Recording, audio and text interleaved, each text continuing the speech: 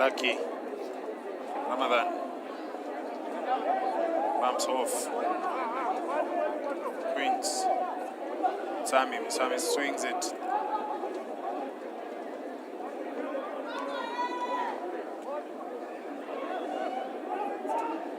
Kaisi.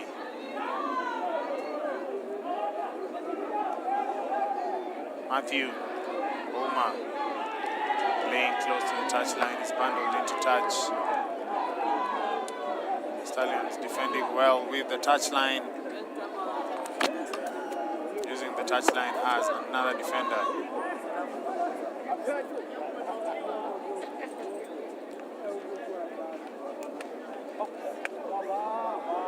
Munai. Line out. Straight. The lost forwards. Paul Musami scanning through, goes through. The last defender. Finished off there. Scrambling defense. Switched on attack. They are not on his feet, but now on his feet. It's a challenge. Queens looking to recycle. Ramadan Masete passing it backwards. Wainaina. Stallions have to roll away. Balls available. Queens probing both sides. Lucky stepping in. 1-2. That's Lucky. And they hand it.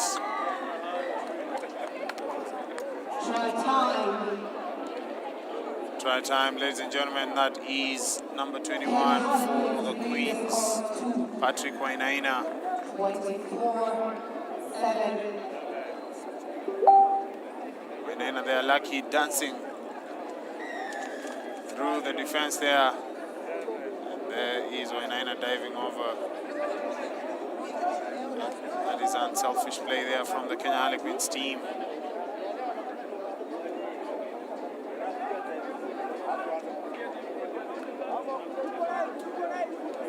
Queens 26, Stallions 7.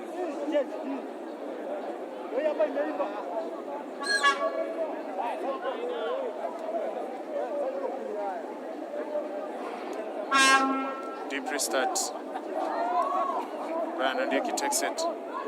Maybe Stallions have one more bit of action for us coming round. East can try, not wrapping round well. Hot ball there. Stallions retain possession. Brian Ondieki runs back against the grain. Boniface Chulu. Queens strong on defense. Can fry. Zulik has wheels. Zulik has wheels. Queens through Patrick. Deny. Stallions that opportunity, and that is the center referee's full-time whistle. Kenya Harlequins 26.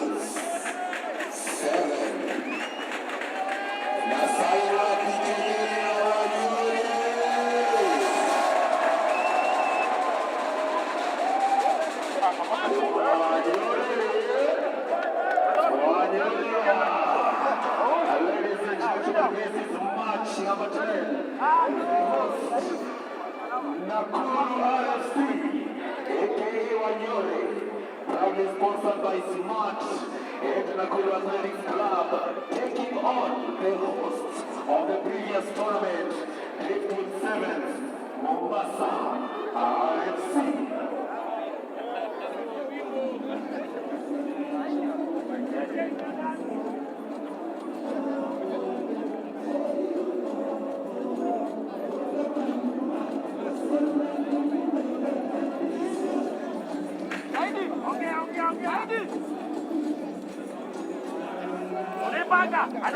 Good afternoon and welcome to the next game featuring the hosts Nakuru RFC taking on Mombasa RFC all the way from the coast.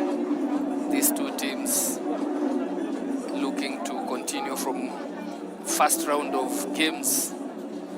Nakuru just looking to put themselves in a better place by winning this one, and Mombasa, of course, still looking for their first win of the day. Unfortunate start to the game there by Mombasa RFC, just kicking the ball less than 10 meters and gifting the possession to Nakuru, who come into the Mombasa half. Referee penalizes them for not rolling away in that particular rack, and immediately Victor just puts in the Nakuru RFC players elect to go for a scrum down.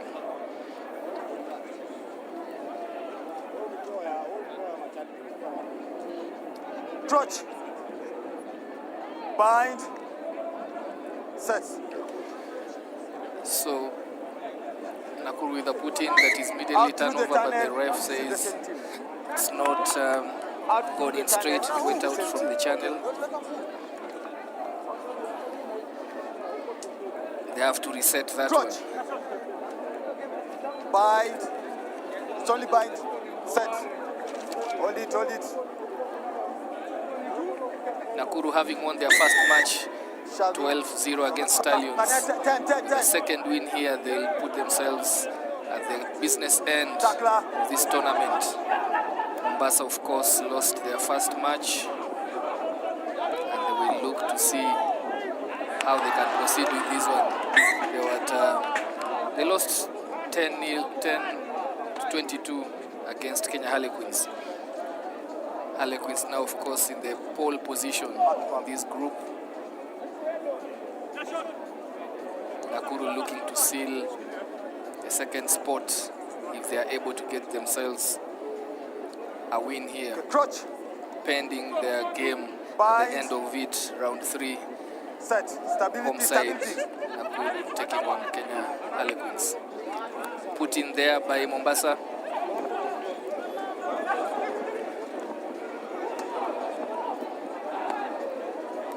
A bit of a loose play and putting themselves under pressure. Knock on as they tried to secure that rack. Again, just early days here. Nakuru slowly getting into the right territory, 10 meters shy of Mombasa's try line.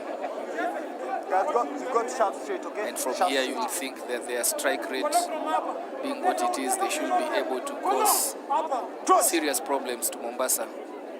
Bind. Set. Stability. Joel Mboya coming to park on the right side, leaving the left, the blind, the shorter side open. That was an aggressive shove from Mombasa before the ball was out of the scrum, and they have been penalized for the same.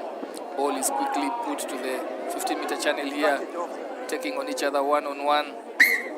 But there was a knock-on by Cyprian Ombaso, short of the try box, got tackled, and in the process of just trying to get up, spilled the ball. Victor Oduor, the center referee, awards a scrum that gives a breather to Mombasa RFC. Still pinned in their own 22. Sevens, of course, kicking is the last option. Bind. But if you trust your skills to exit through your hands, through evasive running, then Mombasa get out. But they go for the conventional way of easing pressure. Good exit kick there. Around the 10-meter mark, still in their half, but with some room in the backyard to protect themselves. Turn any line.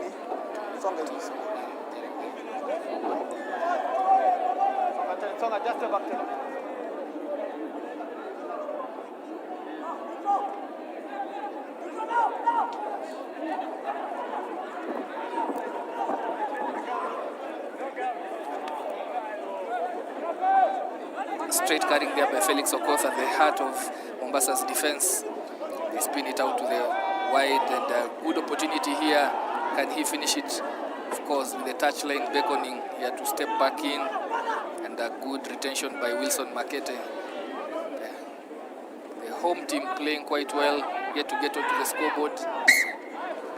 And again, just coming under pressure, the set piece, not being able to cleanly channel the ball from that set piece, spilling it once again, and though playing in the right territory, Nakuru just not being able to convert this territorial advantage into points.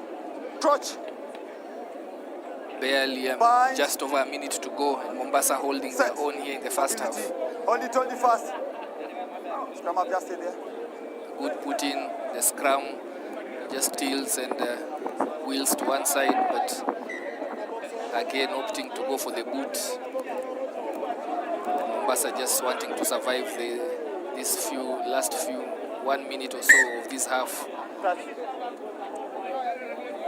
A win of some sorts if they can get into the halftime scoreless against the widely supported team, the home team, Nakuru RFC. Guys, say 10. Nakuru, of course, semi-finalists in the first leg. They finished. They lost to Cabras in the third and fourth playoffs. They look to go one better here. If they can get themselves to the finals, they have the ability to do so. They had close games in Mombasa. Up. And this one, the first half, is panning out to be equally close between them and Mombasa. Mombasa, of course, finished 15th, just 1 point.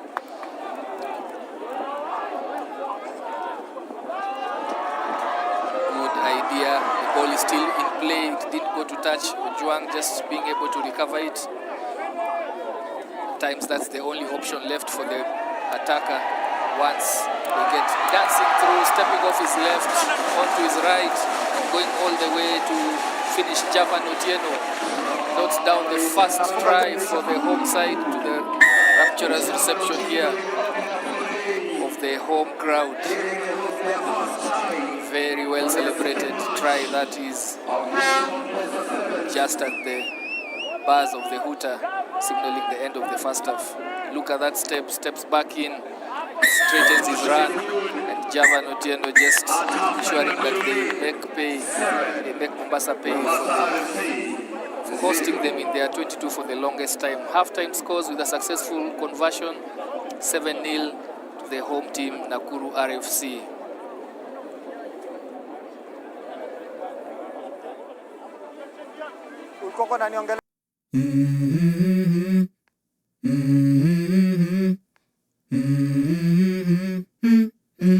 Let's go. I wake up to a little bit of drool on my pillow, feel like it's gonna be a bad day. Yeah, I'm tired of shit, and the coffee ain't hit yet, damn, ain't that great. I don't wanna go to work, cause my boss is a jerk, and I'm not even that paid. I need a change in my life, cause I don't feel alive, and there's nothing that makes me happy. Hold my beer for a minute, I'm about to quit my job, cash in for a ticket. I'm going on a trip and I don't plan to visit. I'm gonna stay there till I feel like I'm winning, and this is just the beginning. I need a big change, help me feel like living. I need a big swing, home runs I'm hitting, and I'll never look back, moving on till I get it all.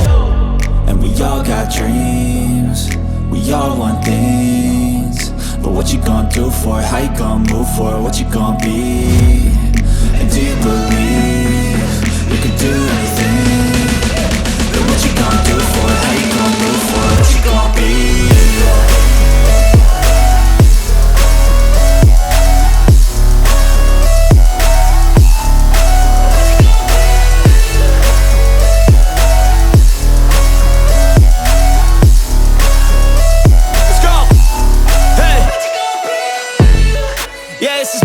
My strife, my right to fight, to die on.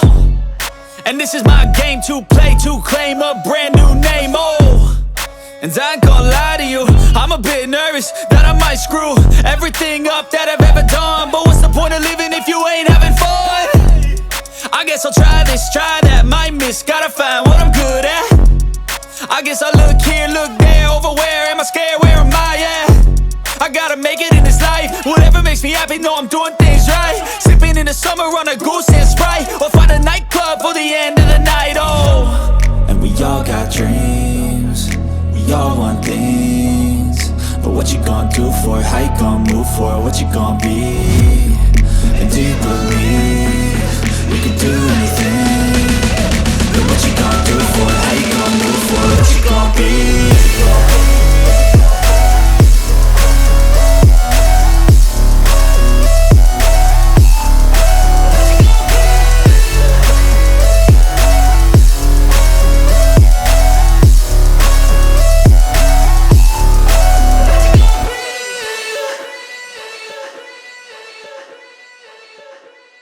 They have numbers out. Runs across. Not going anywhere. And Come back for an the first intentional obstruction. Referee decides that there's no advantage accruing from that piece of play from Mombasa. Victor Dor gives them a scrum down. One of the few times that Mombasa, actually the first time that Mombasa actually in Nakuru's 22, huge opportunity for them to tie this match up. Bind. They have their danger runners in their center. Set. Ezra Mumbo, just watch out for him. He has a good step. You need to support him very quickly. First man in, successful jackal. Referee allows the game to go on, but seems there is a turnover. Ferreira said it's not turnover, so first infringement has to be played. The initial no release there, earning Nakuru RFC a penalty. Nakuru have the full backing of the crowd, and it's their game, it's their venue, it's home for them. But the scoreline doesn't say much. Yeah, Nakuru, you know, they flatter to deceive. You will find their games are close, but at the business end, as they did in Driftwood, you will find them having the mental strength to go all the way to the final minutes and win games. So they do have a way that they know how to do it, and it's the hard way. Yeah, the hard way as Felix Okoth goes into contact there. Mombasa making the tackles. Chris there trying to deceive the defensive line. That is John Okoth's brother, ladies and gentlemen. That is Joel Boya. Joel Boya goes over for Nakuru RFC's second try. Beautiful try line, inside view, and he took it. You can see the younger John Okoth, or is it Philip? Yeah, Okay. and very interesting. Yeah, if you look at the both teams, Nakuru really have young players. Only 3 or so born in the 90s. The rest are Gen Zs. Compared with Mombasa, nearly half of the team is, the 90s, born in the 90s. But the youngsters here, not giving any space and not respect, of course, certainly to the Mombasa players. Yeah, definitely. They say the youth will always take it when it comes to a competition with the Wazés. But anyway, I know the Wazés have something to say about that. Well, Mombasa yet to get onto the scoreboard. Nakuru RFC with 2 converted tries on the scoreboard. It's important to thank you, our live stream followers. Thank you so much for tuning in. We might have challenges because, we are working with technology, and sometimes could have a lag here and there. Patience is what we would ask for. But most importantly, we are working so hard to make sure that the official live stream is successful, and the technical team, our camera crew, and everyone else working behind the scenes is definitely in this to make sure that you have the best of entertainment back at home. Absolutely. We have 2 days, now 1.5 days of scintillating rugby here at Princeloo Sevens. Our hosts, Nakuru RFC, doing it in the Nakuru Athletics Club grounds. Doing it the smart way. Yes, absolutely. Smart are coming through as corporate partners of the Nakuru rugby team. Very important, and that's a good step in the right direction for the Wanyore as they come round. Once again, fashioning an opportunity down the open side, passing it out wide to Chris Ojuang, who stays out on the outside channels, and that is try time. Yeah, Chris Ojuang, just a strong ball carrier with all the experience to show, having played for the Shujaz for a number of seasons now. Just a good dart to the left there from Javan, and from there it was always going to be a tall order for Mombasa RFC to stop him just 5 meters short. As you see there, got his ball, looked at his man, and Kelvin Chege was not surviving that handoff. Have you seen his celebration? It's like, me, I do this so often, so You Yeah, guys can come and fist bump me, but it's something I'm used to. yeah, and how better to I do mean- it than in front of your home crowd? That is a man full of confidence. He's had his time outside the national sevens team, and I think it's showing that being up there has helped instill a bit of confidence in Chris. And he looks like the leader that Nakuru FC require him to be. Yeah, indeed, he really turned up and showed up greatly for them in Mombasa. He was part of the Dream Sevens team at the end of the tournament. So again, speaks to how he will be instrumental for the home side if they are to lift the Princeloo Sevens Cup. Scrum, there was an intentional knock on there, and Victor Dor is having none of that, giving a yellow card to the Mombasa player who went into the tackle but overextended really and just slapped the ball away from play. That's Collins Odiwor. He cooling his heels for the next 2 minutes, and that's going to be very costly for Mombasa RFC. With the ball just trying to put it in, Javan Otieno with numbers out to burn. It's a case of more numbers in the attack than defense. And Christian Ojwang just keeping the defense on check there and releasing good scramble defense from Mombasa. Really nice. I think they worked together as a team there to just ensure they were not on the receiving end of another try. Full-time scores. Mombasa lose this one without scoring any try. 19-0 in favor of Nakuru. Well, that has been Mombasa and Nakuru FC. Nakuru 19, MSC Rugby 0. Coming on next, Menengai Oilers taking on the Daystar Falcons. So sit back, relax and enjoy. Promises to be a cracker. Two balanced sides, very well equipped in terms of the quality in their depths. Menengai Oilers and the Daystar Falcons. This is the Sport Pesa National 7th Circuit, Princeloo Sevens.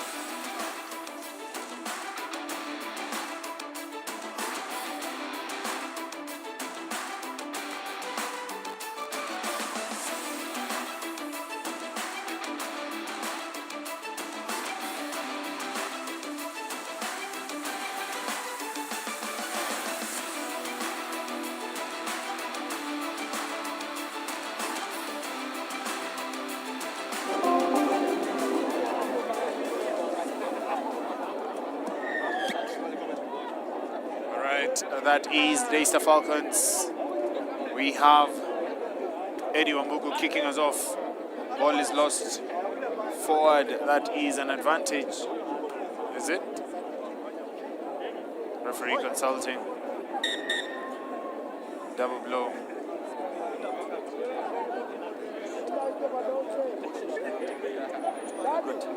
So, Captain Blue, penalty for tackle without the ball.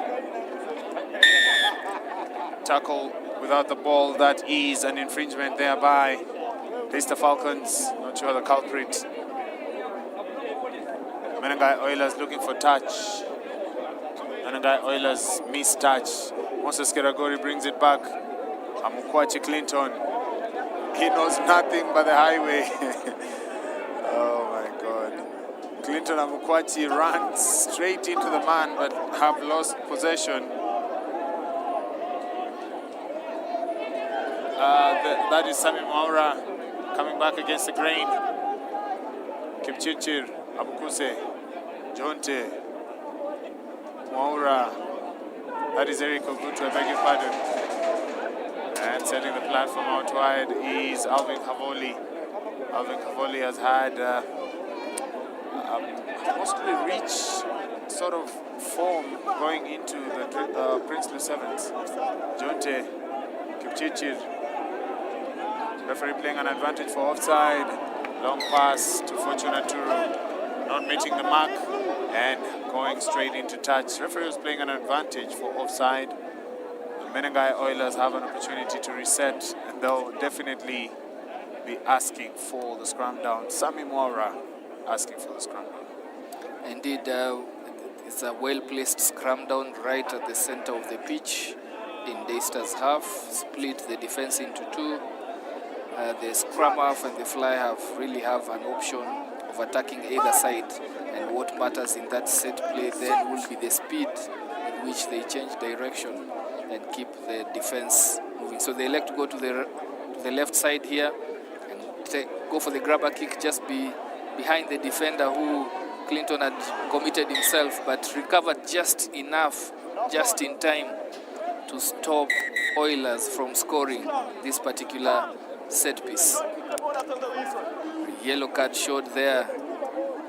Yellow card showed there to the Oilers players. Eric Ogutu Eric Ogutu, yeah, guilty of that. kicking away the ball once the referee had blown the whistle. I love the way there's zero tolerance for such shenanigans in the seventh game. Keeps the players really honest and disciplined and in the spirit of the game. There are few incidences where the fans are left, with a sour taste in their mouth because of gamemanship. But it's necessary, because going away with just a warning sometimes is not enough, because 7 minutes is already limited. So if we have so many other unnecessary distractions, like kicking away the ball, for instance, so it's a full 2 minutes. It's a repercussion. The team has to pay for it. So next time you would know better not to do such a thing. Yeah, and as you're saying, you have so many games, and you really need to keep the clock running. And such small issues have to be done away with. You have to get faster flow of the game. Moura now with the ball in, playing 6 against 7. They'll have to take care of this ball very well. And good carry outside here, retains the ball in contact. Havoli, Moura takes it still further to the right, and Jonah Goth coming in fast, and if it doesn't work out, he goes for the contact. Survives that one, and they recircle it well. Havoli with a pass and good strong running at the center of that. Fortunaturo carries it strong and quick recycling of the ball. 6v1 and still creating the spaces out. Okoth 10 meters shy, steps back in, gets tackled right at the bootlaces. Moura now seeks to spread it out. Abukuse, a weaving player when he has the ball in hand. Never see a sidestep on him. He always just weaves and changes directions, but to lethal effect. Strong carry right between the center post goes Moura on the offload. Oilers hit another 5-pointer, playing 6 men down, but doing the right things, getting fast onto the scoreboard. Yes, Oilers hit the mark. That was Sammy Moura diving over. An easy try on the eye, but the hard work had been done on the insides by Fortunaturo, who was running a good line, and good support play there for Sammy Moura to go on hand to receive that pass and ground the ball. An extra 2 points for the Menengai Oilers is confirmed. That is 7. You can see the tap there. Fortunaturo scans, takes 2-3 defenders, and that is an easy dive over for Sammy Moura. Yeah, he had the presence of mind to know that if he hits deck, that will be a contest. And just goes to show you the rugby brains, well coached. Good work by Abukuse in the kickoff. Just recovers the ball to John Okoth, who offloads to Kipchirchir. Deadly dagger to the hearts of the Deister Falcons immediately after kickoff. Another 5-pointer. And Deister Falcons really hanging here by the ropes. Successful conversion. Oilers are not messing around. Playing at a very high tempo. Coming back from the sin bin, putting in the extra 2 points. Eric Ogutu stretching the lead to 14-0 in favor of Oilers.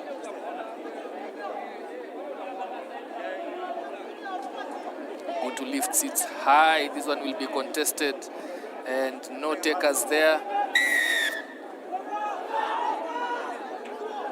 But the referee calls for tackling without ball. John Okoth seems to be the guilty party there.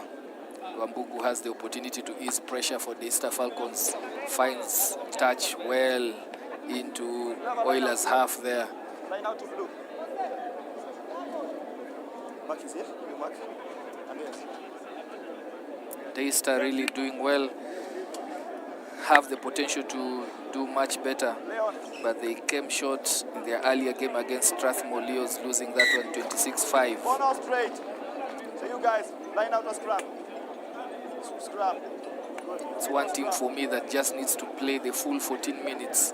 They do quite well in the first half, but just being able to sustain the momentum into the second half is a challenge that they need to work on. Oilers, on the other hand, won their first game against Zetech Oaks 24-5, and with a win here, will put themselves in a good state going into the last round later on in the afternoon. Yes, most definitely. It's now about where you finish on match day one that decides who you play on day two. It's a long pass there. Eric Ogutu meeting the mark. The mark being Fortunaturo.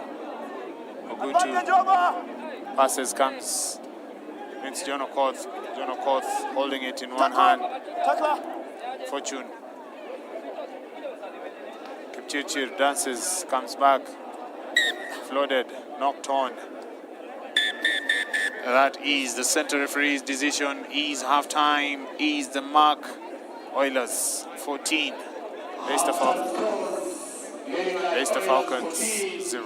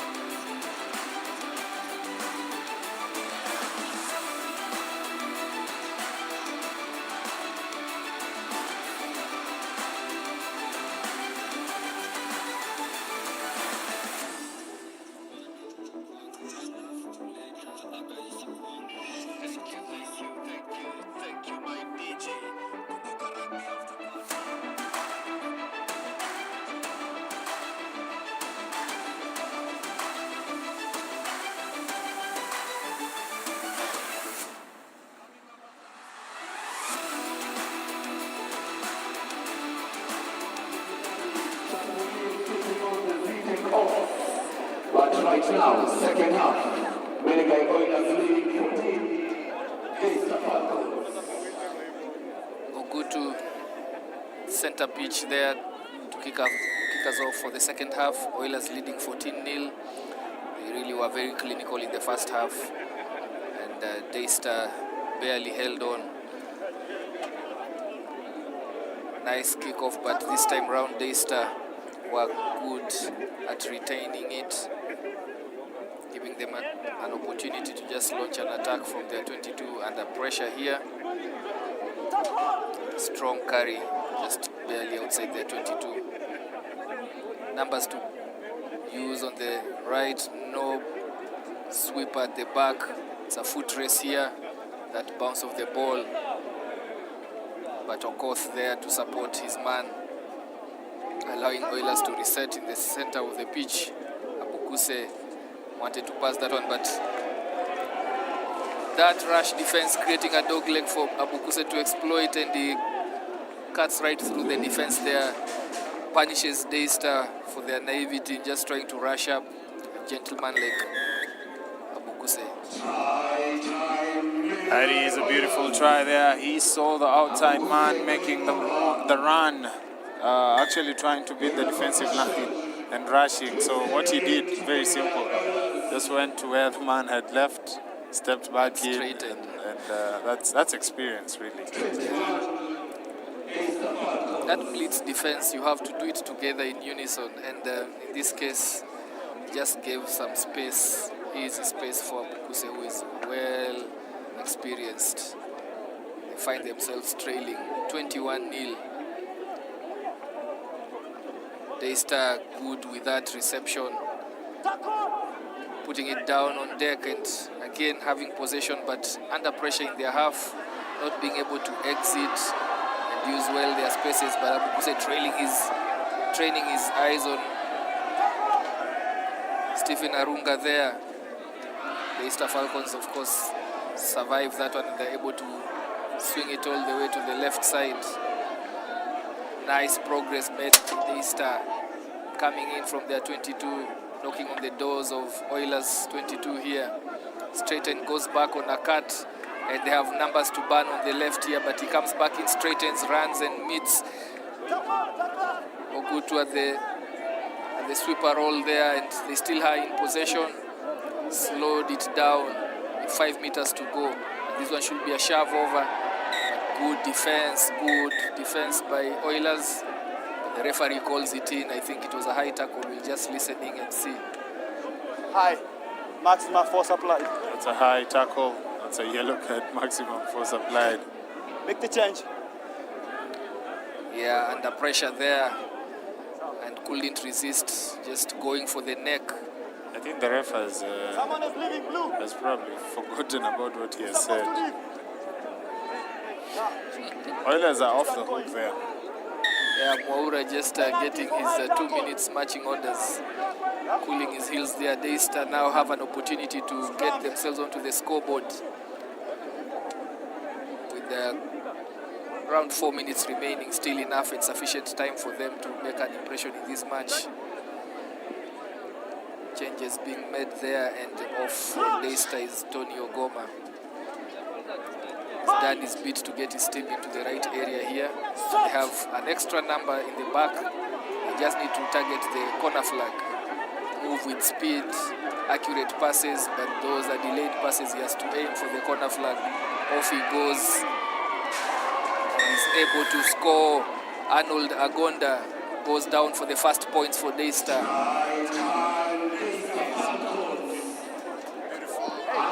Beautiful dive over there, but just simple execution. The scrum was far end of the pitch. All they did was just move the ball through the hands, commit pass, and you just finish that. You can see Uganda there diving over for that 5-pointer for Daystar Falcons.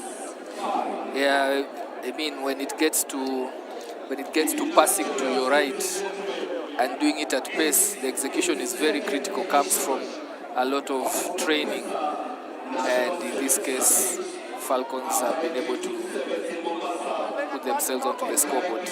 They retain the ball, a knock on from Oilers in the kickoff. Referee says there is no reward in the advantage and calls them back for a scrum in favor of Falcons, as Mwaura jets back in, having done his 2 minutes, and goes straight to the base of that scrum.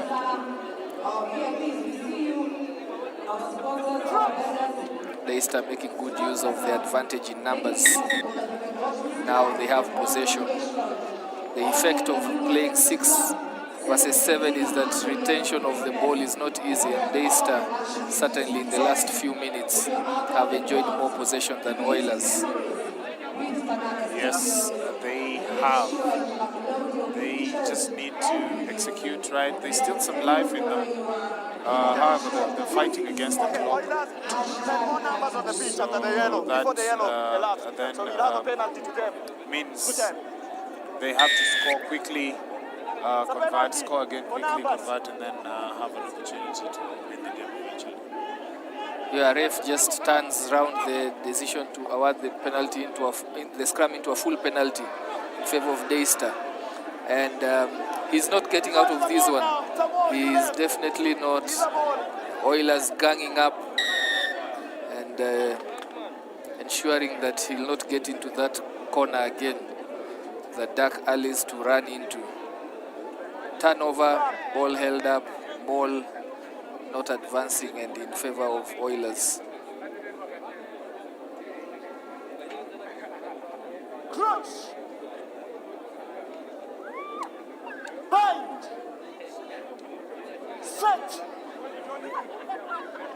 with a put-in and just floats it out wide to his men on the right. They'll need to set up here. Need to go for a rack and set it up.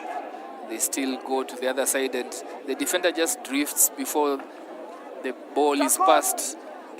Gives more an opportunity to attack the base of that rack. Backwards. Ball fell, but it fell backwards, and Oilers have numbers here. Taking off, looking for support out in the name of Abukuse. You should expect him to finish. Stop for his marker, and Abukuse, the wily old campaigner, just goes over. Really nice running from him for his second try in this match. Daystar just grasping at straws there, as you see Abukuse fending off, shaking off the defender there, and didn't stand a chance, Clinton Amukwachi, against Abukuse. Conversion looks good, no false shot. Direction was there, but distance wasn't. Scores remain 26 for Oilers, 5 for Daystar. Time running out, of course, has run out for Daystar. No way back for them in this one, but they will still want to go out on a high. Situational awareness. Yeah. I wasn't sure where he was. That means that was a pinpoint restart. Yes, on the back. Margins, yeah, the margins. That is the restart you want. Because if it falls onto the pitch, it goes into touch. If you take it, you go into Step touch. into touch. A mark of a good kicker there. Ball swung out. A lot of space to the left here. And coming into play here, Belda Dogeta gets stopped there. Ball is being recycled. The tackler is not rolling away, risks being penalized. Uta goes, sounding the end of the match. Any break in play here might result to the end of the match, but Oilers still want one more. Still want to polish the attack. Doing a loop around. Abukuse, who else? Goes all the way, slices through the defense, coming around on a loop, and dots his hat trick of tries against Daystar. Salutes his teammates for making that possible. You can spot him here, just came on the wrap around, and from there he had too much pace for the Daystar's defenders. Final blast of the whistle. Oilers emerging victorious in this one. 31-5 was never a close one, and Daystar now have to look forward to the next match, with the first two seem to be taken, the first two positions in the pools seem to be taken up by Oilers, and we move on to the next one.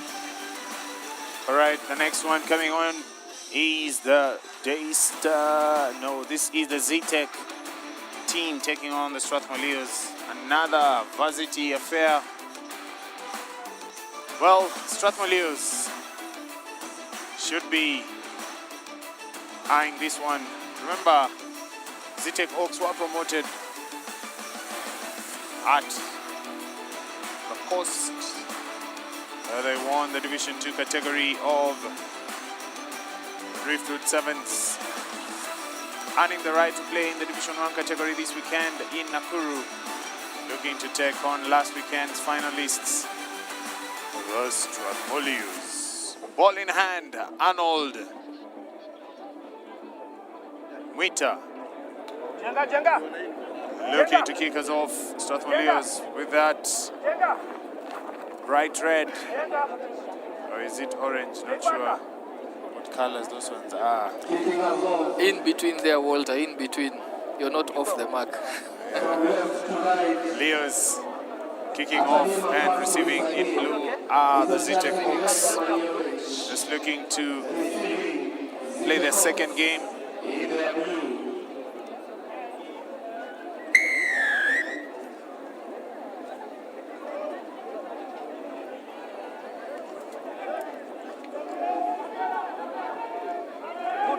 Well taken the air there by Gabriel Ayimba. Really comfortable high ball retriever. Elton Amalemba takes on Brian Ondego, offloading it to Arnold. Arnold, Shem Okola on the outside. Shem, platform looked to be set, but Shem is driven into touch.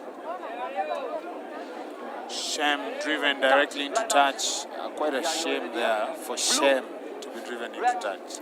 Yeah, Zetek Ox making use of the touchline as an extra defender there and just stopping Strathmore short. Muita to Elton. Elton, his headgear. Elton, quite a tough customer this one to defend. Arnold does well, falls onto the floor, dives and turns the right direction, presents the ball. Shemokola. Shemokola with a big one there, a big fend of Shem. Shem has added a bit of weight. Try time. Strathmore Leos, Gabriel Ayimba. For a moment, I thought Shem Okola had butchered that opportunity. He just stepped in and, just gave a big collision to the defender, but had still the ability to retain that as you look at that and floated it out to Ayimba. Big boy Shem. Yeah. Now, what Shem does is he'll always take 1, 2, 3 defenders. In that picture, you could see that all the attention was drawn to him. He's a big boy. So that then opens up opportunities on the outside, and that is what exactly has led to Gabriel Ayimba's try. Yeah, well thought out, well worked out try, using their strength in collision, creating space for Ayimba out there. Oaks need to respond quickly, having gone down, floated there. We have Temi. That's a turnover, successful. Gabriel Ayimba held up. That should be. The ball was unplayable. 5 seconds. And that is a scrum awarded to Strathmore Leos. Strathmore Leos will be enjoying such opportunities, set piece, where they can be able to execute. Yeah, Zetek coming under pressure there, and the man just exposed himself, got the ball, decided to cut back in early and just put a low body position and walked right straight into Ayimba, who had the iron grip on him, turned over the ball, and because it was arising from that, the referee awards them for the maul that was unproductive. Behind the back, not on the shoulder. Crouch. And the referee laying the load down there for the forwards. That's better. Gabi trying to bind on the shoulder so that he prevents that contact. Well, Yeah, that is arts. Mola trying to take on Kamagera on the outside, beats him so easily for pace. He loses the ball forward. Well, that was a test for speed. Touch now. Line out. That was fantastic work from the Ox center. Yes. He actually went and identified. He knew his man, Had the been winger, had taken been out, beaten yeah, out yeah. and been taken out. Line out. So really good scramble defense there from Ox center. Dego feeds, long feed, goes over the 15. Back. Ball is lost backwards. Zitek with it. Something for Zitek. Wafula opts to go for a kick and chase. Brian Ondego on the outside. Elton Amalemba there to secure possession for his side. Mola, Muita to Barnabas. Barnabas looks up. Brian Mwendwa is there. Brian turns back, goes against the grain. Chicken wing there, pass, creating the space on the outside. Gabriel Ayimba would definitely be happy with ball in hand with a lot of space ahead of him. Ball is ripped, but it is ripped backwards. Knock on there. Offside. The referee plays an offside advantage. Strathmore tap. Brian Mwendwa steps. Brian comes back, shows, and he goes.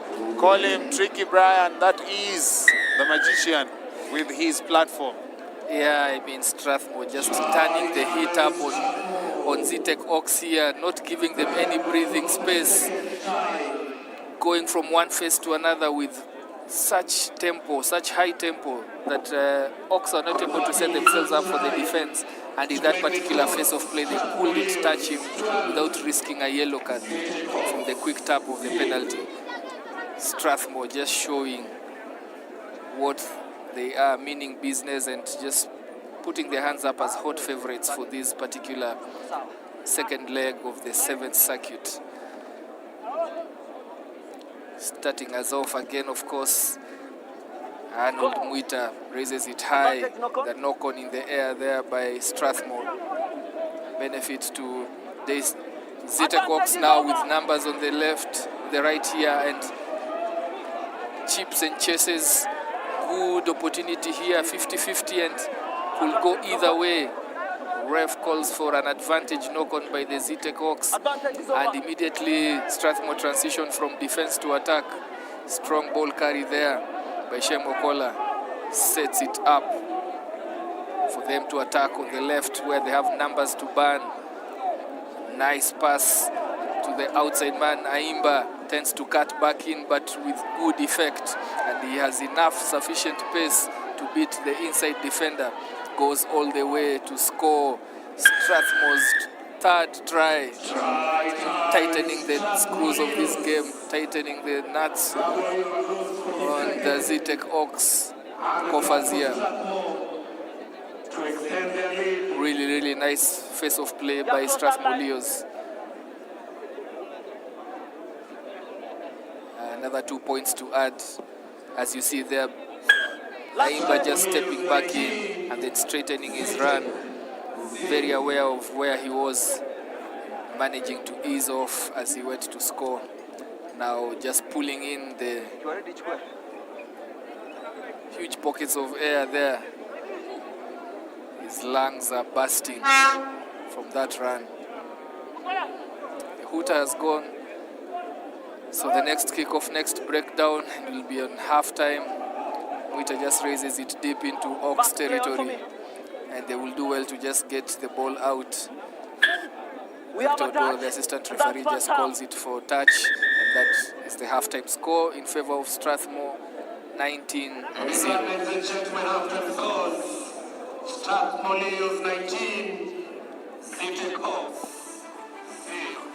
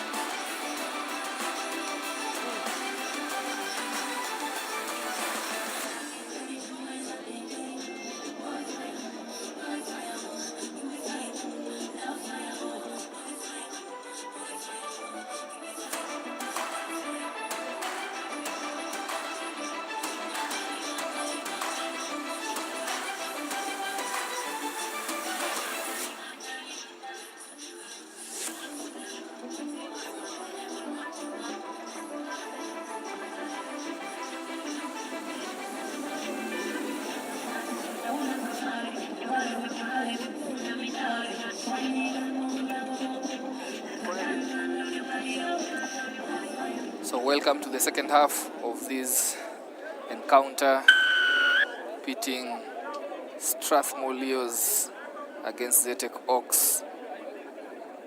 This is a Pool B encounter. Strathmore Leos leading 19-0 after the break here, and they were quite clinical in the first half, and they are picking off from where they finished Good break there. Ball recycled very quickly towards the left of the pitch and steps back in and goes all the way. Flyer Victor Mola early on in the second half goes for an extra 5 points, adding to the one that he scored in the first half. Really, really nice, and it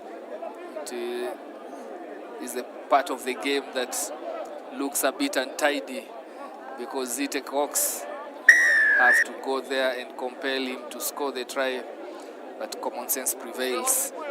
After taking a breather, Victor Mola puts it down. Successful conversion there, and they stretch their lead. Both Victor Mola and Arnold Muita exiting after doing their piece of work. Must have been a call from the technical bench. Score the next try, and we ring in the changes. Strathmore Leos. In comes a couple of substitutions to just close out this game. Good pressure kick from the restart, and ref calls for a release after the knee had hit deck there from the Strathmore players. Coming on a hard line, very short hard line, straightens and goes. Will he get there? Yes, he does. Good strong carry. Shemo Kola comes in short, takes out the defenders and scores another 5-pointer. As you see there, he just came in on a very hard short angle and puts it down safely and stretches their lead. Now Zetek on the receiving end here, really getting a hiding from Strathmore Leos. Muita attempting the conversion and just misses it. It hits the posts. So scores remain 31. And Strathmore, you can be sure they are not yet done. They are not yet done. Who is out? Zitek also with changes. In comes Lincoln Jagi and Joseph Nun. Joseph Noon. Time is back on. And off goes two of their players who began the match. You wouldn't say a well-deserved rest. It's been a tough one for them. Tried their best, but Strathmore just showing their class here. That ball was lost in the knocked on in the tackle. Referee perhaps missing it, but Strathmore Leos. Change of direction, goes back to the shorter side, and he has 2-on-1 here. Proper delivery, and this one will be shepherded all the way, but got caught there. Good cover defense from Zitek Hawks. Another short carry there, just keeping the defenders closer to the contact area, trying to create space out wide. Then they elect to go out wide, but an intercept there. High tackle. Referee calls them back for a high tackle. The high tackle that was in the earlier phase of the play. Strathmore have an opportunity here to just reset and go for other points. In the meantime, ref calls times out for a medical break. Zetek Hawks player coming worse off from that contact. Strathmore, of course, losing finalists in Mombasa in the Driftwood 7. They played enterprising rugby, ran out of time in the finals against KCB. But they're here to start all over again.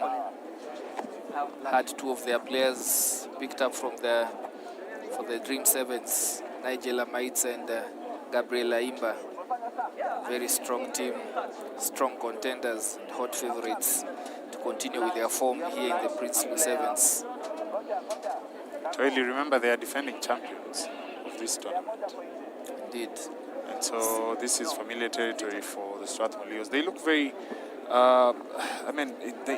when you look at the teams that are playing out here, you'd want to know how or where they are in terms of the rankings and how they're doing. And from Strathmore's execution, you can see that they have they have something going, and I wouldn't be surprised that if they keep up with the way they're playing, they might make a second cup final.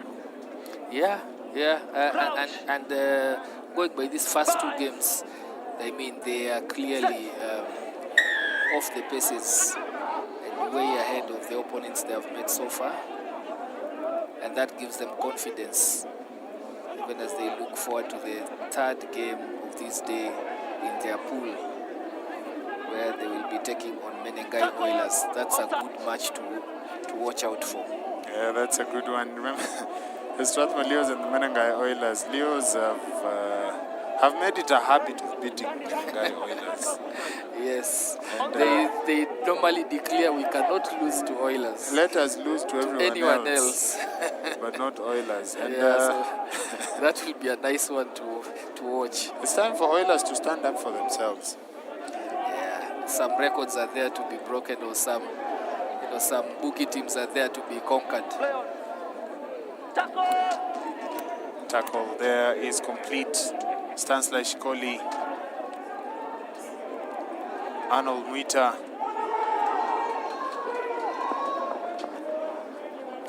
There goes Collins Maina, but he's bundled into touch. Referee was playing an advantage. That's a penalty blown for Strathmore Leos. Alton Malemba taps and goes. Looks to keep the game going. Nijo Lamaita breaks. Nijo has clear sight of the touch. And that is an easy 5-pointer. As we await the grounding of the ball. Try time, Strathmore Leos, Nigel Almeida feeling his hamstring in the process, and I could see that he did have something to do with that hamstring earlier on. Right now, as he breaks touch there, you can see he's trying to grab at it, maybe a need of rest. I mean, it looks like it has an issue, so they can be able to, with the scoreline, really 38-0, they have the comfort of getting him off. And rightfully so, the coaching unit opted It's still there. It's actually still there. But good question. If you're 38 up and is having a tight hamstring, why not give him a rest? We saw George injuring himself in Mombasa for KCB, another of the Shujaa players, and is out for this particular tournament. So again, the strength and conditioning coaches and the physios have their work cut out to ensure that these players remain in top form. Yeah. Well, speaking of George Oro, where do KCB use him for the 15-a-side game?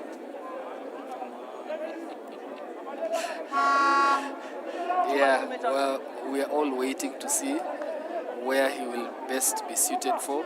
The back row is a very, very competitive spot in the KCB as in any other top team. So yeah, a lot of hard work, a lot of competition in that squad for sure. But in the sevens, he has his work cut out. One of the players who are strong for them. Strathmore, of course, laying the marker here against Zitek Ox. Zitek Ox so far still at 0. The hooter has gone, I think.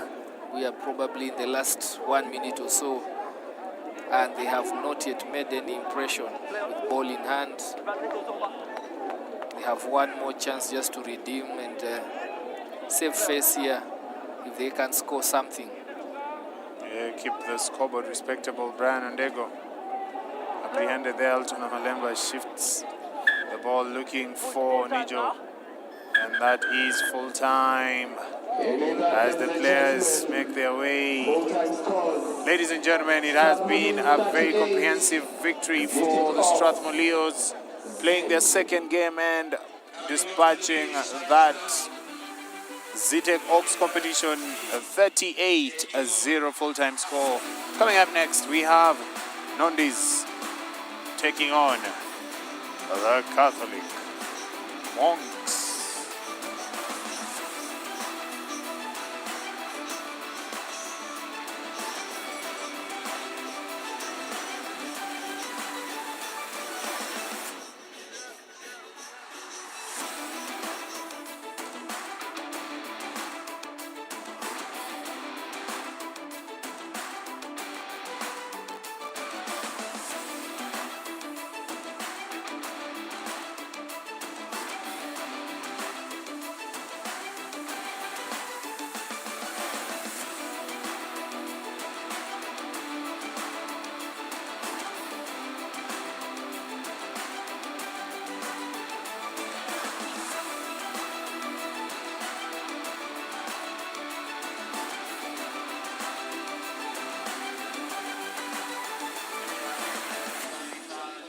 on to the next match. Nondescript RFC facing Catholic Monks, the Catholic University. The 13th match of this second leg of the Sports Pesa Kenya Rugby National 7th Circuit, being hosted here at Nakuru Athletics Club, courtesy of the home team Nakuru Rugby RFC. Nondis played in the earlier match against Kisumu where they won 22-7, and Catholic Monks almost laying a slippery slope for KCB. They lost that one 10-17, and now they face off here to determine who has an upper hand going into the last round of the fixtures later on in the afternoon. Nondis pinned in their 5-year. Ronnie Omondi taking off to the left, to the right of their pitch there, and good support play coming in, offloading in the tackle, keeping the ball alive, and just ensuring that where Catholic Monks are not able to realign their defense, and of course they were not able to, going all the way from end to end, scoring their try there for Nondis. Well, the nature of that try, it's something that you'd love to see in sevens. Fiji does this a lot. They keep the ball alive. Ryan Odua, hit the mark, took ball into contact, he offloaded, and then eventually Charles Odhiambo goes over for that try for the Nondis side, keeping the ball alive, changing the point of contact, and earning them a 5-pointer. Yeah, indeed. Nondis just showing early on here that they have the ability to retain possession. They have the ability to just keep the defenders realigning as they try and reset, and just giving an idea of how varied their attack can be. Of course, now with the kickoff just outside Queers 22, Catholic Monks are also not an easy customer. On a good day, they will beat literally anyone. And they have their work cut out here against Nondis, who are very much aware of the threat posed by Catholic Monks. Yes, they're very much aware of that threat. Hassan Wambani exchanging passes. Dangerous place to play this one from.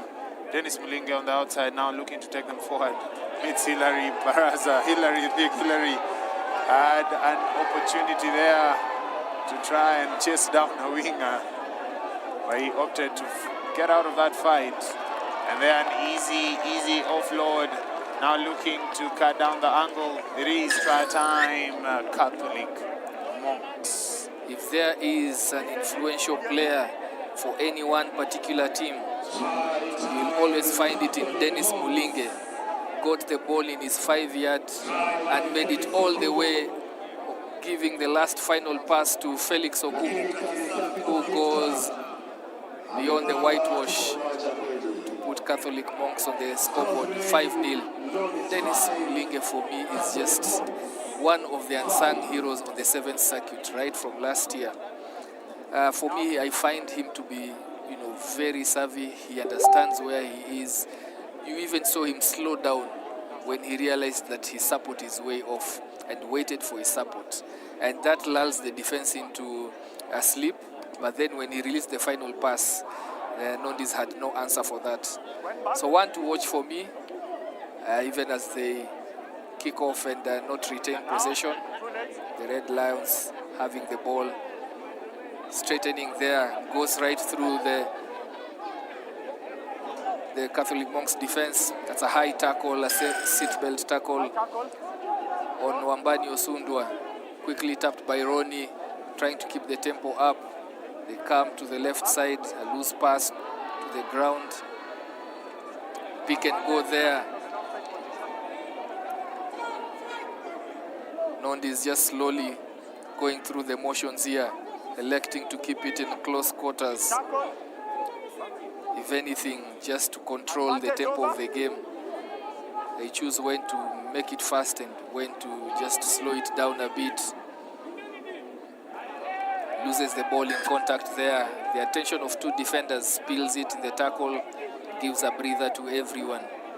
Yeah, they needed that breather. Now, you see, Toili, Nondes have decided this game is all about offloads. They don't want rugs, and seemingly that might be the way they want to play out this weekend. I'm not so sure about it, but still a tough battle because the scoreboard says it's 5 apiece. Yes, it is. And from the earlier game, we saw them running KCB close 17-10. Catholic monks are not one just to be taken lightly. They might put Nondis through the ringer here if they are not careful. Again, Mulinge just cutting back in and creating an opportunity for monks to attack to the left, slowing it down a tad a bit and then losing the ball. But the referee says it went back. So play on. Catholic monks slowly building, and Mulinge just needs some attention there. He's down. They're playing 6 men now. And looks at his man and he takes off. Takes him to the cleaners. Will he make it to the end? Yes, he will. Pumping and lifting those strong legs. Wambani Osundwa goes all the way. What a sight to behold when a winger takes on a fellow winger. It just ensured that Moseti Nyanya was just standstill, and then he took off. Yes, he did. That is Hassan Wambani, no stranger to the try line there. Just looking at the defender. The defender made that one mistake of also making that one glance and then stopped. And Hassan backed his pace, and he's gotten a try for Catholic monks who've taken the lead in the process amongst 10. You can see there Hassan Wambani just galloping, a smile on his face, just as always. A happy rugby sevens player. Yeah, it's a scary thing when your opponent owns you man-to-man, position to position. It's a mental battle from there on. But still another enough minutes to be played here to make things right from the Nondis perspective. Yes, They enough take time. the ball. Slices through as they were trying to decide who goes for who. And another clean pair of heels. Wow. He might not make it, but he does. That is Daniel Okito. Try line, Nondes. Try time, Nondes. Having gone down, they respond immediately. And that is Daniel Okito. Sliced through that Catholic monks defense there. You see, stepped through and rounded Brian Yambok, who was making that last-ditch defensive tackle there, but the ball is grounded. It is try time, Catholic. Sorry, Nondis. That's a lung-busting run right from their own 22. Made a solo effort and got rewarded for it. Even as we go to the half-time scores there, all tied up, 10-all, as we go to the second half.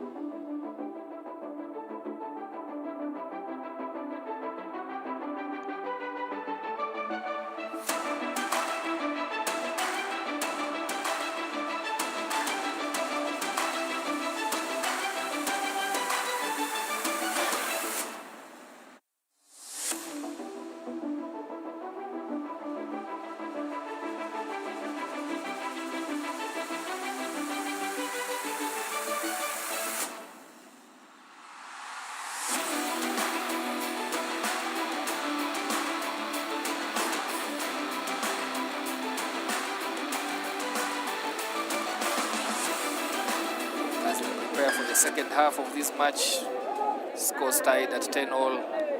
Very entertaining first half. We saw long-range tries being scored by both teams. The end of turning defense into attack, right into in their own 22s, both teams giving as much as they take also. And in this one, it's gonna be all the way to the end. Another run here from where Catholic Monks, keeping the balls recycled at a faster pace, hits deck and immediately offloads it. Catholic Monks just looking to stretch Nondi's defense off to the left here. Shows and goes right, cuts right through and is going all the way. Felix Omondi, will he make it? Yes, you bet he will. Felix Omondi, dummy there, and then goes, slashes right through the defense, goes all the way to score. Monk hit the front, 15-0, 15-10. As you see that, defenders caught in two minds. Of course, for those young players, have the ball in two hands, show it out. The defense will always be left stranded, and that's what happened in this particular case. Felix Omondi. Ladies and gentlemen, on the Sportpesa 7's channel on YouTube. Conversion missed. Scores remain 15 in favor of Monks, Catholic Monks. The Red Lions Nondis at 10. That's a tight one, and because he caught it, but the referee calls that foul play from Catholic Monks. Took the man in the air and immediately calls for the medics. That is Fred Shisia. Was caught, tackled, contact in the air. As you see that one. Was there a fair chance for Victor Mupere to get that one? The ref adjudges no and penalizes Catholic Monks.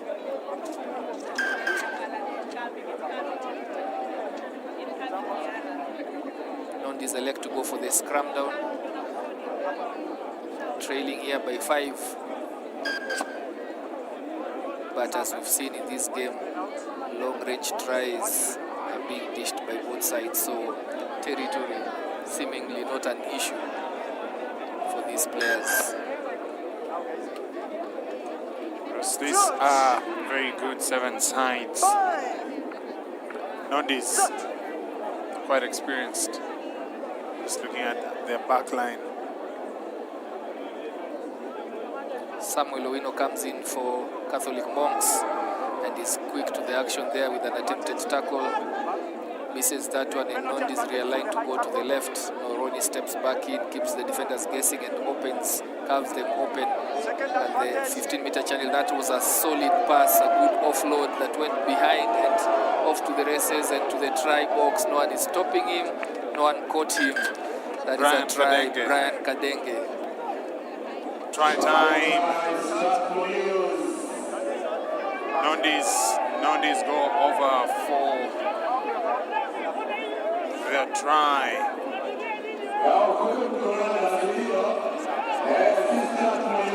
Brian Kadenge in your picture there, racing clear. The offload was a beautiful one, getting that and earning a 5-pointer for his side of his 15. Or maybe the referee has something to say. Yeah, we'll need to listen in and see what was made of that. Referee cancels that try. We have another offense by the same team, so no advantage will come for the penalty. Back. Nondis get a reprieve. So in the act of scoring, there was an infringement. The referee calls it no try, but Nondis were playing an advantage, and they have been awarded a penalty right around the center of the pitch. But Toily, having played an advantage For that long, yeah. They did. That was a long advantage, especially in sevens. You know, chances are maybe they might not score this. Remember, it's a very tight game. And so, Yeah, every decision really critical at this time. but Nondi's reboot and they go, just stopped short, but good support there coming in from Daniel Okito, and offloads again. Nondi's confirming the earlier try that was disallowed by scoring this one. Nondi's make a draw of this match. Geoffrey Magoro, beneficiary of 2 offloads. Yeah, that is Geoffrey Magoro. That offload there, hitting the mark. Nondi's, as I said, they'll be keeping the ball alive. And that is the reason they earned that try. Magoro getting the 5-pointer. Conversion is successful. Nondi's 17. Catholic Monks. This is one of the tight matches we've watched today. Very close. And Monks definitely need to the end. Well contested and retained by Nondi's. Immediately held up, but his knees hit deck, so they have to release him. They come to the shorter side. Straightens and offloads the tackle. Came off the foot, so the referee says play on. The right places, playing in the right spaces are Nondi's. Goes into contact, straightens, but the defense holds on. Again, patient play here by Nondi's. That was a suspicious collision there. It had the fans standing up in protest, but the ref plays on. Ball comes out right to Brian Kadenge. Big collision there, but that seems like it was held on. Survives the jackal. Ronnie takes it right at the center of the pitch. Nondi's just managing time here, managing the game. Not 10, ref calls. Any touch there would mean a yellow card, but Nondi's dot it down. Once again, try given. Well, that's Daniel a try, Okito. but I'm hoping to see the replay. I think that's a no-call. It was very suspicious, I agree. Things were moving quite fast. Let's see what Okito does. Daniel. Wow. Oh, that's a grounding. That's a grounding. That was really close. It's a strong grounding. Yeah. Nondi's 12, 22, Catholic Monks 15. Conversion is unsuccessful from out wide. Coming up next, we have Kisumu RFC taking on KCB. The hooter has gone, but the hooter went after the conversion attempt, so there's still time for kickoff. And Nondi is really safe at this point, you would think, unless Monks can draw this game by scoring and converting with this final piece of play. Good reception there of the ball, good retention from the rack. Missing out Mulinge, who just went out and could not recover from that. And playing it here, slowing down the tempo of the game as they try and see how they can realign in their attack. Monks going to the left, using the full pitch width. And worrying moments here, that is a yellow card for sure. But play on, says the referee. Bumps off his defender. Playing here, they have numbers to burn out wide. Worrying times here for Nondi's. And if he steps and goes, will be some problems. Monks just going through this slowly and patiently. Does he have the legs to go all the way? Pumps off one tackler and goes, he's in the box. What a moment for Catholic Monks as Victor Mupere puts the ball behind the posts. This conversion is really crucial to tie the match here. Oh my goodness. Has he missed? Okay, fine. The referee calls it.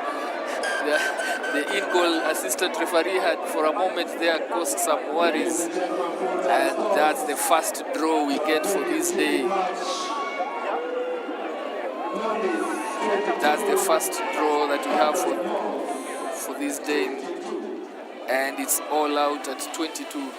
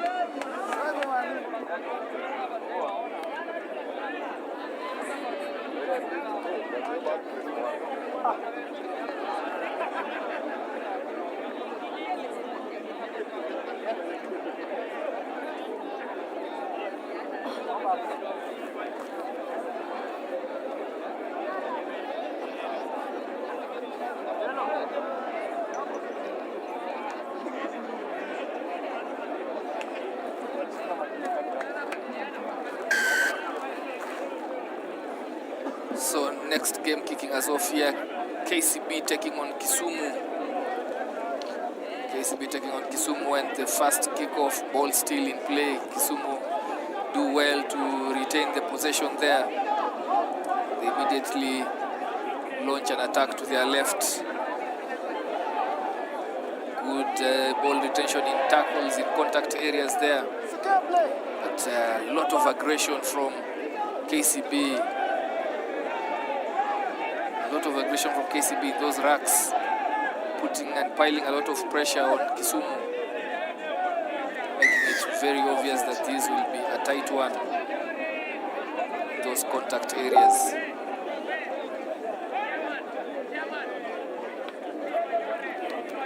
Referee awards Kisumu penalty for infringement in that rack. They go for the distance, they don't get touch, and they will have to realign and immediately try and ensure that they do not concede here. But Floyd Wabwire does what he did best in Mombasa just a week ago, running across and just straightening, finding the sweeper, and goes around him, takes him to the cleaners. 5 points under the posts by Floyd Wabwire. Even as you see there, just weaves and runs past the final defender. Puts it down. Conversion is good from Emmanuel Opondo. KCB take it up 7-0.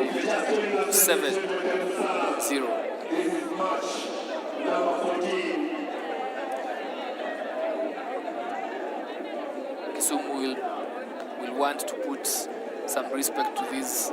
They look like underdogs in this particular match. They'll want just to polish up on the few basics around this game. Good recycling there. Fast to the rack and protecting their ball, retaining possession, which is good for them. Another huge collision. Lukusi just turning over that rack. Referee will wait to hear what the referee calls this one. The guy, he is the guy, number 4?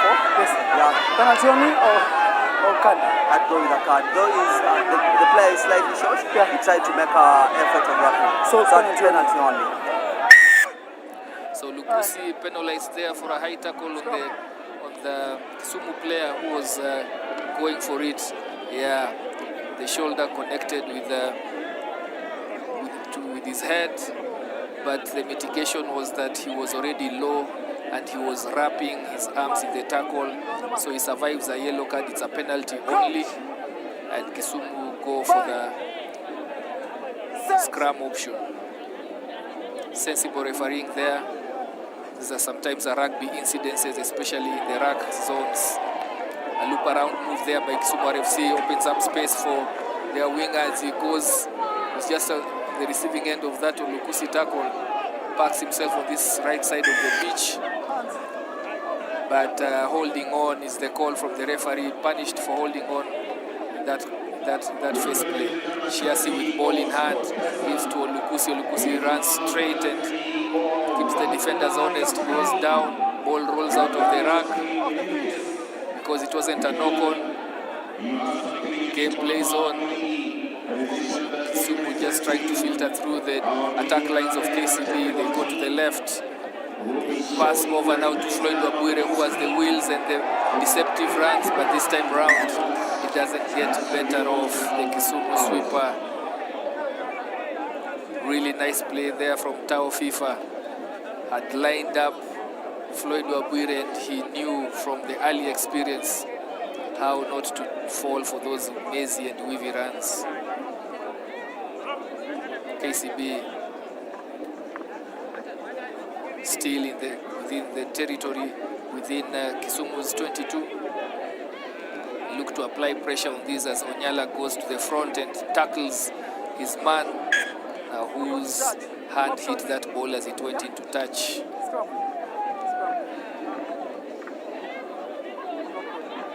So it is a knock-on from Kisumu RFC, knock-on and into touch. It was a choice of a line-out or a scrum. KCB choose to go for the scrum.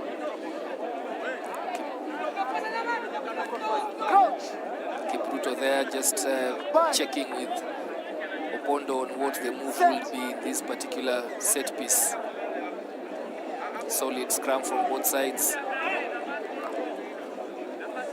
Ball is out. Shiasi just offloads quickly to Floyd Wabwire. I don't know how he got that space, but the realignment from Kisumu is not fast enough. As KCB shift the ball to the left side of the pitch, Bob Muhati with it's a powerful ball carrier. Pops it to Onyala, who adds the theatrics to his try scoring. Jumps over the defender and dots down. Makes it look simple. KCB stretch their lead. See, they took them all the way to the other side, the 5-meter channel, and he just pops it just to avoid the chaos on the floor there. Onyala jumps over the melee. Conversion not good, not successful. Scores remain 12 in favor of KCB. Kisumu yet to get over KCB's whitewash at the try line. Pondo with a high restart, very well placed, well positioned. No touch. Was there a touch there? No touch, so it goes into touch. Kisumu have a throw in. Kisumu have had very little territory in this one. They have to work hard if they are to penetrate KCB's defense. A much changed starting lineup for this one. Only Kipruto surviving from the first, and Bob Muhati surviving from the first game. As the KCB coach, Dennis Mwanja, just makes some changes there.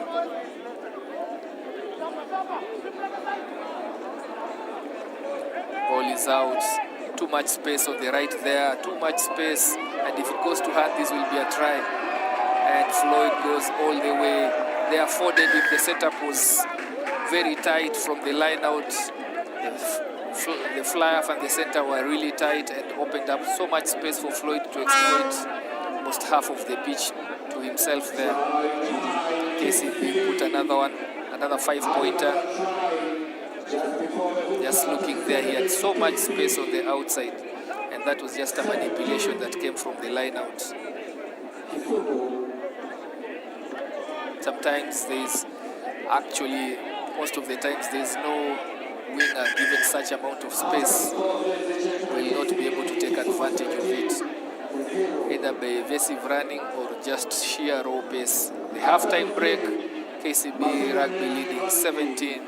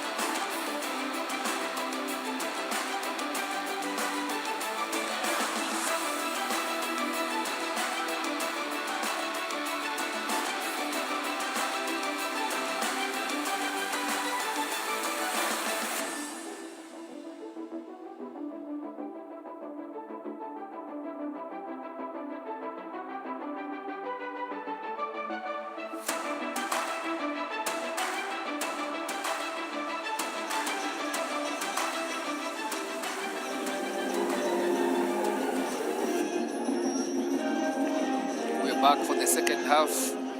First half was all KCB putting in 3 tries. Kisumu yet to have a sniff of KCB's try line, but they have another 7 minutes to make amends for that. They elect to go deep into KCB's 22. Sikutu are coming in, and KCB just trying to exit there. Set piece was well managed there, ball well retained using the full pitch. Chiasi just stepping in. Sikutu are coming in on a short support angle. Quick recycle from Nyala there.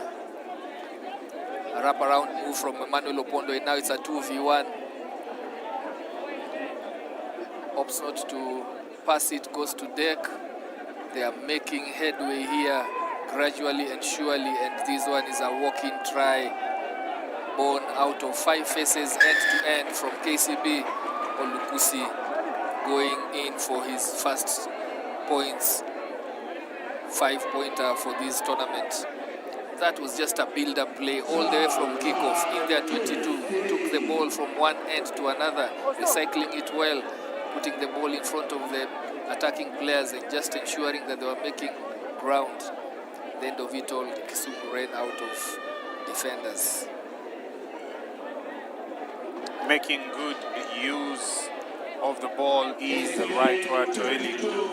KCB showing class, oozing class. Well, it's Kisumu they're taking on, but you can still see the execution. Just those simple things: 2v1, catch, pass. Create that overload. You can see at some point, it's a rack. You need to quickly play the ball because of the outside channels. Your players, your teammates are ready and waiting for it. So it's moving, very many moving parts, but when they come together, they come out quite beautifully. Yeah, top-notch execution.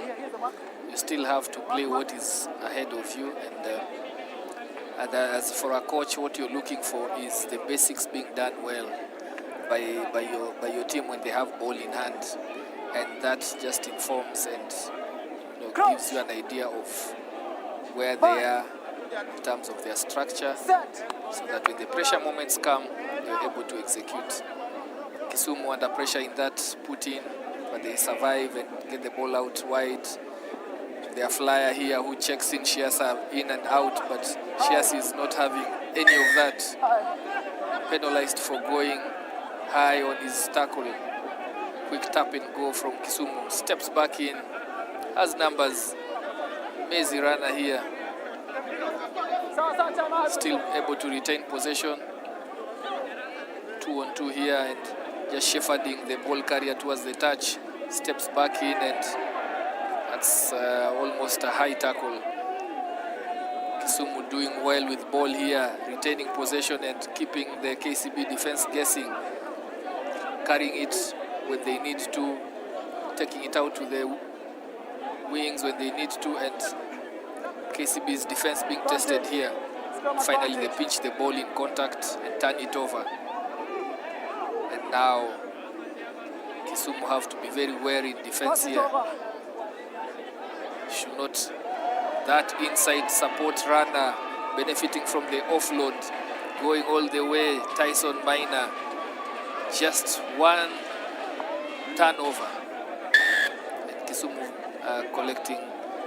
conceding another 5 points. Well, that is defense into attack in a nutshell. Tyson Maina feeding off that offload from Angeliti Lionel from that wing position. And that is KCB piling more misery on Kisumu. That is 29, Kisumu 0. So Pondo takes a break. In comes Brian Wahenya. As the changes are made, the KCB bench out also went Muhati. We have Asati also coming in, and good kickoff, good possession there by Kisumu. But they are penalized for not going straight into the contest area. Again, ball shifting quickly to the right of KCB. Olukusi with a carry in between a fend, a step in and a fend, and he goes all the way. Very easy try now, and Kisumu not giving much of a fight in this one. Olukusi had 2 men ahead of him, stepped off his right foot, got into the space, a handoff with his left, and a missed tackle, as you see there. Really, this Olukusi guy, this is probably 30% or 40% of what he's really supposed to be. He's a big boy, he's a big carrier, he can run, he can break tackles. I think it's really high time Olukusi now steps up into his big boy age. You're not wrong. Takes up that position at Shujaa. You're not wrong, Walter. There's a lot of frustration from many rugby fans on the potential that is yet to be fully realized concerning Olukusi.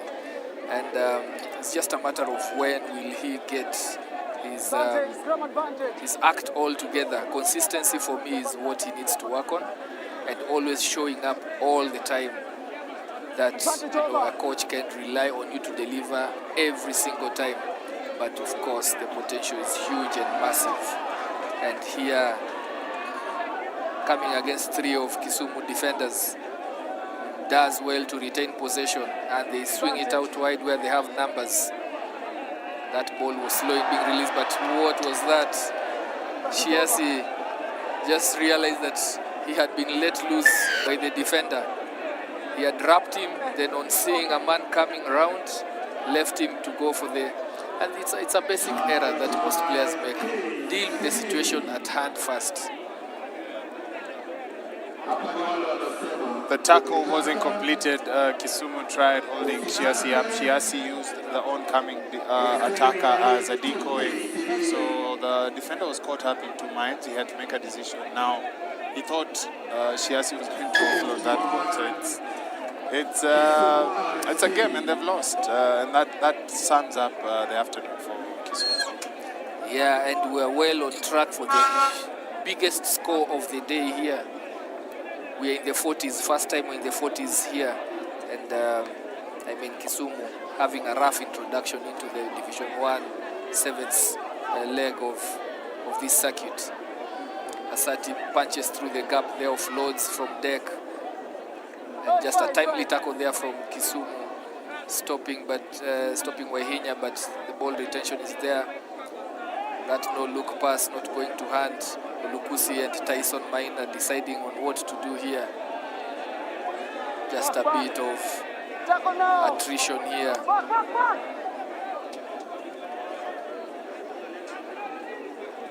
Ball is out to the left. Shiasi just puts his man in check, loops around, and fantastic move there. The winger, the Kisumu winger was not alive to that loop around. And Shiasi goes in for another drive. The officially is watching the highest scores of the day here. Kisumu not yet on the scoreboard. Yes, that is Agility Lionel playing supplier once again to Festus. He offloaded Festus' first try and has done the same thing once again, just thriving on that edge, on that far end, and the wing. The wing is feeding off well. He's running around, he comes in for the ball, comes in short, goes in round. That's a great conversion from out wide, Brian Wahinya. That is an extra 2 points on the scoreboard, brings the scores to KCB 48. And that should be the full-time score. Full-time score, KCB 48. Sumu RFC 0. Very, very important scoreline there for the KCB side.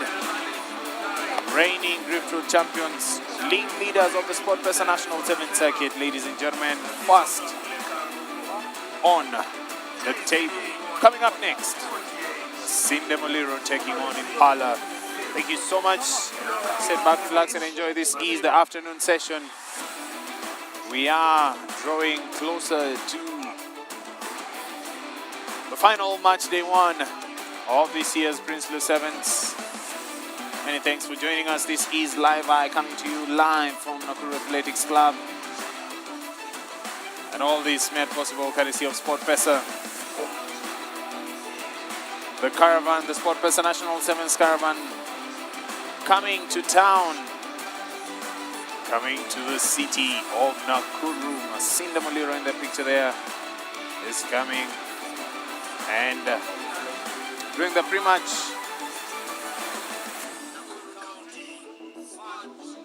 Time now for Impala to take on the gentleman from Kakamega.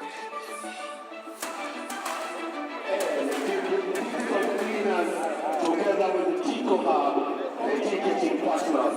Karibu sana. Impala will be kicking us off in this one. Most receiving.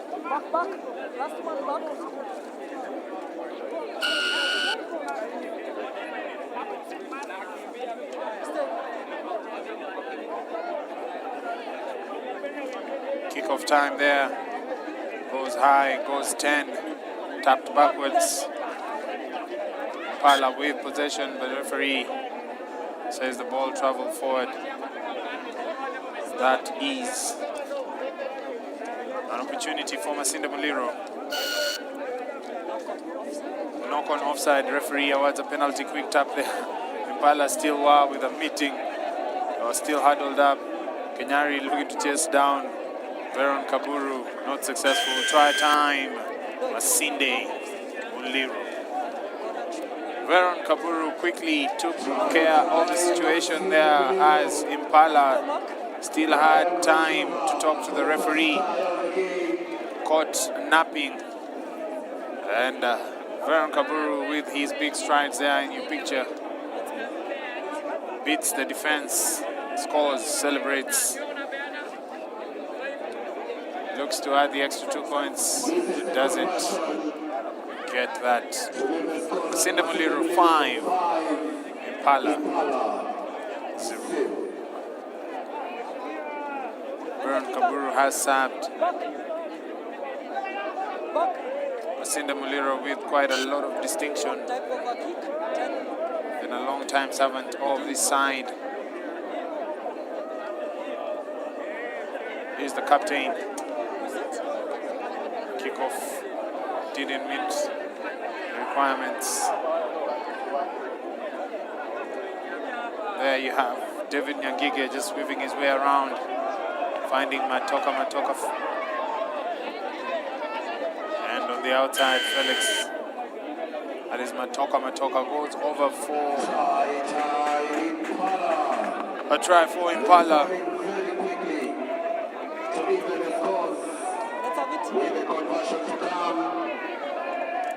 Matoka scoring fast for Impala in this game. Well worked out. Nyangige looking to add the extra 2 but doesn't get the 2 points in the bag for Impala. Current score tied at 5 apiece. Masinda Muliro and Impala.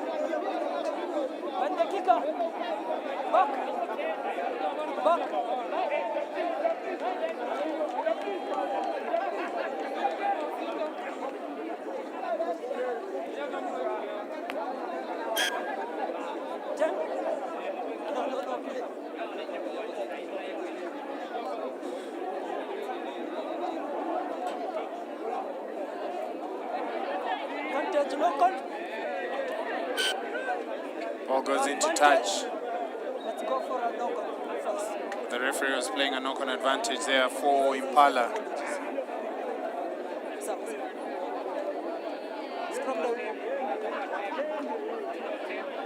3:36 to go in this first half. Approach. Right. Gideon Makumi looking to fill the scrum. Blue. Stay. No hook. No hook. There's no hook in that. Giga reacts angrily. No hook. This is the back. Referee clear with his instructions. There's no hook in that.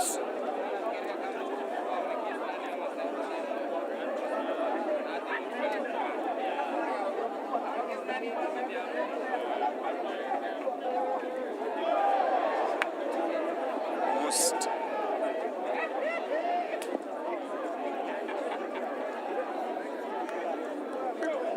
Most on the attack.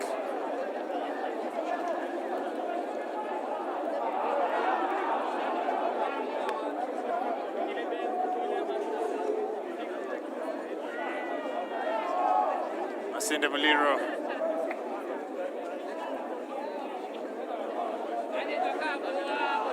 Tackle release.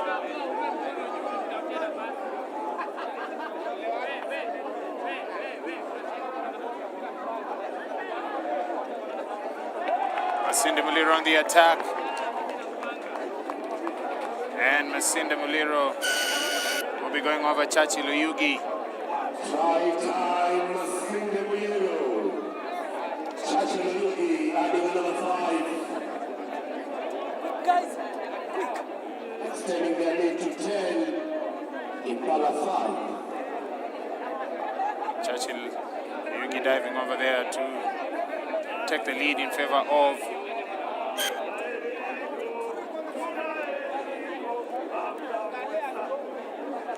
Masinde Muliro.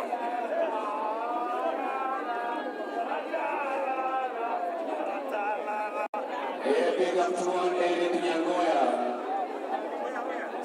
Salimio Kablalale, Silio. Stay back. Stay back. Number 11, back.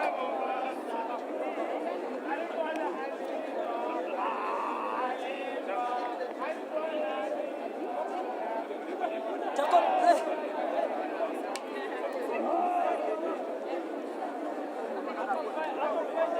No.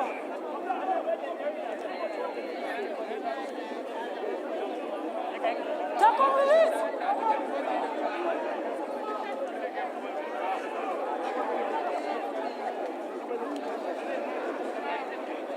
Turnover, good. Turnover there for Masinde Muliro. Masinde Muliro looking to add an extra.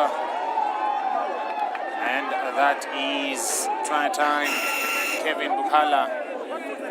Try time, Masinde Muliro. Kevin goes over. For yet another try. To the varsity side. Kevin Bukala there diving over for Masinde Muliro's third.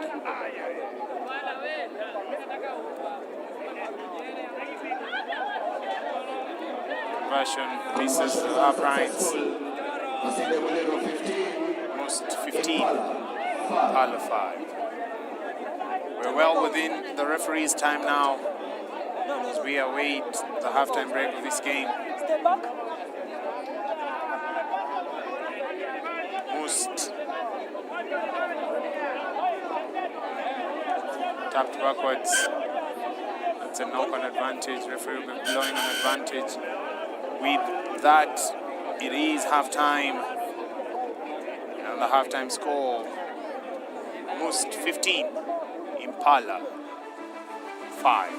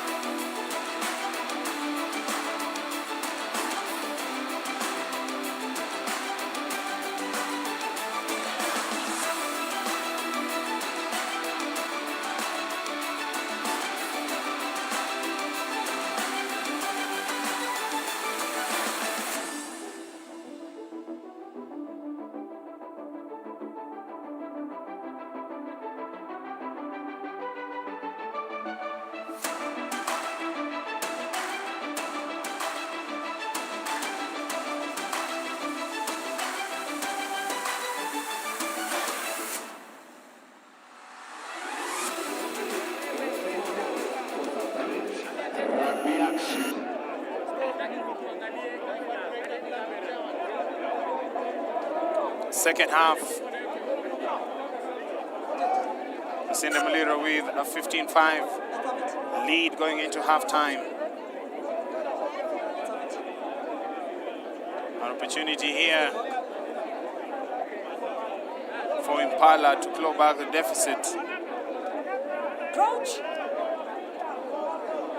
Bind. For those ones who follow the international rugby calendar, the British and Irish Lions playing their third test today training. What would be your assessment of the Australian rugby as of now? They've lost 2. This is their third test. They're in a very tight spot, really. When you look at their results over the last World Cup cycle, they are really in the worst of their times. And sometimes you think they're on the mend, then they produce, they get a beating here and there, and it becomes a real problem to gauge how well it's going. Well, that is a try for Impala. Gideon Makumi quickly taps and goes, scores. Should be able to get the extra 2. That is Impala's Nyangige. You see, he tapped, saw the line, dived over, grounded the ball. Impala have enough time on the clock. So do Masinde Muliro. So this is a game that should be decided in this second half, as the player there receives medical attention. That is Reynold Anduvate. Yeah, and you know, with the Masinde Muliro, they must win this one. They were on the losing end when they were playing Mwamba, gifting Mwamba their first win of the circuit. And another loss here will see them, you know, firmly at the bottom of their pool. Impala, on the other hand, really started strongly in their last game when they were playing Cabra Sugar, but faded off badly in the second half. So both teams really have a lot to get out of this match, and they will be going for nothing short of a win to just register their first win of this tournament. Yes, it's all about registering the first win. Lots and lots at stake for these two sides. Looks one direction, kicks off towards the other. Masinde Muliro take the ball there. Time for Masinde Muliro to respond. They've just conceded a try there. Shows his back. Impala not falling for that, holding their line strongly. Kinyari looking for Oyugi. Collins is, that is Churchill is well manhandled. Tap and go, but not from the right spot. That is Toka. Yeah, Masinde Muliro feeling the heat, feeling the pressure here. Scoreboard pressure just tailing as they try and exit, carve out some space for themselves, but not being very clinical in that particular phase of play. Impala still in it, of course. They just need to ensure that they have a better strike rate with ball in possession. We saw them in their first match really having their basics right, their principles were right around ball possession and recycling of the ball, but in this case just runs into a brick of Masinde Muliro defenders, and this one is not getting out. Turns over the ball immediately back to Masinde Muliro. Yes, Masinde Muliro now have possession in hand, looking to punish Impala there. Impala will do so well to defend this phase of action. That is 3:30 Crouch. left. Timothy Makia joining the fray here for Impala as out goes Calista Simiu after getting caught in that blockade by Masinde Muliro players. offside play from Impala, penalized, and Masinde Muliro finally getting an opportunity to get into Impala's half, but do not find touch. The decision here is for Impala. How do they craft an opportunity here that can result in 5 points? Just goes into the tackle area and slowly resets. But Impala have numbers out here. Would pass over the defenders and is going all the way with one man to beat. Will he step him? Yes, he does. But does he have the pace? No, he doesn't. Gets apprehended. But the support play is fantastic. Going in and making things difficult for Masinde Muliro. Try by David Nyangige. Yes, that's a good try by David Nyangige. Now that try, David Nyangige passed that ball, beautiful pass. He's the one who passed that ball from the inside, wrapped around. On that attack, as you can see, Kinyari there carrying it forward, came back, was there on hand to support, and he gets himself a 5-pointer. Now, that is exactly seventh rugby, and David Nyangige looks like he has the skill set to play this seventh. Yeah, and that's the mentality you need from your number 9. Even in the 15th side code, you should always track where the ball is headed. You don't have to follow it, but track and anticipate the next breakdown. And for the top number 9s in the world, that's their best asset. And you see he can also take the restarts. So he's a multi-talented halfback for Impala. Keep a close eye on him over the next couple of days. Remember, this is the first day of the second leg of the Sport Pesa National 7th Circuit. As Masinde Muliro look to take the ball forward there, big platform set. Exchanging passes through the midfield. Most on the outside. That is once again Kevin Buhala sets, but they lose the ball. It's a scrum down to Impala. Impala need the ball. What's the mark?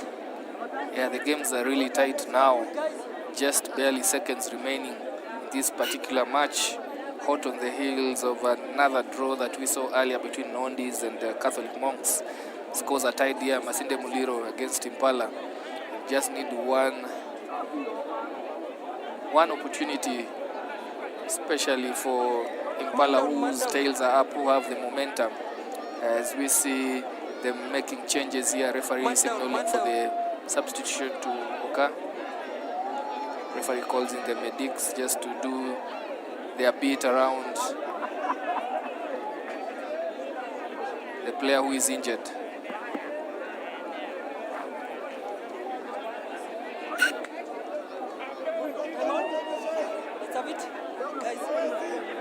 So referee signals time back on, and immediately does so. The hooter goes, signaling the end of this match on the clock. Now we're in the referee's time. And Impala, I don't know if that was the right one, but they must have discussed about it. Go for this distance. If this ball stays in, then there'll be problems for Masinde Muliro, but the second kick just took it way too far into touch. And we have our second draw, our second tied match. 15-all between Masinde Muliro and Impala RFC.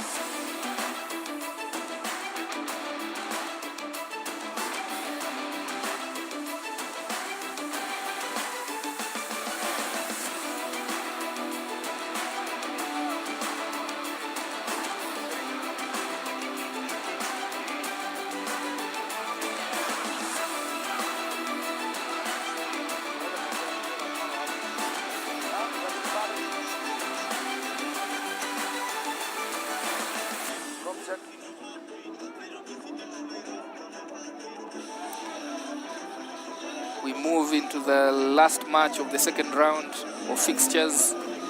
Day 1, featuring Cabra Sugar and Mwamba RFC. Cabra Sugar with a change in their strip, going for the blue and white.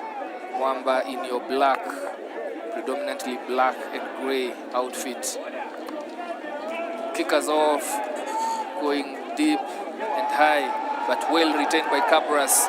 Taking the ball, Humphrey Asiligwa, and he's off to the races, and he looks at his man and says, I will take you on.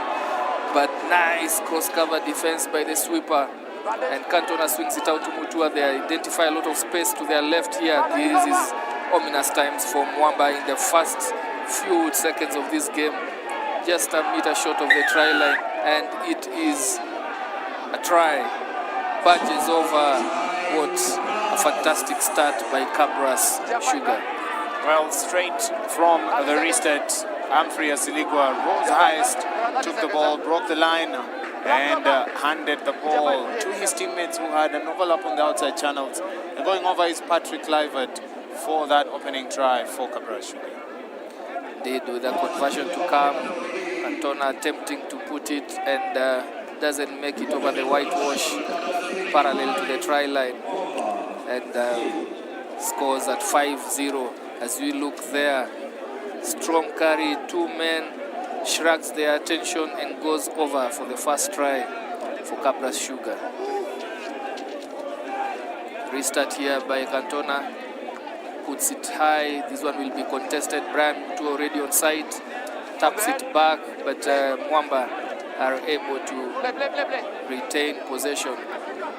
He's held up, and that becomes a maul because Mwamba, the ones who put it in, they lose it. Patrick Kluivert, instigator of that maul, and reaps the benefit for it. Positioning of Cabras in this attack, very interesting. Loading the shorter side, leaving too much space on the left, the open side, and you will bet Cantona will shift to that side, and he does so, giving ball in early enough for his winger, who gets apprehended immediately. But they have the whole width to work with here. To with a hick step, and not much gained from it, but they get to reset. Identifies the need to keep the defenders there. That was tapped down. Referee calls him for offside. He's lucky not to get away with a yellow card there. There will be a yellow card here if they're not careful. Referee says retreat 10 meters. Liakim Kicho is still excited and animated about that decision by the referee. Yeah, he wasn't amused. Still not sure if he was offside or not, but however, we still play on. Cabra Sugar looking to do things at pace. You can see that their passes, their movement and all that maybe rattled by the likes of KCB, who've gone up a notch higher in terms of their performances. Yeah, always important to make a statement of intent, as we see Cantona just using the full pitch. Lined up at the end of that. Very nice kick, very tactful kick. That is a try, courtesy of Cabra Sugar. Victor Otieno on the wing. I mean, that's. I mean, his positioning would have sold out the trick play. So I'm not sure how Mwamba's positioning there did help them, because it was just a simple cross kick. I think they were banking on how well that kick will be executed. And as you can see, Cantona very good with his boots. Pinpointed cross kick and a very easy stroll for Victor to the try line. Conversion missed. Scores remain 10-0. As Cantona goes to the skies again, and Mutua arrives as choreographed. There's a knock on there from Ambetsa. Lamek Ambetsa just looking at the space, looking at the ball, caught in two minds, ends up with no benefit at all, knocks it on. I think that is the first cross kick try we've had this weekend. It's a tactic that I've seen Cantona use before, and I'm sure he'll definitely use that again. Most teams probably aren't prepared for that. They're looking to defend 1v1, create a challenge between one defender against one attacker. But when you put the ball to boot, you then, it's a tough one to defend. As Mwamba go over for their first, it's a tough one to defend. Try time Mwamba. That is Eugene Ojambo with at the end of that interplay between the Mwamba forwards. There's a strong carry there by Ojambo right through the heart of Cabra's defense, and they didn't realign in time with support on both sides.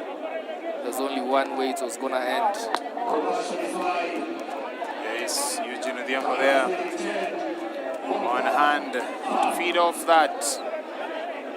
Well, Mwamba have responded. We probably thought that Cabras were going to run away with this one, but seems like there's life in Mwamba. Yeah, the issue for them now is to hold on, to stay in touch with Cabras, not to let this game go and slip away from them. Maintain punishing any mistakes, as we do watch them attempting to now punish Cabras for that knocked on in the kickoff and the restart, and he steps back in. Cabras almost guilty of overchasing in that defense. Somehow there was an offside. Referee calls them back for the penalty. They'll go for a quick tap here, I'm sure. 5 meters out, he dives over and scores. Mwamba's second try, Dennis Dayala, and Mwamba suddenly just back into this game. Yes, Mwamba back into this game. Dennis Dayala going over for that try. 5 meters out, an opportunity just 5 meters away. Tapped there and saw the line and had two defenders to beat. Just weaved his way through that defensive line. Nothing there for Cabral Sugar to do. Absolutely nothing. They were still backpedaling, and Mwamba recognizing the position they were in, the territory they were in. Any touch on him there, any touch on Dayala would have led to a yellow card. But they do now put some question marks into Cabra's challenge here. Some of the minor infringements, getting ahead of the kicker. Sometimes you see referees overlooking those incidences, but where it's so blatant, you force the referee's hand. Yeah, where it's glaringly in front of the kick, as Jackson also receives the ball but knocks it on. It is half time. Bright Sugar 10, Mwamba 12.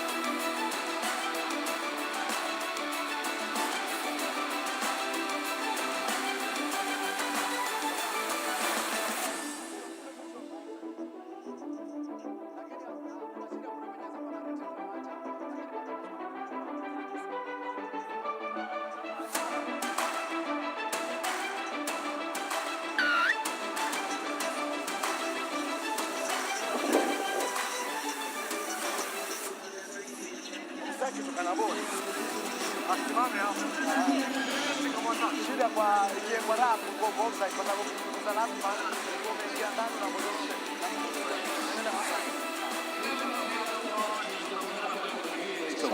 gearing up for the second half. Cabras are to kick us off. Back into this onto the pitch is Jackson Siketi. Will be taking the kicking duties from here. Interesting match. Really fantastic first half for the neutrals. 12-10 in favor of Mwamba. That was never scripted, but Mwamba turning up and giving Cabras something to think about the second half. Yes, definitely something to think about for Cabra Sugar this second half. Mwamba, like we did say, they're sevens through and through. And as such, it's not a surprise that they would take Cabras toe-to-toe on this specific game. However, it's an important fixture for both sides because it decides on who finishes top. And as they wrap around, Siketa dances, brings Ojiambo to his feet.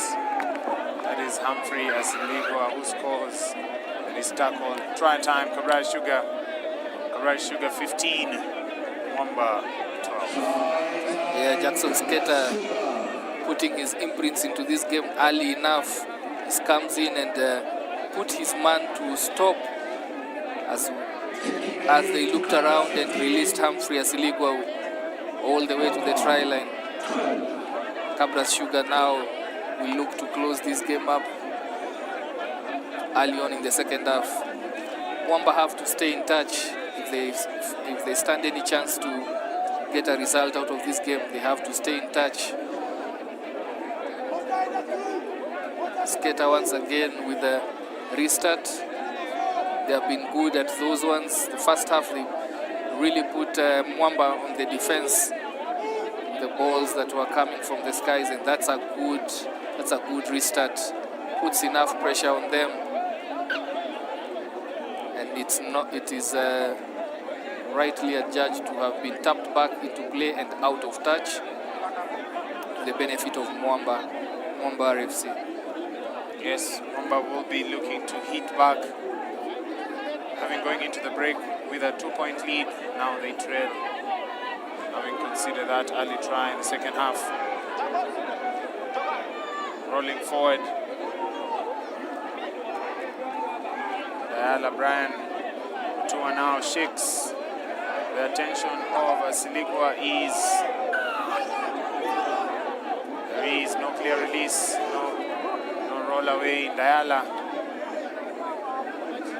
Scooter Liakim cuts back, gets the grain. Once again, from the side, referee says no 10 meters, playing an advantage. That sounds like a yellow card offense. It is. Rightfully so, the referee will be sending one of the Cabras players into the sin bin. That is Jackson Osu. Also is sent to the naughty. Yeah, that was a cynical play. I mean, any player, once they are sold, will know that within 10 meters, touch a player, you will get your matching orders.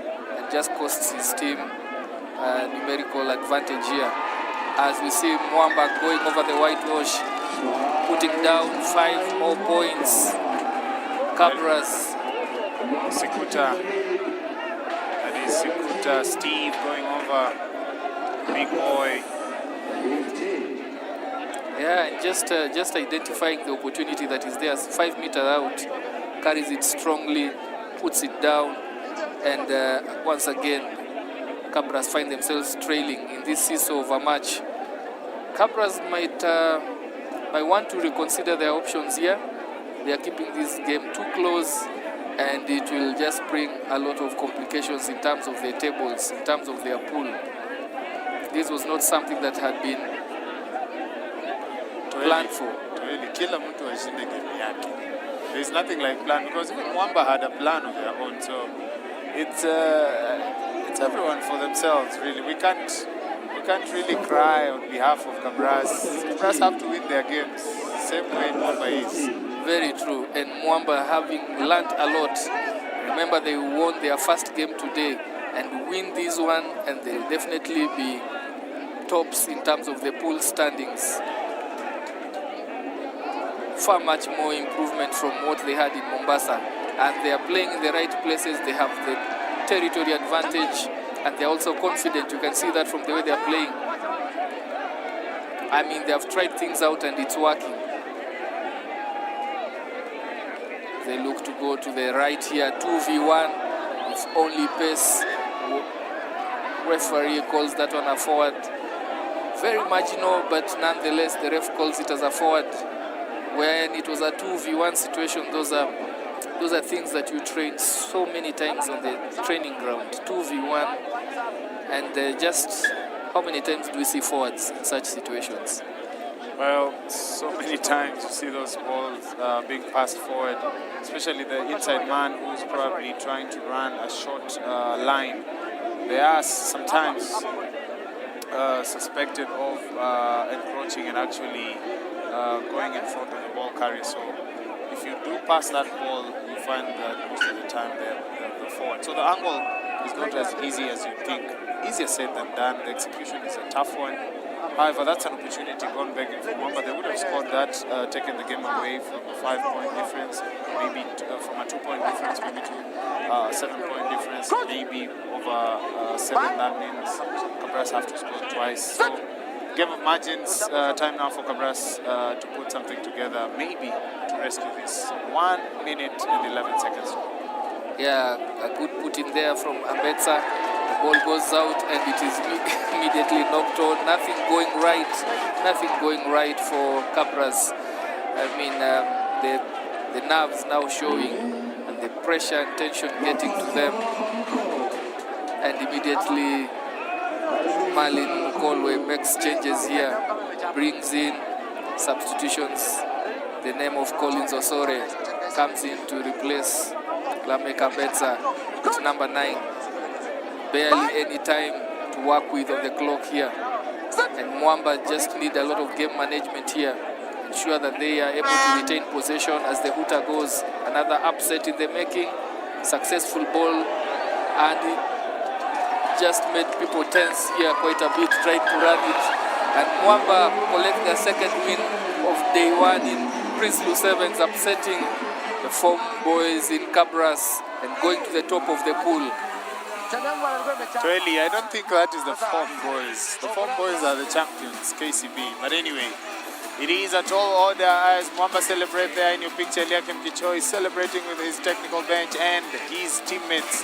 Full-time scores, Cabras Sugar 15, Mwamba 17.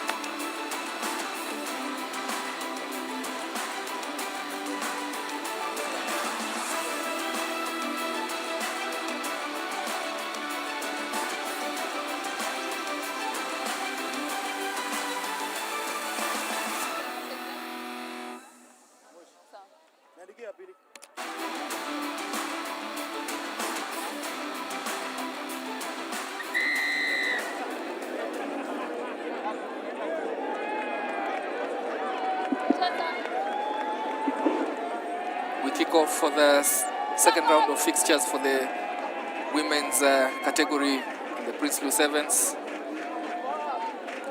Kenya Harlequins women taking on Racket Rugby. And Kenya Harlequins just looking better on the day, taking off, and I don't think she will be caught going all the way, taking out the defending winger. And it is a center post try for Kenya Harlequins just seconds after the kickoff. Kenya Harlequins women. Call down at 5-0. Joining us here on set in the commentary booth, Oscar Osir. And Oscar Osir, you're there in Mombasa, you're there in Driftwood. What is your take on what you've seen so far? First of all, we did say in Mombasa that teams will always improve in the second tournament. Game time, the match fitness always makes you better in the second round, and that result just before this game will be so Mwamba taking on the team Cabras. Of course, there's some changes in the Cabras team, that's fine, but I think we'll see more shocks going forward, and that's why the draw was done the way it was done, as we see Kenya Harlequins kick off here. Very true, Oscar, and indeed the games have been tighter in this day one of the Princeloo Sevens. And yeah, we are looking forward for the first shock. We actually got it in Mwamba, going by the water happened in Driftwood. But what we have here is the first women's category in this year's 7th circuit. Remember, with the Sports Pesa coming on board as the sponsors, the women's winner of this Princeloo's leg will get 70,000 to take home with, and the runners-up will take 30,000 with them. So something also to look forward and motivate the players, even as they come into this round of matches. It's fantastic for what the union has done and the sponsors as well, making sure that there's prize money and a lot of motivation for the team. And by the way, the Kenya Harlequins have a new coach, Sheila Chajira, who's a national team player herself, very experienced player, who's going into coaching as well. So it's really, really nice to see that. She's still a player herself, by the way. She really plays for the national teams once in a while when she's called in by the coach. And of course, she's ably supported by Patrice Agunda, who's now the new coach of Kenya Harlequins, both 15s and 7s. So there's a lot of work that's gone into the Queens, whether they call Queens. And the results so far that we've had in the day one of this tournament, they're doing well.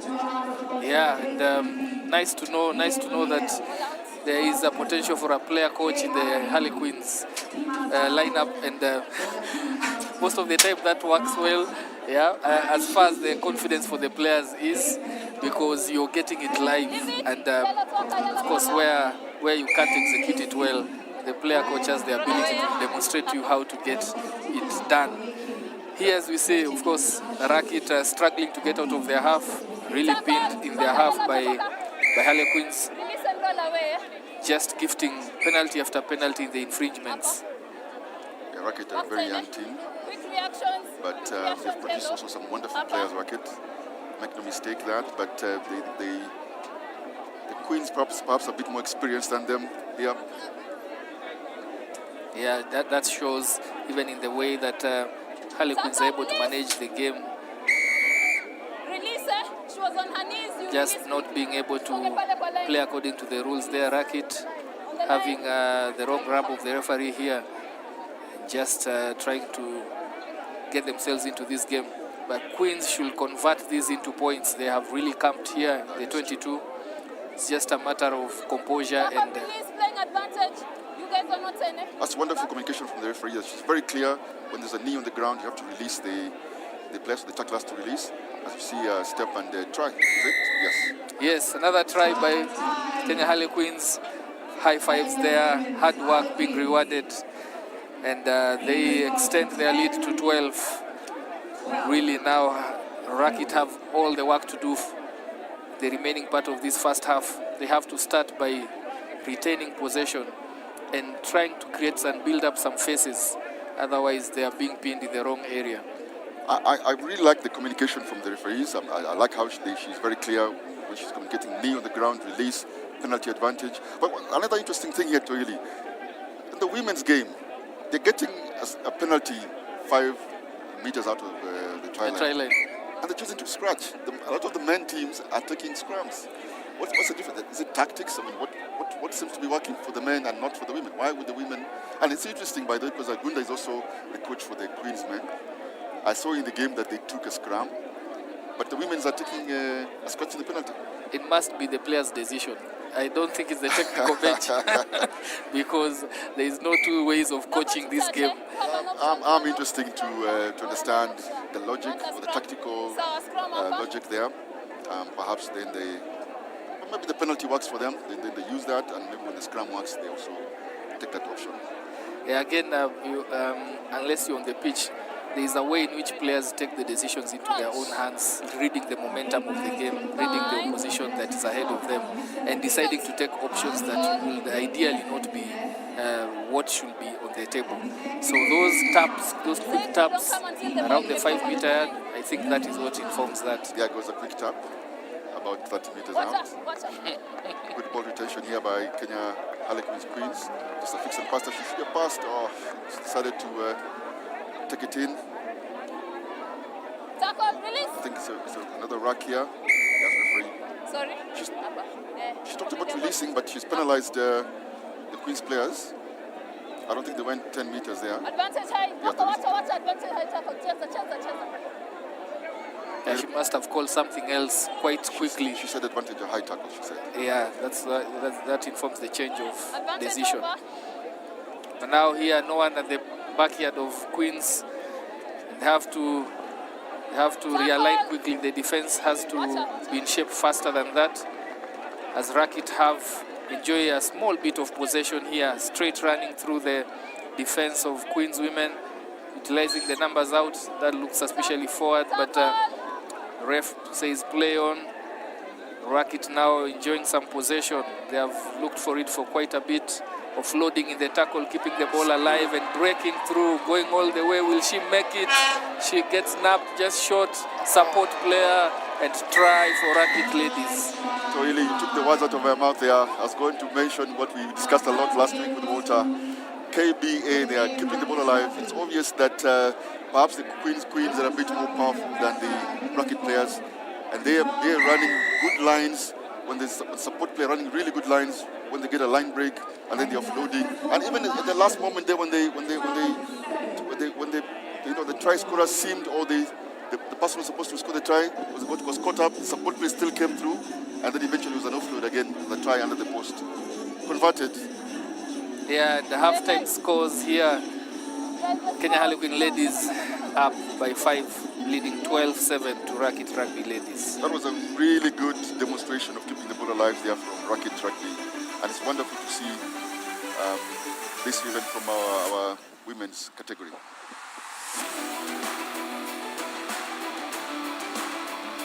That was quick. So we're still on the referee's time here. We're still on the referee's time. There was enough time for a kickoff. Despite the hooter having gone, I think the conversion was taken before the hooter.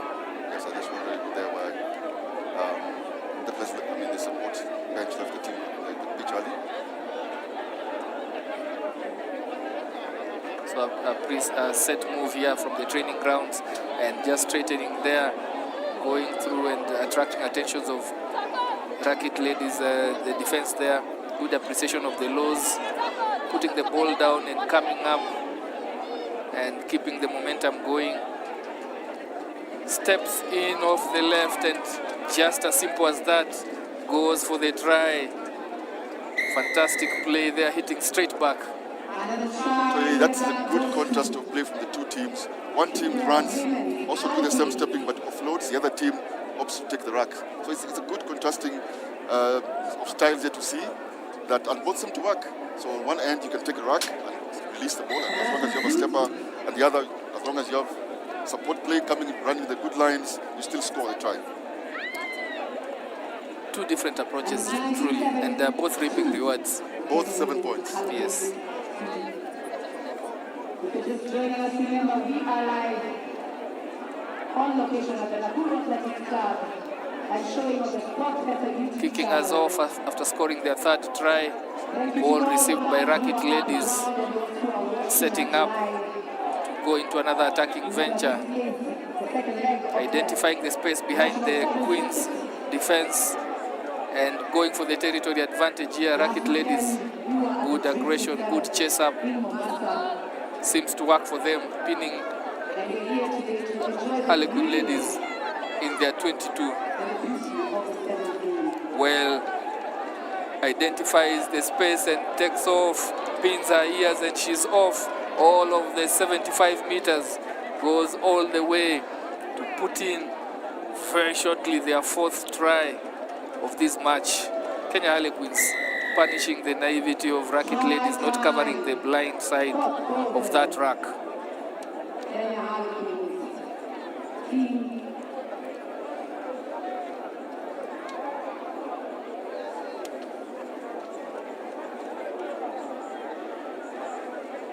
So attempted conversion there is good by Milka Chitechi. As we see her taking off, she pinned her ears and she was gone. Maxine Abuga goes all the way, scores Harlequin's 4th try, 26-7 at the halftime.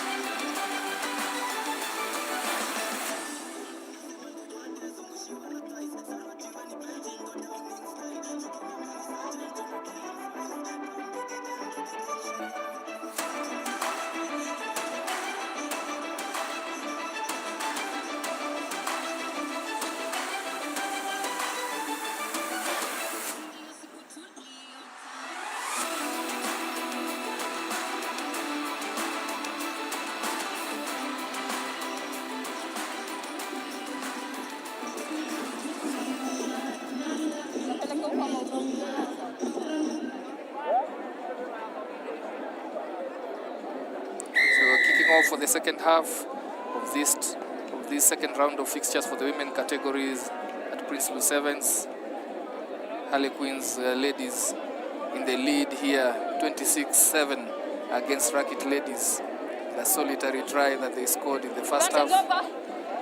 And Harlequins coming really strongly closing strongly in the first half after what seemed to be a tight first few minutes. Going into contact, and referee just creating order in that set piece. Racket Ladies just identifying their outside channels, but well shepherded out. But still retaining possession. Attempting a dummy there from the set. Something that was not allowed, no longer allowed for a long while now. Penalty and a yellow, I think. Yes. I think she had a chance to catch it, that one. Yeah, just a knock on. Yeah, I think she went with the two hands and survived the penalty. I thought so as well. Good catch there. Sometimes referee has to be bold enough not to award. Yes, I think Lovina Mijere there took off well, read the play very well.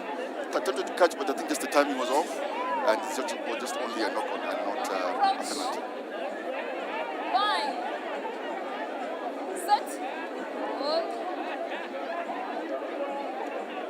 Racket have played in their half for the better part of this match, and they have to see how they can get themselves in proper territory that they can work with.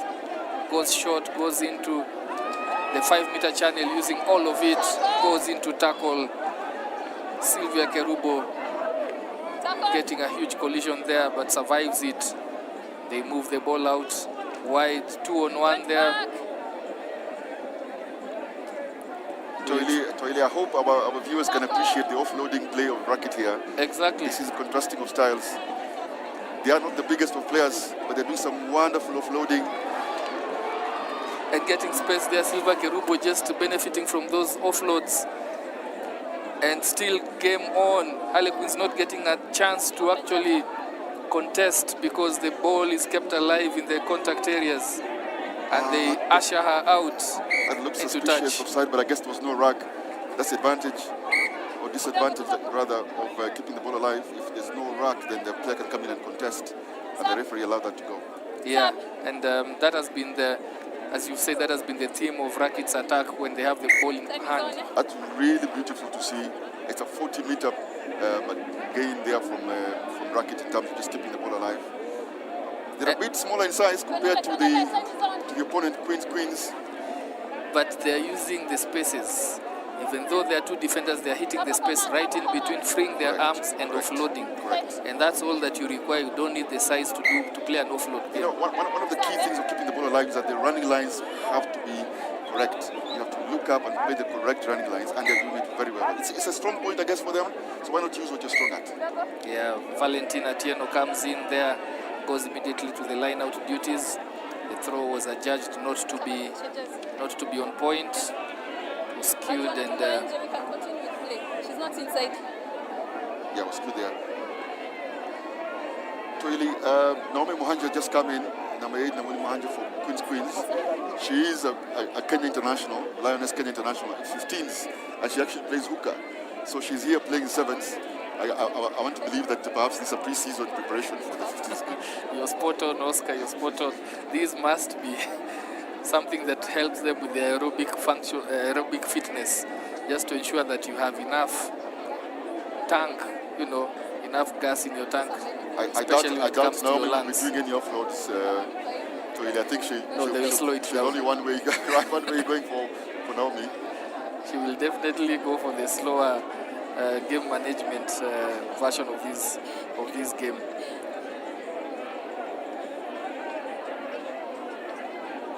I think the breaking play is due to an injury that is being attended just at the touchline there. The referee just keen to see if the evacuation can be done and the player gets attended to off the pitch, then the game can continue. So break here, and that resulted from that phase of play where we saw them trying to bundle out the Harlequins players.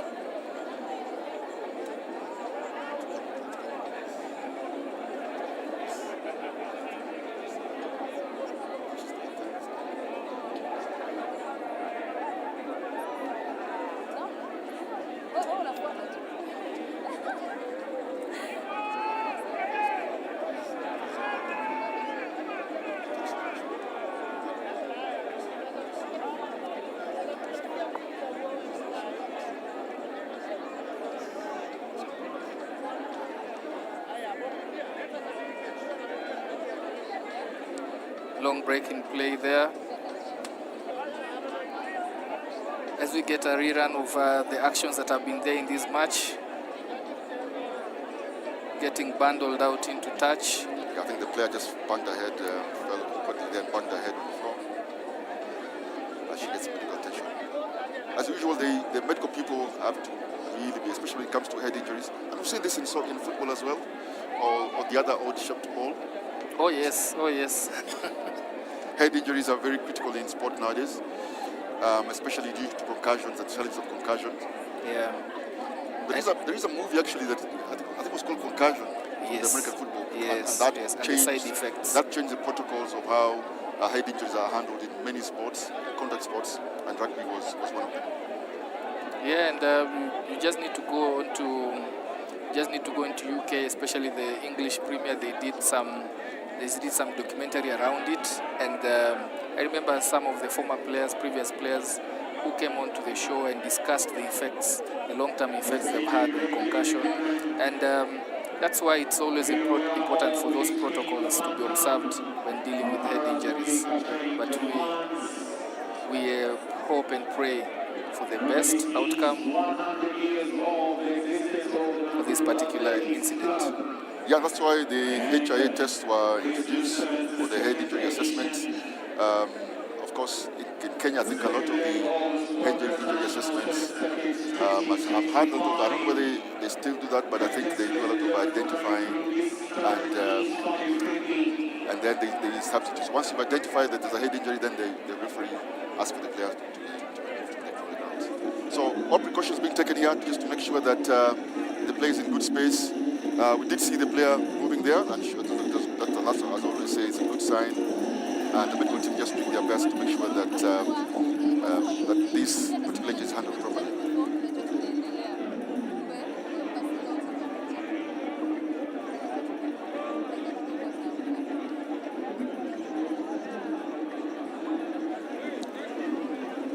So, Elias, as the medical team just looks at this particular player, what are some of the contrasting stuff? I mean, it's obvious in this particular match that Racket wants to move the ball a bit more. And then they're stepping off their feet, both left and right, and then releasing as soon as they feel a tackle. The player either comes running an unders-line, what they call an unders-line, which is running towards the ball, and then changing direction and going on overs line to then release the pass. While the Kenya Harlequins Queens have been a bit more confrontational, taking the rack. I think they feel that they can sort of attract 3-4 players, and it's working as well because it keeps the 3-4 players in the rack and then releases the rest of the players on the outside. Yeah, and both teams just using what works best for them. I don't think that is a game plan that Racket can adopt. They do not have they don't have that in them in terms of the physical collision advantage. So that keeping it close quarter combat is not going to work for them, and that's why they have perfected that opportunity just to ensure that Queens do not have an opportunity to contest in the set pieces, in the racks, in the contact spaces. And as you're saying, it's worked for them.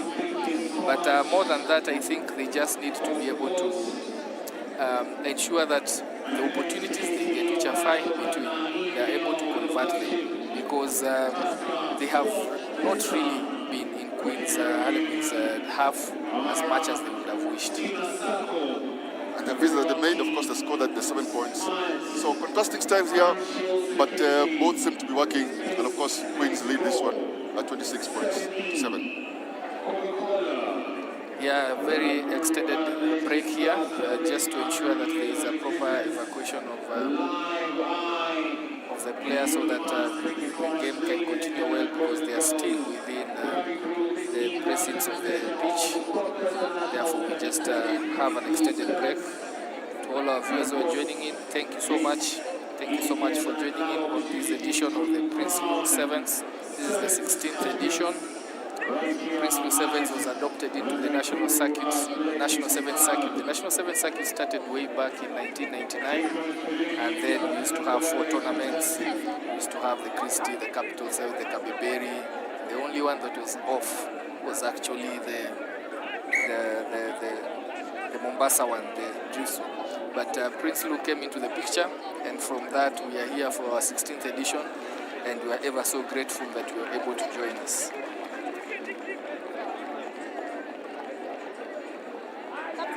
Captain.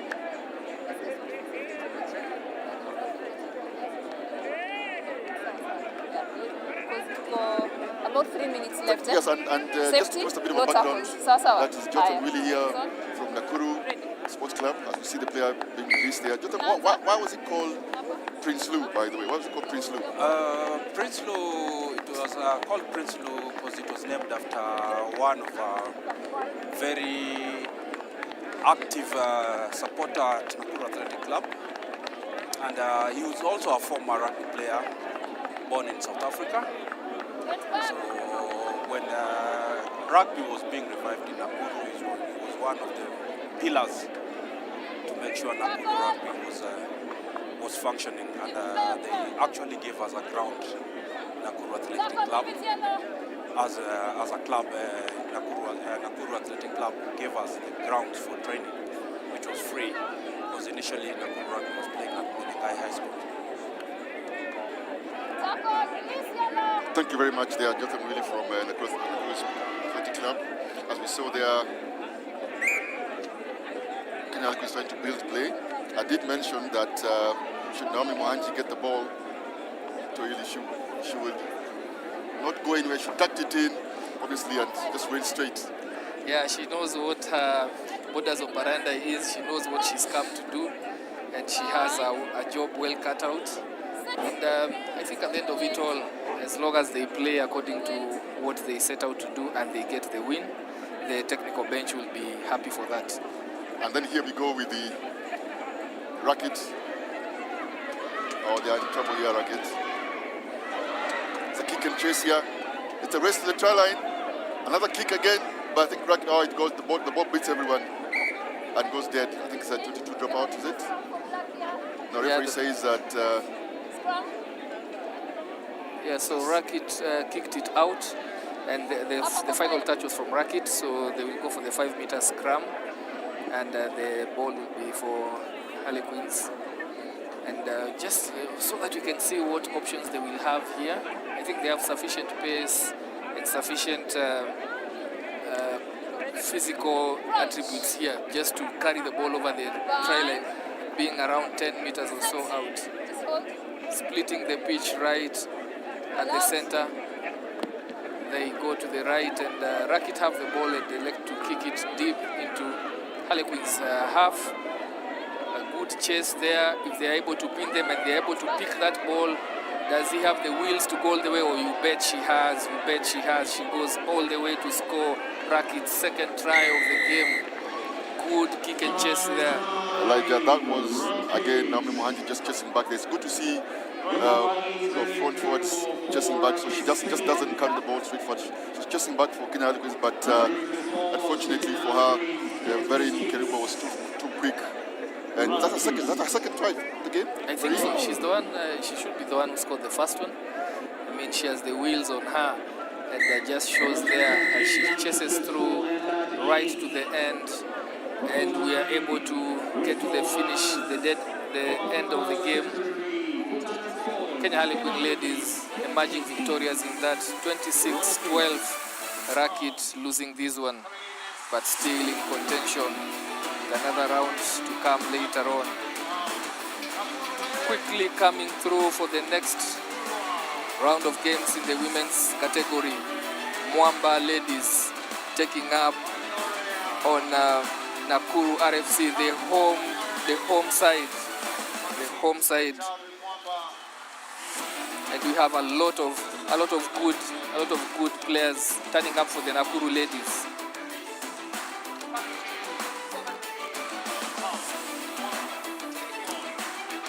Nakuru ladies just playing at their home ground, being cheered on by a mammoth crowd here who have turned up, braced the early weather, quite chilly in the morning, and then we had the clouds just dissipating and we were able to have sunshine. Now in this afternoon, going towards 4 o'clock here, getting the right temperatures, the right breeze for free-flowing rugby as Mwamba ladies take on Nakuru ladies.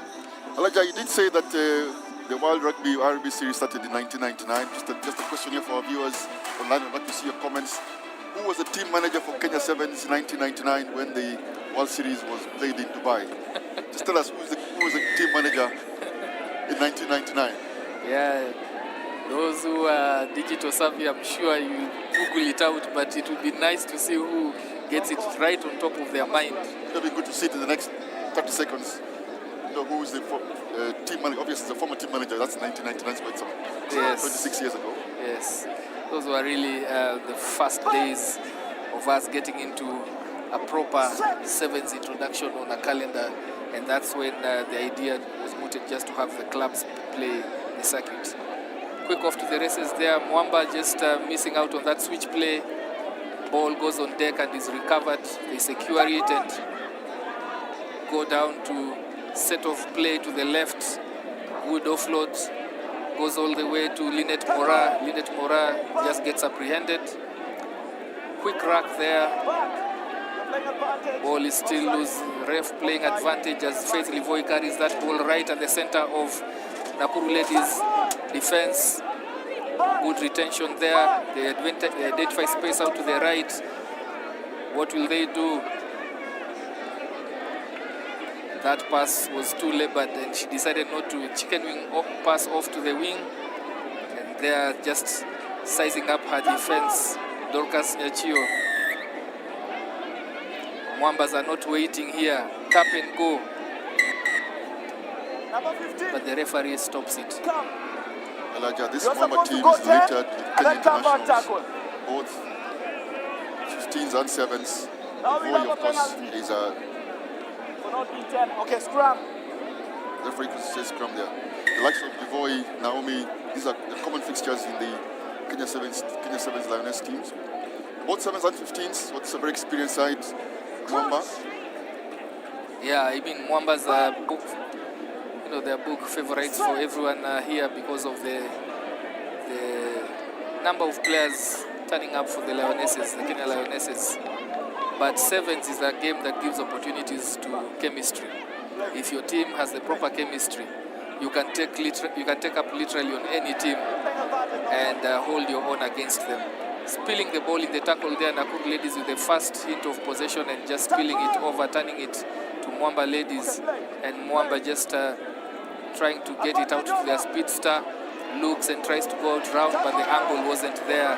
He's moored to the ground, survives that collision and still has the ball. Swing it from side to side. That was a forward pass from Diana Omosi. It's good face play there from Mwamba, but unfortunately that particular pass went forward. Yeah, Lori Nokotsori with the guilty of that forward pass.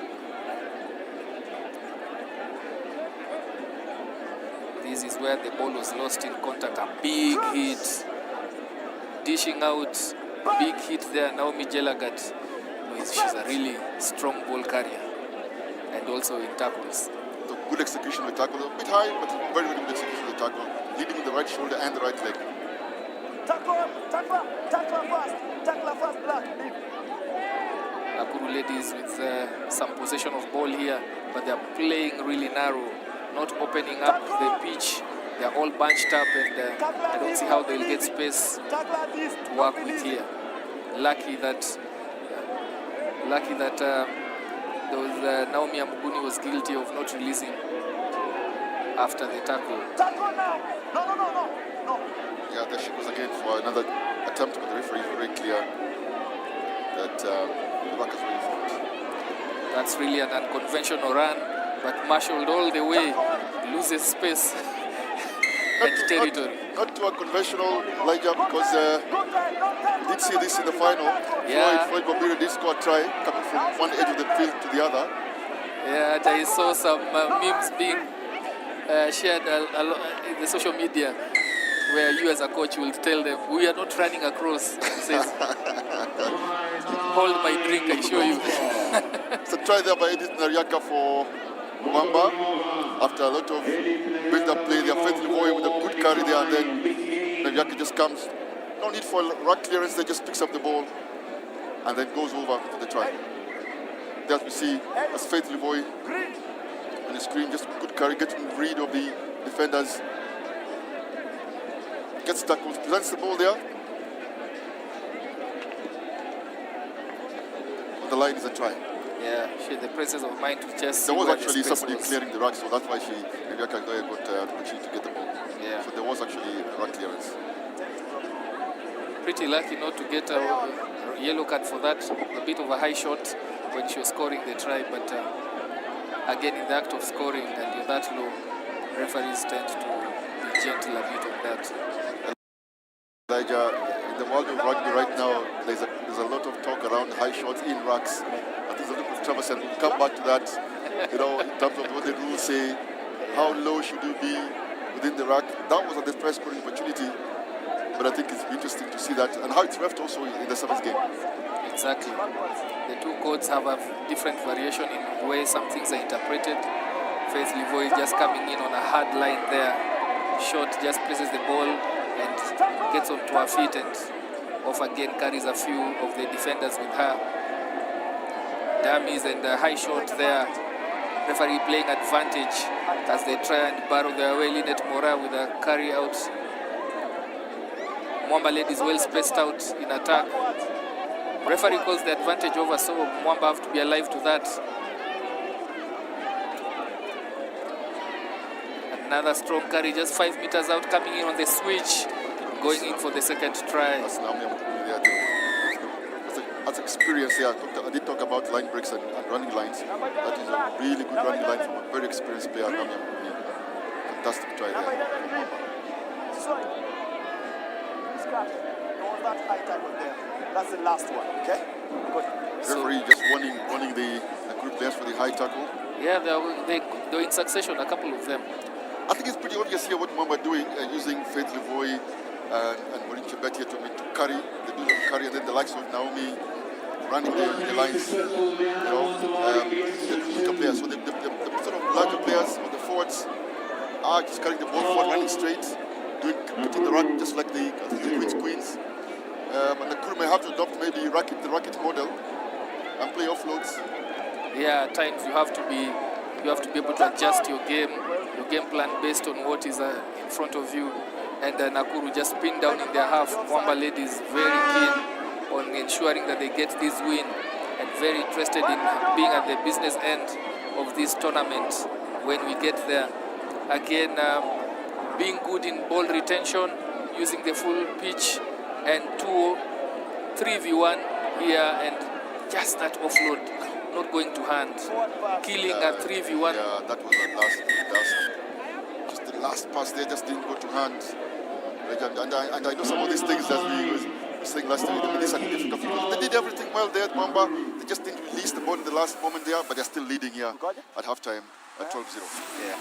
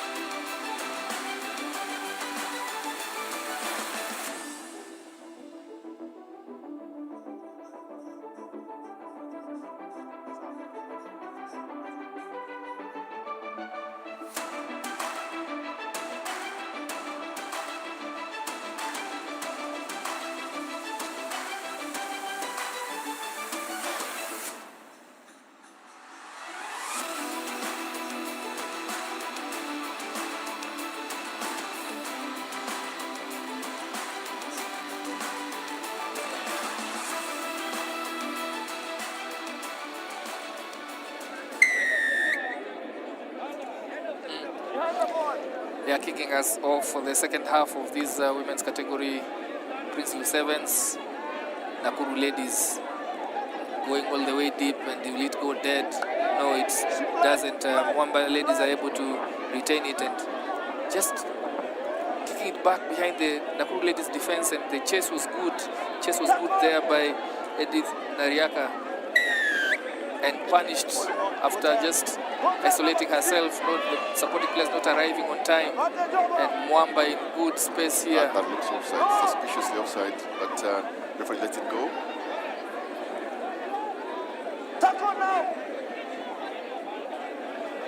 Electing to go to the shorter side. Does her role best in carrying it. Yeah, that's what she's here for, Faith Levoy. Slower rack, but retains the ball and looking to spread the defense out wide. That pass has to be on point, it is, and you bet that she will go all the way. Another high tackle. Just not registering on the ref's radar here. Play on. takes it back to the shorter side, identifying numbers and working on that space there. Tackler. That pass was too hard. You will sense she was struggling with it. Finally just puts her forward. You could see she was thinking of how to execute, how to push that pass out wide, and she doubted herself. Yeah, she did, but also to be fair, on the outside here was Naomi Jalagat, Faith Livoy, maybe some of the bigger players, and they felt, oh, well, why not just keep it here, do some interpassing among the backs, and then build from there. Put in there for Nakuru ladies. How do they exit from this one? They need a steady scrum, and they are coming under pressure from it. They go out wide. Their pacey winger steps back in, but does not get rid of the defender. Livoy called to defend here, and she's exposed out of pace. Now it's off to the races. Livoy is working hard to get back. Yes,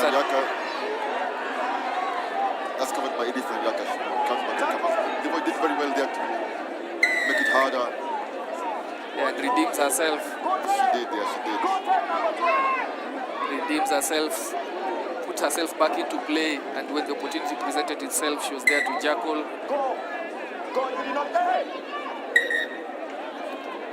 Mwamba RFC ladies in a hurry.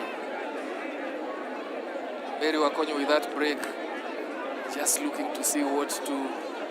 There should have been a support there, but she was isolated. Referee calls them back for not 10. What do you want? Mwamba ladies have a decision to make here, and they elect to go for the scrum. It was good there to see Faith Livoy chasing down. It was Mary Wakonyo who had done a break there, and Faith from missed that tackle. She did miss the tackle. She did an attempt to cut, but she didn't stop. And I think that continuous chase allowed Edith Noriaka to come up and cover from the super position. So it was good work there by Faith. She did miss a tackle, but she didn't give up and kept going. And that's what coaches look for, hard-working players who track back, knowing an opportunity will present itself. Yes, that was good tracking back there by Faith. Going to contact there, Livoy with a pickup, but referees. Place the ball on the ground. I think she penalized. The number 11. Yeah, Playing the ball on the ground. Penalized Lynette Mora for playing the ball on the ground. Yes, I think Lynette Mora was penalized there for playing the ball. To be fair, Nakuru ladies have had a good spell of possession in the second half, just not converting those into points, and they have kept Mwamba honest on defense. Tackler. So really, I'm not the Nakuru coach here, but I'll recommend some offloads. It's a good line, be careful. Karina Mal, I think. Yeah, some offloads. Yeah, I did say the offloads. So there we go. Is that a try? Yes, she's gone over the try line. And that's a try with Nakuru. Nakuru ladies employing the keeping the ball alive strategy, and it worked in this case. Mwamba ladies were not able to bring themselves back into play, not able to reset their defense on time, and eventually leading to them conceding that try. Now Mwamba have some concerns on their hands here as Nakuru plow themselves back into this game. As you can see there, offloading from the deck, going all the way to score.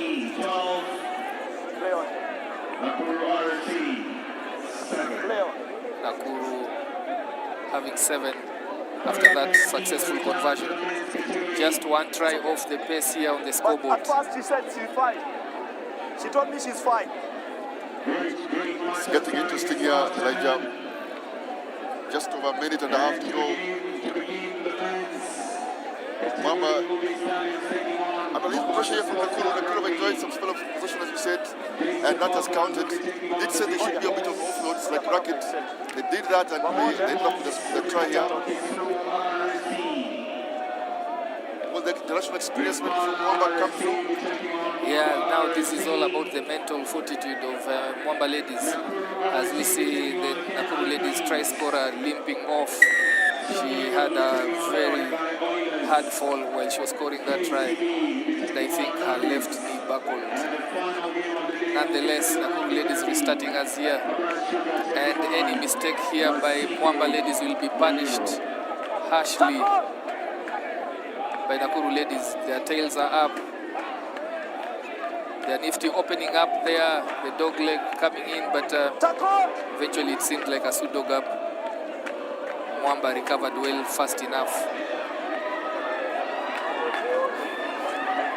Again, taking them to the edges of this pitch here, just ensuring that they can use the width of this pitch. Nakuru Ladies still bunched up even after using the 5-meter channel. Elijah, I'm getting really excited here as Nakuru, using the edge of the pitch here very efficiently. They're very provocative here. Nakuru keeping very long. The shots are out. She should have released that pass, but they still keep possession. They do keep possession. 25 seconds to go here. Nakuru score this and they equalize. Comes a draw. You have to release. That seems like play. No advantage, the referee says. Still keep possession. No advantage. 10 seconds to go. No advantage. It's a yellow card here for Mwamba, against Mwamba. I think we'll see I think it's a penalty for high tackle, the referee says. Don't know who's the player. The quick possession. Oh, she dropped it. Oh, I think they've gone back. Oh no. Yeah, lost ground there. 6 versus 7 here. Dano Moso did very well to chase down Nakuru Ladies attacker and just causing them to lose territory and turning over possession in that contest. And now Mwamba just have to hold on to this ball. We are in the red. Time is up on the clock, waiting for the hooter, but if they get a turnover here, Nakuru Ladies will be very dangerous with the 6 against 7. They should apply a blitz defense here and just put them to deck quickly, but missed tackle. Elijah, this is experience here coming before. Faithfully boy, Naomi Amagundi here showing the experience. Jalaga there chooses not to pass the ball, just keeping it close. They're very deliberate here, Mwamba, keeping possession. This is very deliberate. They do offload there. Time, the buzzer's gone, I think I had the buzzer. Yeah, the buzzer went. Naomi Amagundi and they reacted with the ball. Wow, sheer pace. That's experience there, Elijah. That's good experience from Mwamba. Experience has shown. They were under pressure, but eventually they get their score. Also a statement of intent. 6 versus 7, the hooter has gone, you're ahead, but you just have to lay the marker down on your opponents. And Edith Nariaka, banking on his pace, outsprints the whole of Nakuru Ladies defense. Goes down for an extra 5 with conversion to come. Elijah, that was really good experience rugby there. Forwards and backs combining very well, almost like American football. Elijah, just for your viewers here, for those who don't know, the coach for Mwamba Ladies is none other than Mario Cheng. Mario Cheng, by the way, is a former coach of Impala Ruans, who are the defending champions of the series. Impala Ruans did win all the 4 tournaments in the series last year, and then Mary switched over and went over to Mwamba. Yeah, good interplay there, and in the spreading of the talent, the coaching talent around the women's rugby, something that can only be better for the women's rugby. That match ending 19-7, we move back to Division 1. Division 1, the last final round of fixtures. And to kick us off, you have Stallions Rugby taking on Mombasa Rugby. Stallions Rugby, in their earlier matches, they lost 7-26 to Kenya Harlequins. And in their first match of the day, they also lost that one to Nakuru RFC, 7-12. Mombasa, on the other hand, not yet able to register any win also, having lost their first match 22-10 to Kenya Harlequins, and also losing the second one to Nakuru RFC 19-0. So both trying to save face, both trying to go for the 3rd position in the pool, all to play for here.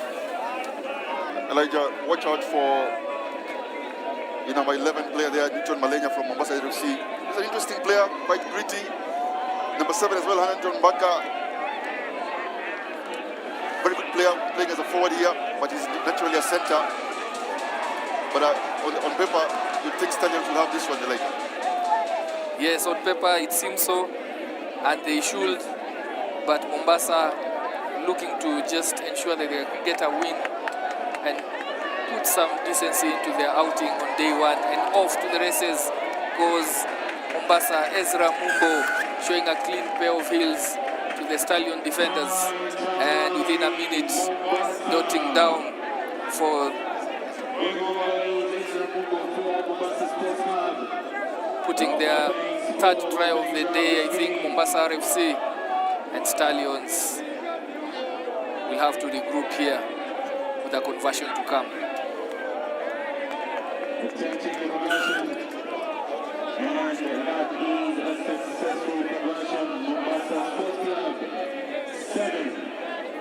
So looking at the replay there, Ezra Mumbo identifying the space. He's been a good runner the first two games for Mombasa RFC and gets the reward there for a loose arrangement in defense from the Stallions rugby. Restarting the offing here. If they can retain that one, then Stallions will know they're in for it. They will know they're in for a big match to see who finishes third in this Pool A fixture. Ball is retained by Stallions, contested heavily, and they get rewards for contesting that run. Tap and go quickly. Ref says you should not be touched. It's gone 10, I believe. The referee allows the game to continue. Another carry there, strong carry by Mombasa Sports Club, making their way slowly towards the try line, just around 1 meter short. Stallions defending heroically here, but they're just a meter short. Coming in on a switch there, then getting caught. They reset and they go back to the shorter side. Another strong carry there by Mombasa Sports Club. Still coming short, but the try line is beckoning there. Will he stretch and get? No, he's short. That was Haddington Baker. They're trying to score that try, but eventually I think they get their try, Mombasa. And Collins Amayo goes down. Just a quick pick and scoring, just diving over the try line there. Just less than a meter short. Identifies the space Some there. good there later by Haddington Baker, then Amayo just over for the squad. I did mention that Mombasa are quite interesting. They did play well in their home tournament. Some of the players, they finished 15th. Yes, but in terms of what you would expect, you thought that they'll probably be run over and what have you. So and I remember every second, third tournament, teams do improve. Yes, and it's showing in this particular one. Teams that didn't really look solid in the Princeloo and the Driftwood leg have come to the party this particular day one of Princeloo. But can only speak for better things tomorrow when we get into the knockout phases. Remember, Stallion ranked 9th. They are a decent team, Stallion. Yes, they should be able to have enough in the artillery to make a comeback here against Mombasa Sports Club.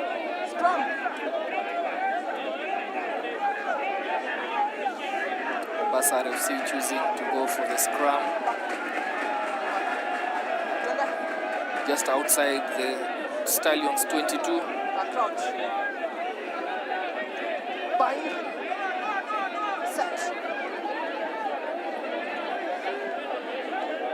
A stable platform, and it takes off, floats to the flyer full, steps off his right and has a line break, short as it was, but gives them very important meters to work with.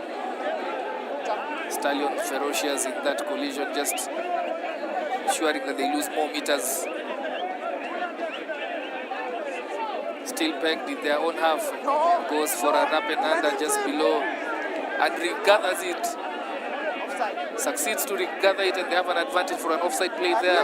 Mombasa looking to go route one here, and they go short carry, and it's a try. It's a try for Mombasa, second try of this game. Elijah, if I'm not mistaken, I think that was Malenya. I did talk about Newton Malenya when I think with the kick there and chase Newton Malenya. He's quite a gutsy player, Newton. Not shy to try things. Yeah, and the rewards are there to show. And eventually, Hamilton Baka does get the try. Very good for them, very good play for Mombasa, really playing smart rugby here. Just ensuring that they use the pitch quite well. If the game is on at the fringes of the set pieces, that's where they go to. And Stallions are just a bit shell-shocked here at the turn of events. Mombasa restarters, kickers off. Stallions retain the possession, and that's out on the blind side, and there was no one covering there. It goes all the way. Darting run, good sense of awareness of where he was. And Stallions get onto the scoreboard. David Obiero identifying the blind. Very narrow channel to work with. I think Harrington Buck was caught out there. He looked a bit, just lost concentration there on the blind. Harrington just got the try, so perhaps he was blowing there. A bit winded, yeah. He should have just stepped on the out to his left. Left a little bit of space there. Yeah, and immediately put his head up, he saw that space and took it. And backed his pace, went all the way. The sweeper was too far off to actually make any impact in that defense. And that's the thing there, when you're sweeping, sometimes you should be, some coaches ask you to be behind the ball, to start your sweeping sort of movement behind the ball, as opposed to assuming that the run will be secured. Then a coach killer there, Stallions on the restart, not going 10, and just giving free, cheap possession to Mombasa, denying themselves an opportunity to have ball in hand and work out something. Mombasa getting reprieve here, carrying it, coming into the 15-meter channel. That's Newton Malenya. On the half penalty, Newton Malenya had asked the referee if they can take a scrum, but the referee said he has to play on as Stallions had blown and picked it up. Oh, this looks dangerous for Mombasa Sports Club. This time Harrington back up the tackle. It's a long pass there for Stallions. There's an overlap here if they can use it. It's a simple fix and pass there try for Stallions. Yeah, Obed Chumba, the instigator of that particular attack, he went on a wavy, quick and tap. He tapped it quickly, stepped on his left, stepped on his right, handed off some weak attempts of defense by Mombasa. Then when he got caught in the 22, they had the presence of mind to move the ball to their left and going all the way to score their try there. As you see, the whitewash just beckoning their scores and put Stallions in a good place at the break of the halftime here. Scores are 10-7 in favor of Stallions rugby. It's 17 to 10 in favor of Mombasa Sports Club.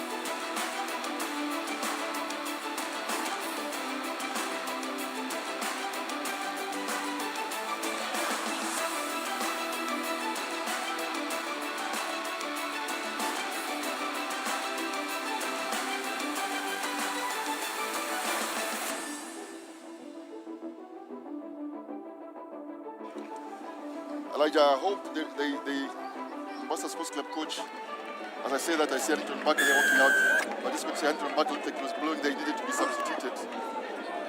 Mombasa started very well, Elijah, but Stallions just catching up with them here. Yeah, I mean, Huntington and the forwards, the group of forwards there, they did a lot of hard work, and Stallions were savvy enough to notice which areas to attack, and they went around them. They did make sure that they caught up just before the half there. Stallions with a put in here. Good territory for them, just outside Mombasa's 22. They have really positioned themselves deeply here. They look to swing the ball out wider on a predetermined move here. Cuts back in on a loop around. scrum off and just gets apprehended. This one might be a mole that he won't walk out of. Indeed, ball turned over Scrum. to Mombasa RFC. Scrum. Tunda. That was Duncan Shamala.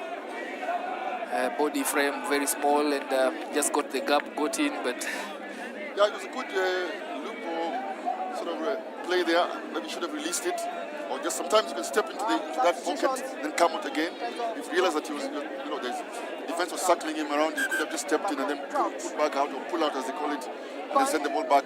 At times there's a bit of space so you can make that decision. yeah, you have the opportunity to do so. Mombasa RFC with a defensive scrum here, they go to their left. Just a terrible pass there, puts them under pressure. The ball was too high, but they survived that one. And they see that there is no one at the backyard for Stallions. But good work, good retention there from Stallions. Maybe that kick should have gone deeper, but then again, it looks like a turnover. There's a rack. They can't touch him. They'll risk a yellow card there, but referee says, well, probably it was 10 meters. Yeah, your last play on there. Stallions with ball in hand. Just trying to create some space for themselves here. Identifies that they need to reset. Takes same channel, playing it close. Fends off their attackers. Sorry, Elijah, I was just going to say Mombasa are puffing here. They're struggling to maintain this defense.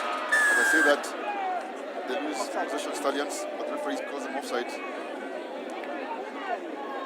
Yeah, the pace now, the altitude probably getting to Mombasa. And Stallions just would want to put some distance between them. I mean, they will want to catch up with Mombasa Sports Club. And fitness here is very important for both teams. The momentum, all the momentum with Stallions at this point. Stallions have to score quickly here if they have to catch up with Mombasa Sports Club. They come to the left. Dummies to switch, but doesn't release the ball.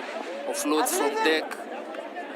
That rack has been contested. Mombasa really defending ferociously here. Elijah, I think that was a turnover in my eyes. In my view, I thought that was he snatched at it, he got it, but the player didn't release. And then went back. I think that was Yeah, there was a lift on that ball, so he should have been rewarded for that. But action moves on very swiftly here. Stallions just 5 meters short of the try line, putting all their effort in this one, electing to now carry it, and they walk into the try box. Walk into the try box and score. 17-15 to Stallions with a conversion to come that can tie the game. I tell you what, as I mentioned that Mombasa seemed to be having a passing in defense there, I think they did a really good job to make Stallions work for that try. They scored eventually that try. So Malaysia sort of, just looking at the referee here that was obstructed, I think, Malaysia sort of complained to the referee that perhaps was held back, but the referee gives a try. Yeah, he's pretty much on site. It's an easy conversion, sorry, like it's an easy conversion, and it does go wide, so Mombasa just have that lead. I suspect there could be a bit more kicking in this situation. If Mombasa can feel this kickoff. The defense, so if they get an opportunity, they should exploit it. Oh, that is clever. Stallions there, seeing the space in front of them and a quick catch and pass here from Stallions. That's really good heads up rugby. Elijah, you talked about heads up rugby, and that is fantastic heads up rugby from Stallions. Yeah, really nice there, nice thinking. They had 2-on-1 there, but the execution of the pass was behind the man and allowed Mombasa to regroup and defend well. And Stallions call for a scrum here. It's a 2-point match, any score of any kind, and Stallions will be back in this game with a win. Just barely over a minute remaining. Crouch. Bind. Set. Scrum being set up there. Stallions, another bad pass, but goes to deck, but they are able to recover it. Going all the way, just short of the try box. I don't think he put the ball down. Yes, he was in touch. Referee calls that into touch. Lawrence Dungu. Lawrence Dungu just needed one more meter of that touchline. Elijah, that was good work from Lawrence Ndungu, but he started from his kickoff. He looked up and saw the Mombasa player sort of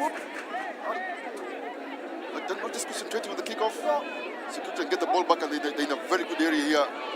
If Mombasa don't get this line out, and they don't get that line out, the Stallions get the ball back. That's good work from Malenya there. Very good hard work from Malenya. I did mention that he's a bit of a feisty player, and he gets this ball back for Mombasa. Trying to manage the clock here. And Malenya kicks it right to our desk here. Yeah, I think he looked up so that they didn't want anything to do with any running rugby in their 22, and then just try to take out time with this line out. Cool work for them, because really we are seconds away from the finish. Last play rugby here, once again, Elijah. This is fantastic for us, fantastic for the neutrals. Maybe not so good for Mombasa players. If they can get this ball out, Mombasa, if they are out of some sort of a blitz defense, they do kick here, kick and chase on the buzzer. No. This is what is called on the buzzer. Let's get the ball back. He does, and the try. Oh, he did not punch. Time's up. He went into touch.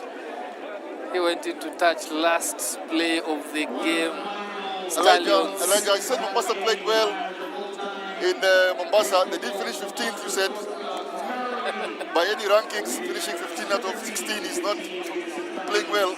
Yeah, and Stallions finished 9th. And but Stallions who finished 9th. Yeah. Have not lost to Mombasa. That was really fantastic rugby from both teams. Yeah, Mombasa Rugby, their first win of the 7th circuit, and away from home for that matter. You know, sometimes with the mid-table teams, you think you may not see some of the interesting rugby that people expect from maybe the top 10 teams or thereabouts, maybe the top 5 teams. There was a really good competition between Mombasa Sports Club and Stallions. Yeah, and we move forward to the next game. This one features Daystar Falcons taking on Zetech Hawks. I think just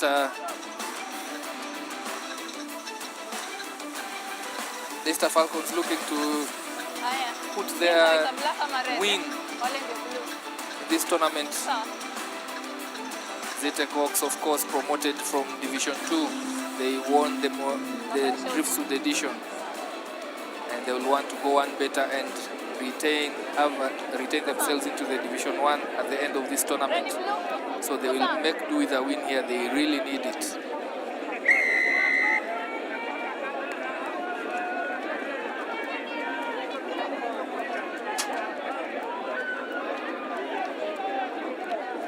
Good kickoff there to Daystar. They retain it, and they just outside of their 22, swinging it from one end to another, and just pumps his leg through the gap. He has two defenders attending to him there, but they do well to retain possession. Goes to the shorter side, offloads, but he doesn't go to hand. And first chance to attack goes begging for the Daystar Falcons.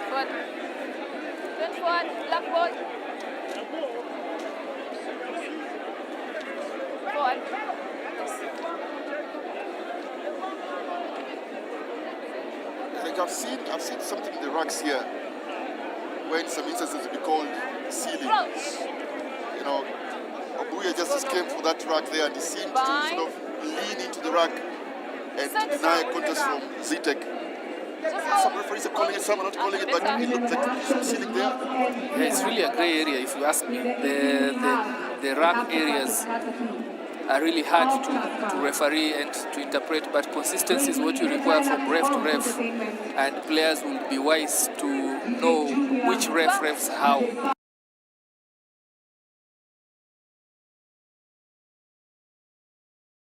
And use that to your advantage. It's a fair point. As you see a line break here by Daystar. Yeah, that was a Daystar by Clinton Amkwachi. Pumped his leg through that gap. Clinton and Amkwachi just sets up Daystar Falcons for their first try in this encounter. As you can see, they are pumping and pumping. Try line stretches and scores. Clinton Amkwachi, a strong ball carrier. That's really good control there by Amkwachi. Didn't panic when he got tackled just before the line. Had the presence of mind there to stretch out. Still keeping control of the ball and score the try. Yeah, Daystar Falcons, in their first match of this tournament, they lost 26-5 to Strathmore Leos. And then when they met Menengai Oilers, they got a hiding. That one ending 31-5. And they are aiming and gunning for their first win here against Zetech Oaks, who similarly have lost all their games, the first two games.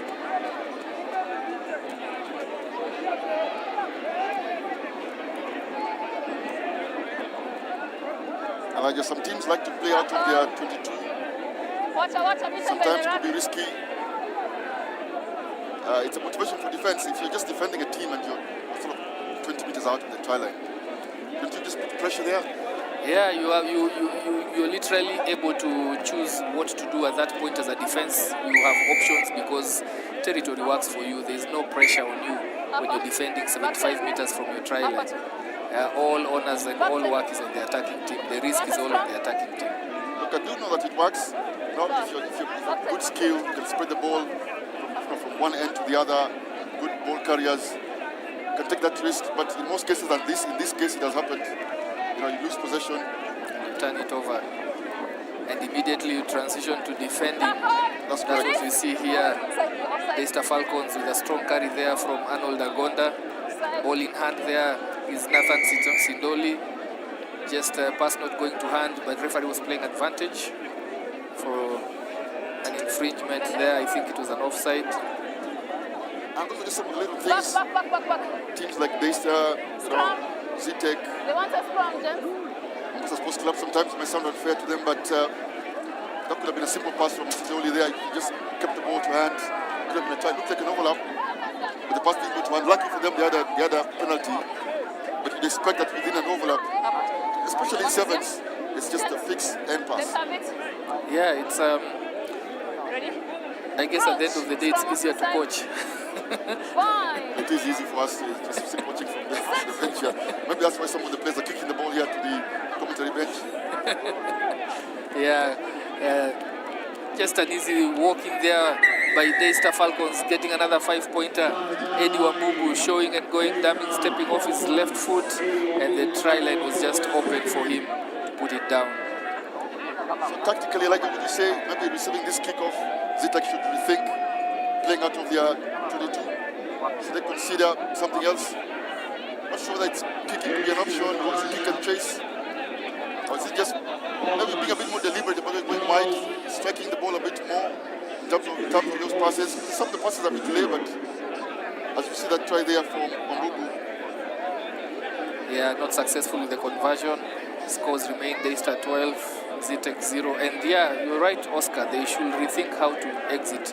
And not necessarily, if you do not have the skills to back yourself in those pressure moments when you have ball in your territory, then you can elect for other options.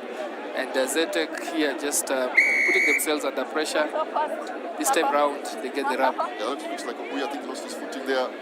Hard on deck. You know, there's nothing wrong in playing this. It's just that the passes are just a bit, and the right just a bit slow, so it's easy for the defense just to shepherd it to the end, you know, and then defend here. Oh, yeah. He stepped out. Yeah, he did step out. Yeah, he stepped out. That wasn't good. Stepped out. Just ran short of space there on the touchline. There, just taking on his man, Brian Ndeko, at the edge there. Thank you. To be fair to them, they did get out of this, the 22, with the passing. Line out. Step out here fast. Yeah, at least something to show in their for the attacking prowess here. Zetech not had a lot of ball to work with, but they do have the right territory if they can just target to turn over this line out. Crisp line out over the top from Daystar. Wambubu steps in and creates space for his center out, who was a winger to help him outside there, but he doesn't need him. He puts the afterburners and Aldo Nagonda gets tries an offload as he was tackled. Eddie Mbugu just guilty of knocking it on. I think it was off his foot. I don't think he knocked on, just that he overkicked that. Very true, very true. He overkicked it and couldn't put it down on tight the try box. Going into the halftime, referee calls it for a break. Daystar leading 12, Zetec 0.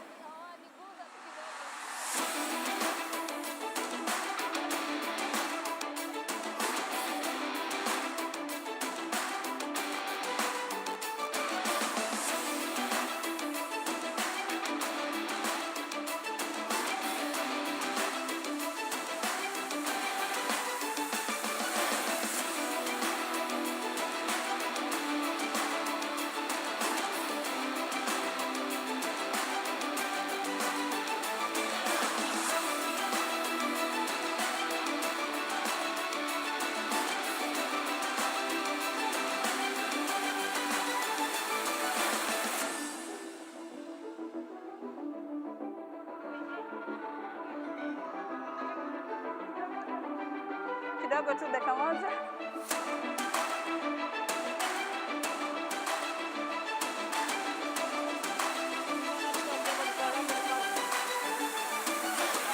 Side gani? Huku niko. Nikae nyuma kidogo. Ready? So Daystar Falcons kicking us off for the second half of this match, the last round of fixtures and also last games for both teams as they are looking for their first wins of this second leg of the National 7 Circuit, Sports Pesa National 7 Circuit. Daystar, of course, doing so well in the first half, leading 12-0. Eddie Wambugu identifies the space behind the defense, kicks and goes. It's one of the weapons he has in his arsenal, but knocks it on just short of the try line. Knock on first, right here. Well, Daystar coach Caleb Osire there will not be happy.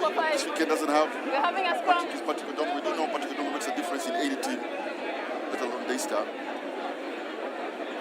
Yeah, and what it does also, of course, is when your talisman is off, everyone has to step up to the plate.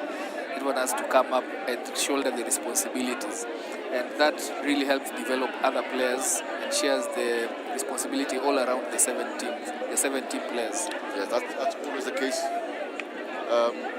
Patrick is out, gives another player an opportunity to come in here, as we see Wambugu just getting off to the bench. Subs from Zetec as well, Anderson Odor coming in. Okay, ready, gents? Let's come up on the other side. Yeah, very urgent matters for Zetec to address here. 5-meter defensive scrum. Sit. Just hold. They need a very stable one. No pressure balls here. Ball is out. They do so with time to think of what to do. Carries it back into traffic. Tackler, roll away fast. Upper. Yeah, penalized there for not rolling away. That was Nathan Sindoli. But Zetec not using the ball well, spilling it and turning it over to Daystar. Very dangerous territory here. Again, both teams just guilty of so many errors, handling errors, especially in contact. Yeah, I'm sure Daystar happy to be here. This is the wrong area to play for Zetec. Crouch. Scrum putting for Zetec here by Anderson Odor. He wants his team to leave this area. And perhaps play more rugby upfield. Set. Yes, not exiting, still in their 22, absorbing all the pressure, scoreboard pressure too on their end, not putting anything, still trailing. Zetec's main agenda for this tournament is to ensure that they finish in the top 12 and earn themselves a right to participate in the next leg of the National Sevens Circuit. That will be the Christie Sevens, the 16th to 17th of August. That's really good back pressure there for they start.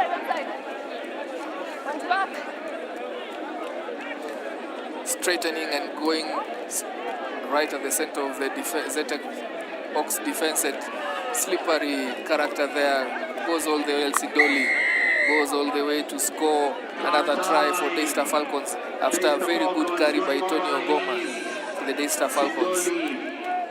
Sidoli just at the moment, just before that, he's like to miss the pass, didn't get it, but didn't go forward. He says didn't go forward to play, but he came back again in support, kept going. And show and go there by Sidoli. Really good pass. I think Daystar using their power here. Zetec, they're not going to turn over. Zetec again trying to play to the 22. Then Zetec just in a very ferocious ruck context there. Eventually got the ball and Sidoli went in the try as he substituted. Yeah, Sidoli, after doing his good job, takes a break, and on comes number 13, Elvis Sunday. Zetec Hawks, of course, just doing all the hard work but in the wrong territory, so that whenever they spill ball, whenever they turn over possession, they get punished by Daystar. They just need to work on that. Gilbert Odhiambo here with a good step here for Zetec. Good carry there by Gilbert. Anderson comes to the rack to clear and sends it out now. Maybe this is better play here from Zetec. Oh, the pass just doesn't go to hand. Gilbert has to gather again here. Offload, yes, it's on the offload. And interplay again, pass, yes, keeping the ball alive here. There's a decent man, give the pass, yes, he goes. Good vision. Looks like there's a cross cover tackle here. Coming in, another Good offload. support play. Jump over the player. Oh, she scores. Oh, no, it goes straight to the man when he got to the corner. He had the space on the outside. Oh, no. Yeah. He butchers that one. Gets held up. He had the space on the outside. Gets he just held goes up. to the corner. Oh. Yeah, after such a wonderful spate of, attacking phase here, offloading at the right moments, support all the way. Elijah, he had the presence of mind to do a hurdle jump there, that last tackle attempt. But sort of... Yeah, that is one score that awareness, will just rule. could have gone to the corner and scored the turnovers. Fantastic sevens of rugby from Zetec. They do have the ball. Hold it, make it better. Yeah, they get held up in sevens. That's not a goal line drop. It's a 5 meter for the attacking team, and it seems they get it right and score this time round. Anderson, with all of his 55 kilos, does steps and goes there and eventually scores the try. And this is an outcome of some good offensive rugby from Zetec, and eventually they get a try from it. And they started right in their own 22, just identifying that they needed to keep the ball alive and deny Daystar any contest, any areas to contest the ball. Went all the way to score that try. Remember, the last time they conceded was because they tried to get to a rack in the 22. This time, the power play there on the rack, good confrontation and they get a turnover and scored. And this time, Zetec choose then to offload, and very good support lines here from the support players from Zetec. Very high kickoff. And well taken as well. Well taken, yeah, by Daystar, and they are able to consolidate that, but they got held up and turned over. Zetec doing the right thing, turned it over immediately. That's also the other danger of waiting too long to come down after you've been hoisted to receive that ball. It gives the opportunity to the defense. Let's have the scrum. Zetec as well, What about? aware they lost the kickoff, We are going on. but didn't lose the man, kept him up there, and now they have another chance to go, even though the time is up. Comfortable? Should they have the last say on this one? Just hold. Yeah, won't make much of a difference in terms of the outcome. Still be a loss, but they would want to go out on a high for after this day one, and a good grabber kick there. Oh, I missed the ball again. An advantage. Advantage over. Off to the races, but just gets caught there. Tap on. Halfway of the pitch here, Dennis Wambugu again goes to his boot. He has used that around 4 times in this match.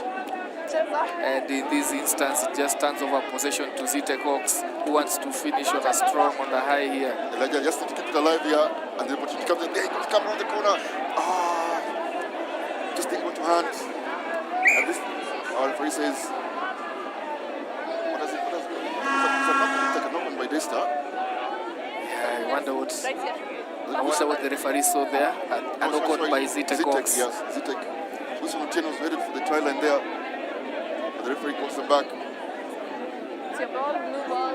Wilson Otieno was raring to go there, but yeah, referee calls it back for a knock-on, and I think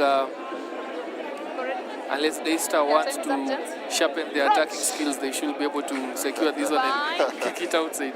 Set. Just hold it. Caleb Osire don't want to watch that. I think he wants his team to just get this out and yeah. Tony Ogoma just kicks it out, and that brings to a halt this game between Daystar and Zitek. Daystar getting their first win, 17. Zitek still winless at 7 points. Marathon. Daystar Falcons 17.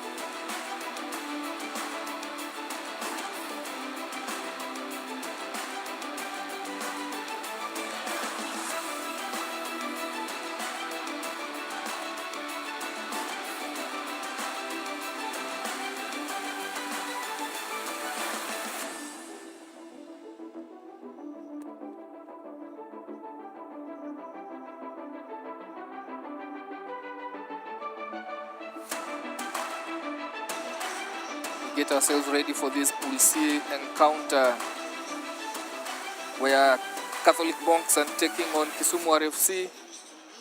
This is their last round of fixtures for this day one of the Princeloo Sevens. Catholic Monks losing the first match they played against KCB Rugby, but they did give a good account of themselves in that match, almost a slippery slope for KCB Rugby. They are then proceeding to draw, the first draw of the day when they went up against Nondescript, 22-all in that one. Remember last year Catholic Monks did beat Nondescript basically in the quarterfinals of the Christie Sevens. So they are a decent side, Monks. Indeed they are. The other side, Kisumu, is the first turning up for this match, for the National Sevens circuit. And I think they're just working and trying to ensure that they get their paces well, even as they look to host Dallas Sevens, which will be the ultimate round, last round of the National Sevens circuit. That ball received but ushered out, and Kisumu Rugby just not keen on keeping the ball within the field of play, losing that to Monks. Good line out there by Catholic Monks. Carry, strong carry, and looking to now exit from that rack and attack the left side of the pitch. Dennis Mulinge back. It was a very fantastic game during that draw that they had against Nondescript. Good retention in that rack. Again swinging the ball from one side to the other. Kisumu just aligning themselves, jogging into their structure there on the defense, and that is a seatbelt tackle. Advantage played by the referee for that tackle.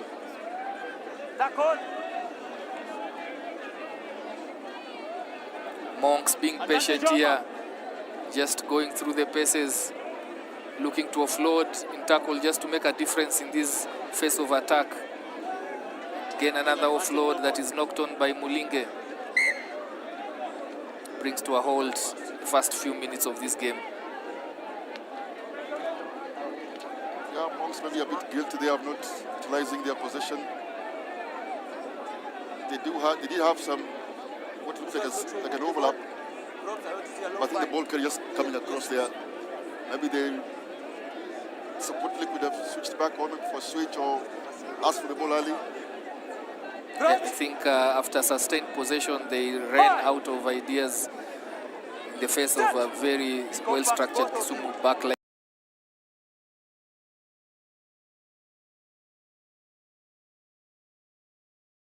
In defense. Allow you to go across, or that's what we call shepherding. Just go to the end, and then once you get there, you run out. What has been happening to Monks? They have all the possession, but not really.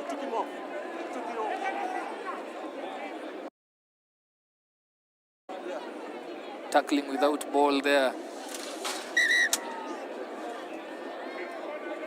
Referee calls a stop to the game.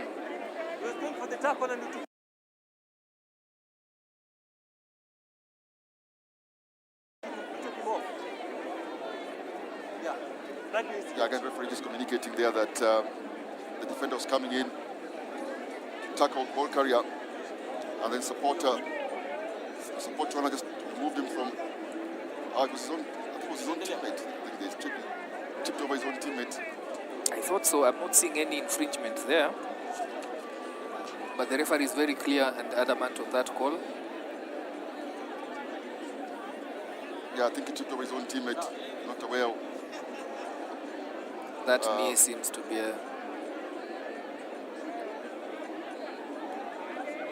Don't be too quick to judge, Elijah. There could be some holy water on that knee. There he goes.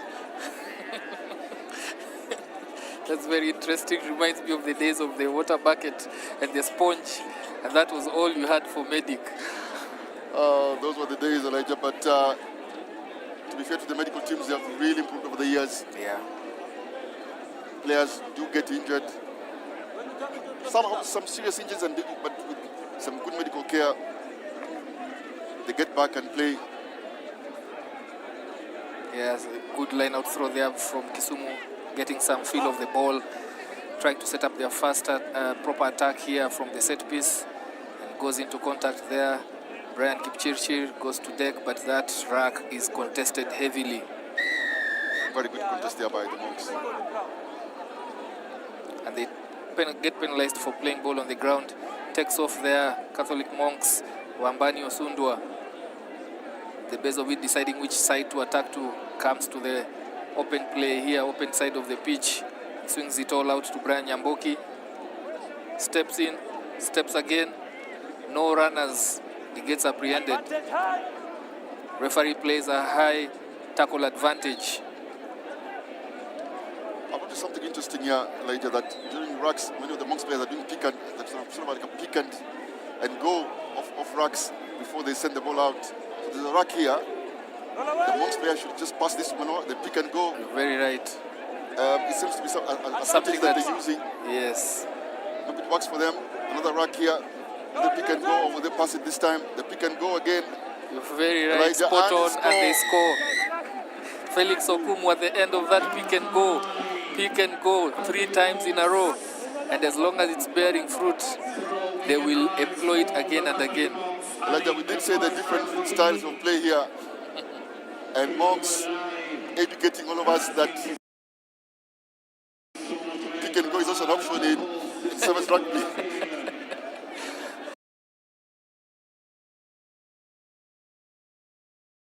To good effect. And perhaps the good try there for Monks, just using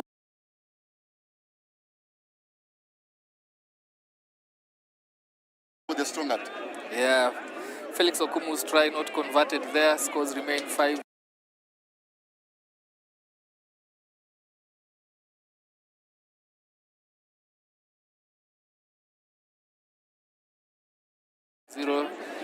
To Catholic University. Kisumu not giving any pressure to Monks' defense. No, Catholic Monks identifying the gap behind the defense and having a 5-meter.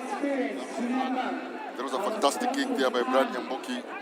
Catholic Monks looked up, so Kisumu had left a pocket of space that have a sound To their experience. left there, Kisumu. They've just got to try to send the ball deep there on the 5 meters line out, and then put pressure on the line out, and then get the line out and try time. Wow. Double jeopardy there for Kisumu RFC, not covering the space and then losing their own line out. Elijah, I remain a good student of sevens rugby or rugby in general. And I think I've just learned something here from Catholic monks, that you do get a pick and go, score a try on the kick off, kick deep, and then play also line out defense. Remember, line out defense is also a strategy. Yeah, it is. Teams play on the line out attack, but line out defense is for strategy, and monks there. And very sharp teams utilize that. Create pressure on that line out on your 5.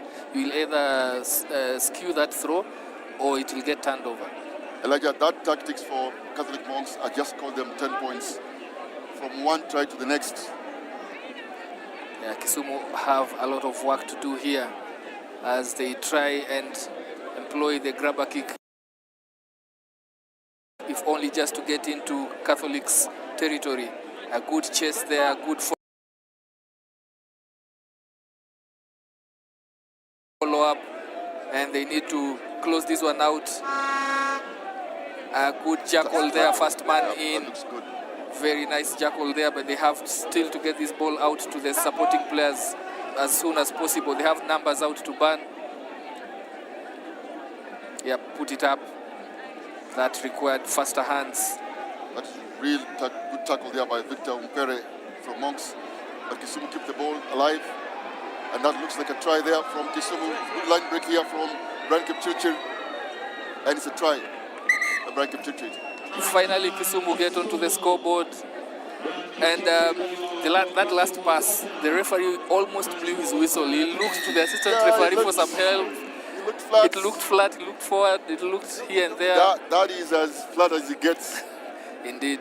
Elijah. And what's interesting there as well, there was a really good shot there by Victor Mupere from Catholic Monks. But Kisumu still kept the ball. Yes. Getting tackled is part of rugby.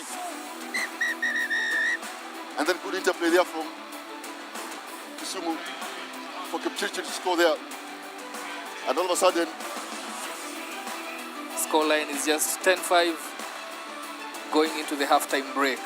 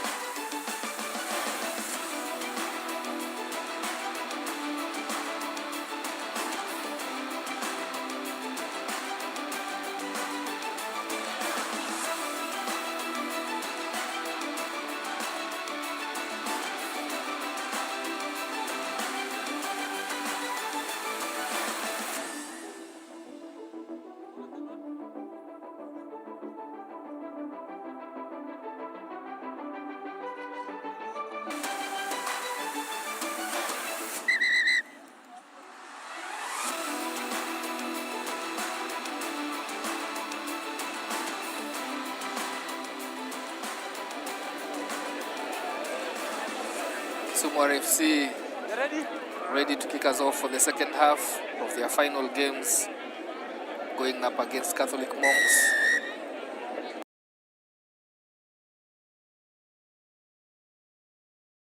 Catholic Monks holding a slender lead 10-5.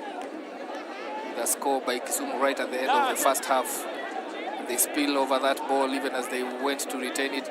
Mulinge at the end of it and puncturing through the Kisumu defense. Strong carry there is apprehended and Kisumu just trying to reorganize their defense. Elijah, Kisumu gave them the same treatment in the rack there, but the referee says there's no release of the tackle. Yeah, Wambani just ran into a brick wall there.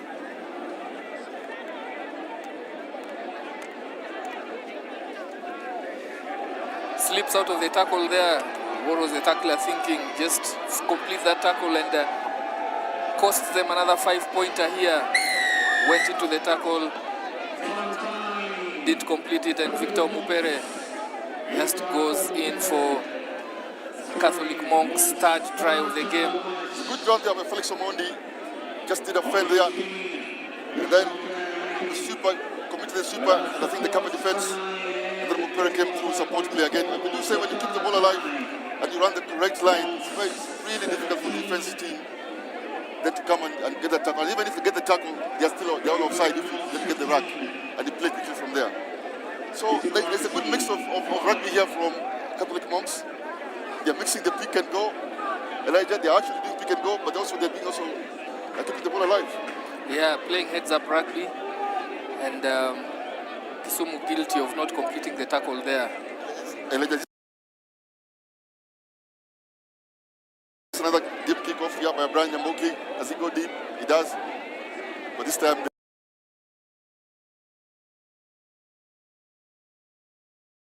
they do a better They field. cover that, yeah.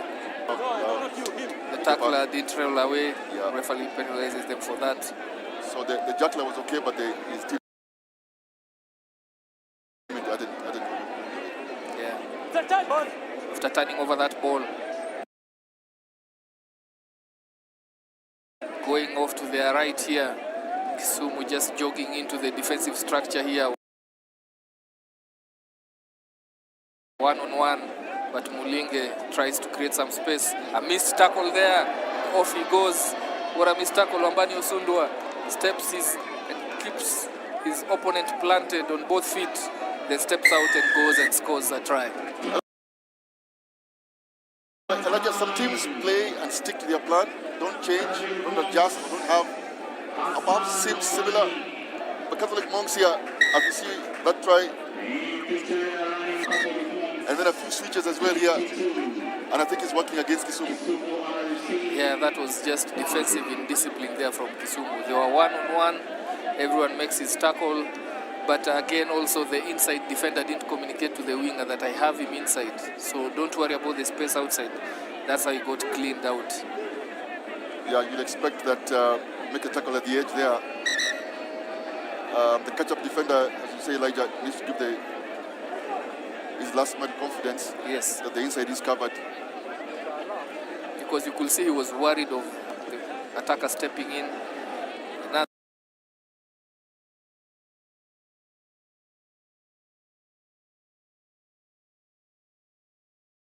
Nonetheless, they fumbled their restart there. Catholic Monks just kicking it out straight. In his attack, the defense was still there. He still had some work to do. Yeah. Around the defender. Yeah. So let's give some credit there as well. He had to try it out, limping out. Is Isaac Kubasu just walking off on the other side of the pitch. Yeah, some cramps here as we get to the last games of the day. Oh, Kisumu just... Yeah, that pass not going to hand. It was way in front of Wayne Lanogwa. Wayne Lanogwa knocks it on. Just when Kisumu just needed a break, just have some spell of possession that they can work with as the game. Outcome of Kisumu not having played the tournament before, as opposed to Monks who perhaps have already participated in the tournament and they've improved. Have they not? Is this showing? I believe it is showing. Monks, of course, even having the pre-season sevens that they attended, Kisumu will bank that this could be their second or first tournament that they are participating in. Yeah, I'm told they did play the Division 2 in Mombasa last weekend.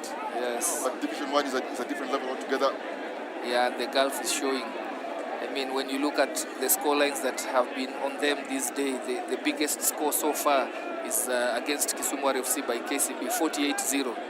And that shows the gulf of depth between them coming from Division 2 and coming here. Yeah, make no mistake, there's lessons learned. We know play, sometimes the score may not look pretty, but you will get better for that. And I'm sure by the time we get to Gala, this team will be in much better shape. Absolutely, and also hosting it and being at home, the 13th player, you know, as we say it, Kisumu should give a better show for that one. They retain possession there under pressure in that rack. They swing it out wide to their speed star here, Brian Kipchirchir. who scored their try early on, their only try. But he knocks it on under the attentions of the defenders. Mulinge right in the middle of that. I think Mulinge was very clever there. I don't think it was a complete release there by Mulinge. He held on, and Kipchirchir was trying to push the ball back, and that sort of looked like a knock-on. But I think I would argue Kipchirchir kept a finger in there that ball. Yeah, you know, there are always one or two players in your teams who have specialized in the dark arts. And the referee and the assistant referee can't. Only the TMO can save the day. In this case, there's no TMO, and Kisumu get out worse of that.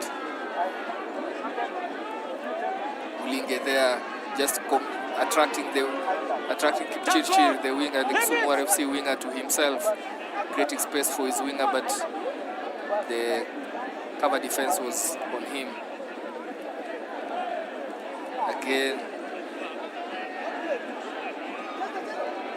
Catholic Monks just guilty of overplaying there, running out of options, getting caught. Just going across there, Elijah. Yeah.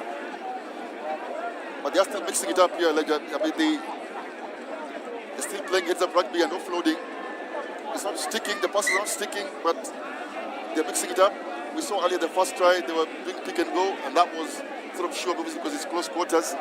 They did do some offload rugby, and Osunda there scored as well. I think Ompere as well scored off a nice offload. And I think Brian Nyamboki, they were just guilty of going across and perhaps looking a bit confusing his teammates. Yeah, I mean, it makes it so difficult to plan how to defend against them if they mix up their attacking weapons.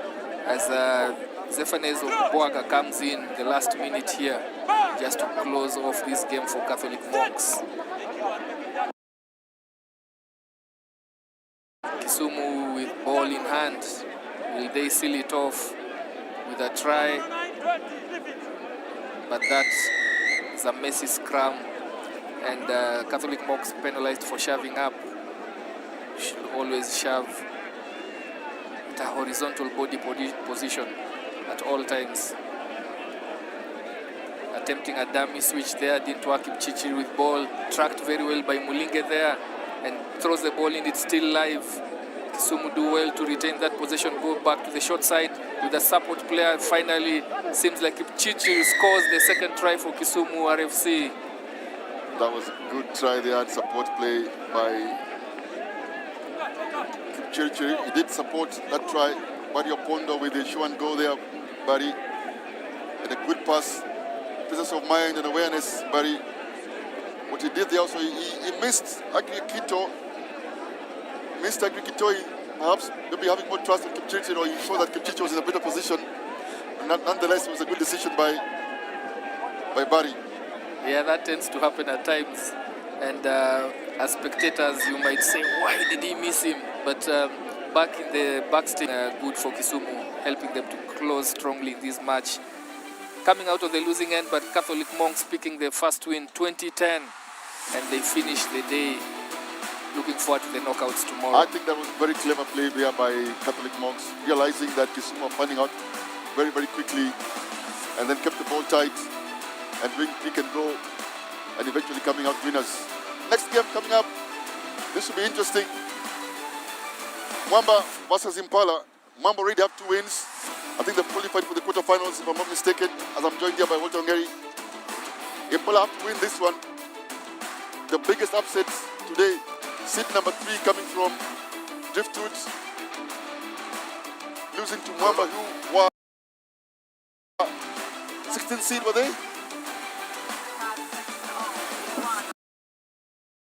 Yes. That's what you get for 7s. You can argue there was no Kesa in Cabras, with a couple of players missing. But Mwamba had a good account of themselves. And in the quarterfinals, Mwamba, they'll be very confident on this one as they take on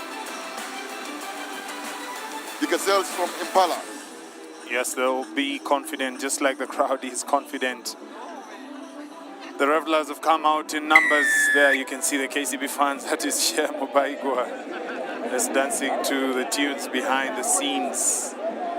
mean, he looks like Shemi Waigwa. Yes. Kick of time here. Backwards. That is Impala with possession. Impala on the attack. Tackle. Quickly shifting the ball back into the midfield. Matoka kicks the grabber, chases. Referee says no infringement there. And that is play on for Mwamba. Mwamba FC looking to turn defense into attack. That's a knock-on advantage there. Tackle is completed there. Eliakim needs to release. You're still on advantage. That's an advantage. Long advantage there for Impala. That's a knock-on advantage. Referee pulls play back. That's an infringement there.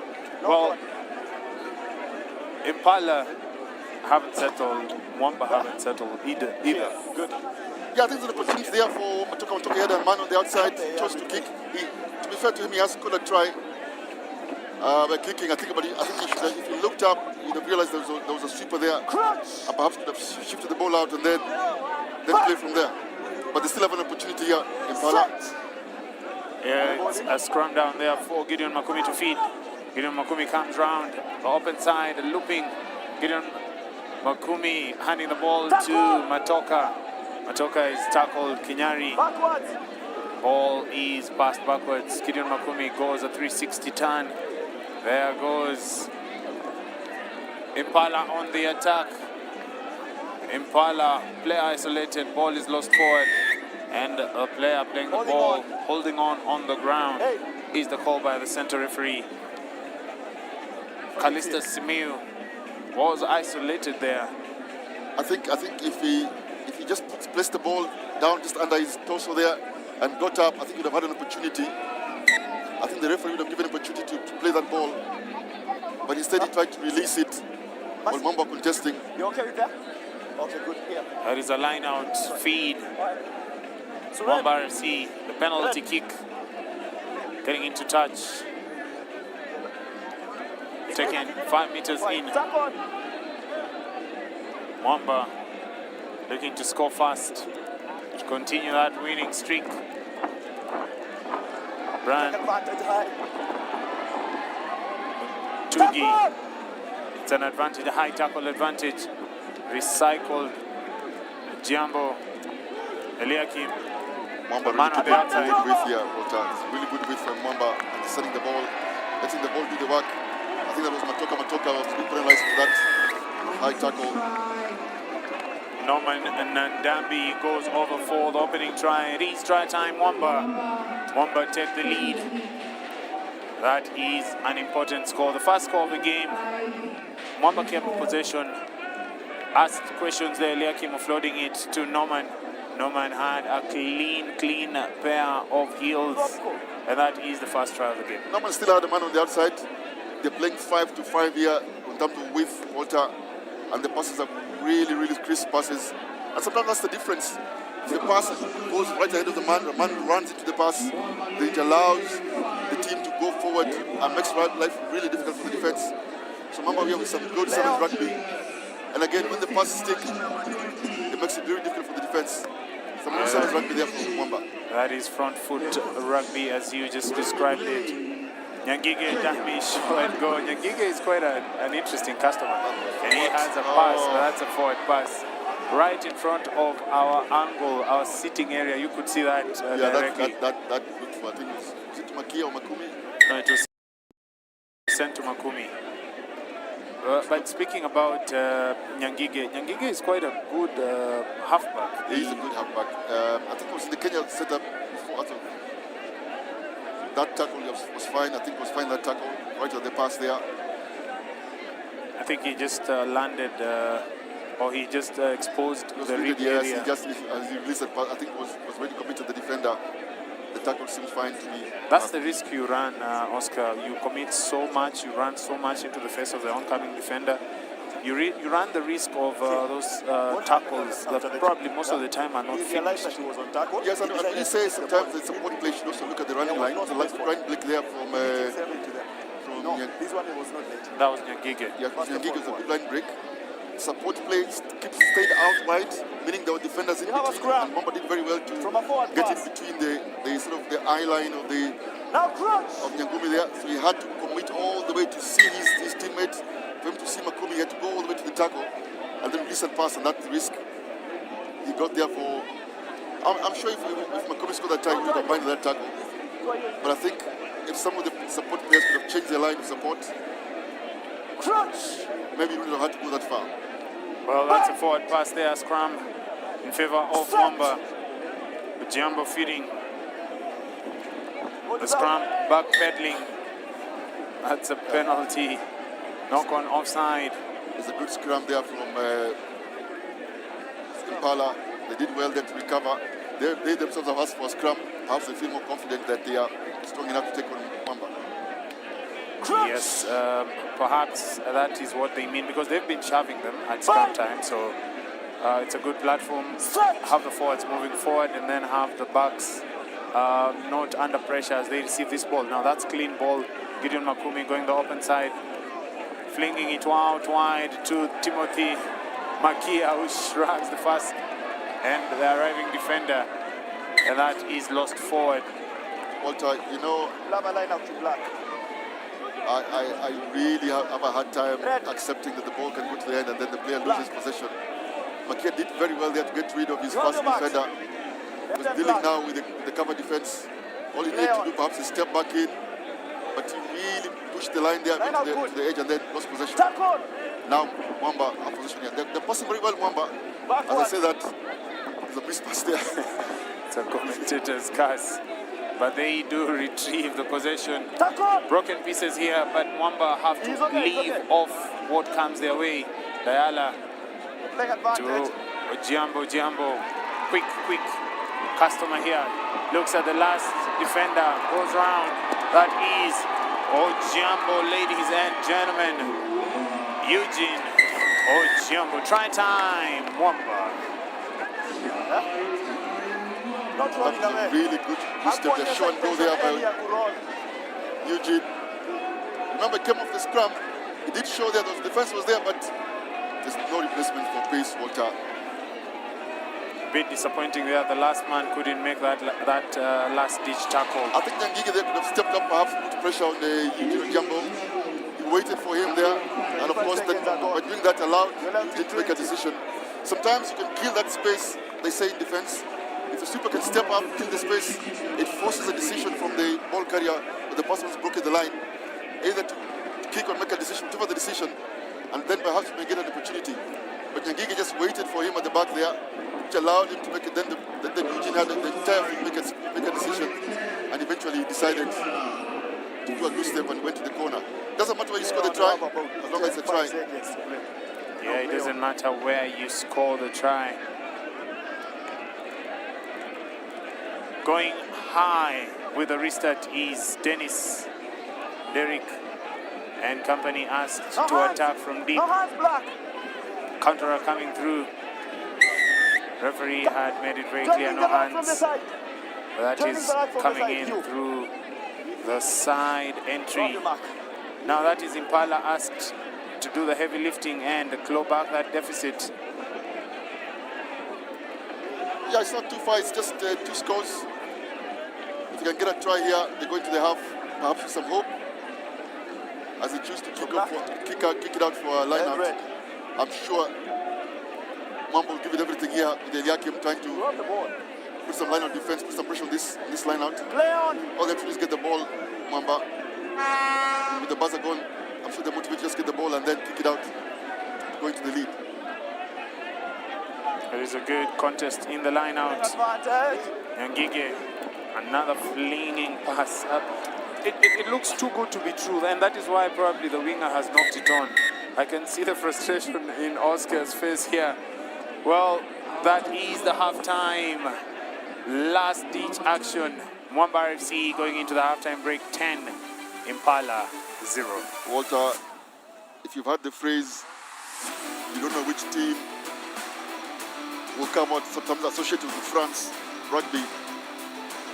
Sometimes, as you said, you don't know which Makia will come to the game. Looked like an easy catch there from Timothy Makia. But they still have 7 minutes to go here in Impala. If Mwamba can score 10 in 7 minutes, perhaps they too can score 10. Yes, 10 minutes to go. Enough time to actually score more than 3 tries. As we see the fans there. The fans coming out in large numbers. Enjoying the Sport Pesa National 7th Circuit. Beachside shenanigans. A bit cooler than Mombasa, Walter. The fans trying to keep warm here, but it's still fun nonetheless. Yeah, good setup here by Nakuru Athletic Club. It's always nice to come here to this thing called Suguta Valley. Yes, they do. This is the home of Nakuru FC, Suguta Valley, aka the Nakuru Athletics Club. Remember, they're celebrating 100 years of existence, so we are part and parcel of a big party here, Oscar. Fantastic. We had Jonathan Mwili here earlier telling us why it's called Princeloo. Give us a little bit of the history and the background of this 7th tournament, where they chose to call it Princeloo. Remember, Nakuru always had a 10-a-side tournament, not necessarily 7s, and when the 7th series started, they got this one. So, 100 years, no midfields, no knees, 103, Nakuru, 100 years today. Well, a milestone most of us will be wanting to hit, and a successful milestone for Nakuru rugby fraternity. Now, the second half coming your way. David Nyangige with ball in hand had a mixed reaction in that first half. David Nyangige had to require medical attention. This second half, Impala have to score fast. That really is the only lifeline that they have. Yeah, you would expect that, but like I said, Mwamba have really crispy passes. I'm really impressed with Mwamba here, with how they're moving the ball. I'm not surprised, to be fair, considering who the coach is. But they do take some risk, Mwamba, playing in their own 22, and the risk there didn't pay off. Knock on. That knock on there. Yeah, it's a high risk, high reward game. And in this instance, you can see Gideon Makumi requiring medical attention. Impala, I mean, you came to toss. Mwamba. Tell him not to talk to me. Yeah. Tell him not to talk to me. I'm not sure if the fans can hear that, but the referee is quite strong there, asking Impala to decide who the captain is, Oscar. I think this is the difference between rugby and the other old-shaped ball. Once the referee establishes a relationship with the captain, there's trust and respect that is established there. And if there's an issue, then the captain can always give the feedback to the referee. I think one of the Impala players there just seems to have given his opinion to the referee. The referee not happy, but he's made his point there. The centre man, and to good effect. Point and went back to apologize for that finger to the eye. Very good sportsmanship act there. 10 nil in the lead. And of course, Impala now offered an opportunity to try and claw back the deficit. They go down open side.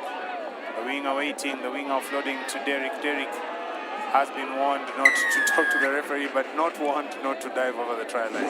It's a good try by Impala. Remember earlier I talked about Makia going to the edge there and then getting bundled into touch. I think it was Makumi went to the edge there and stepped back in. He didn't have to toss it back in, but as you see the toss there was good support coming in. And Kenyari really aware of that. Was it Makumi? That ball at the edge? Makumi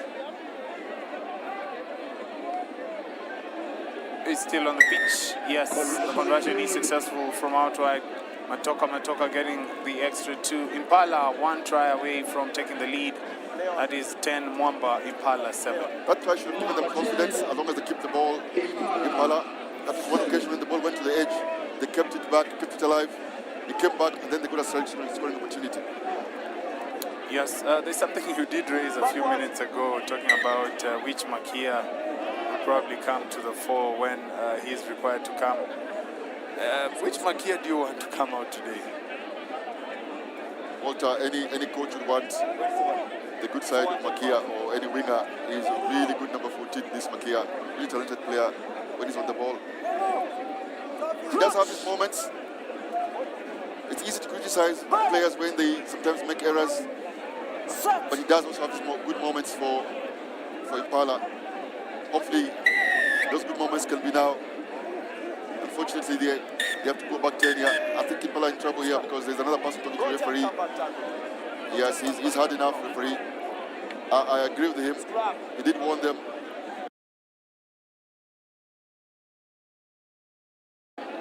To keep it down. But Nyangigi there seems to have given his opinion.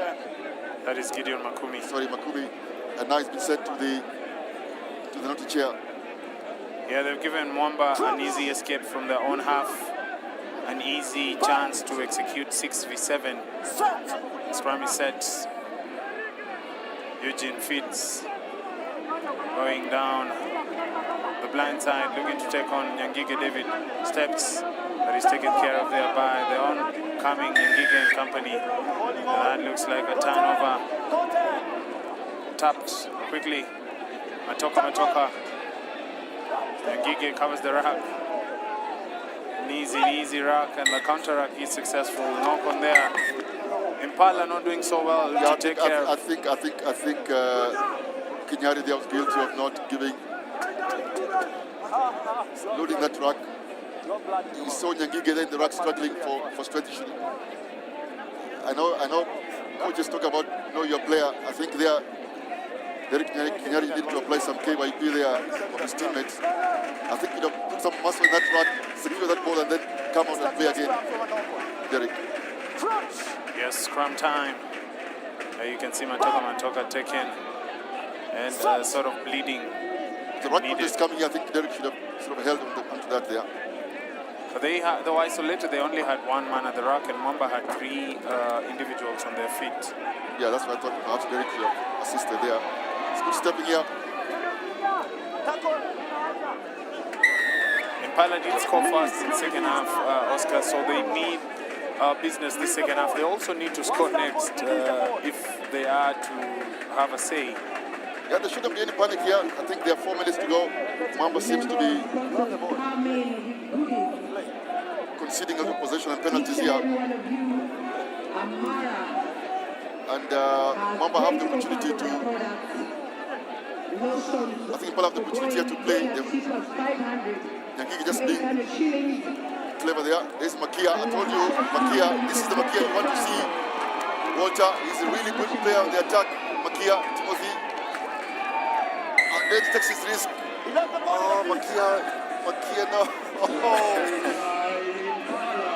That is a close one. That is a close one. That is the Makia you don't want inside the Makia you just wanted.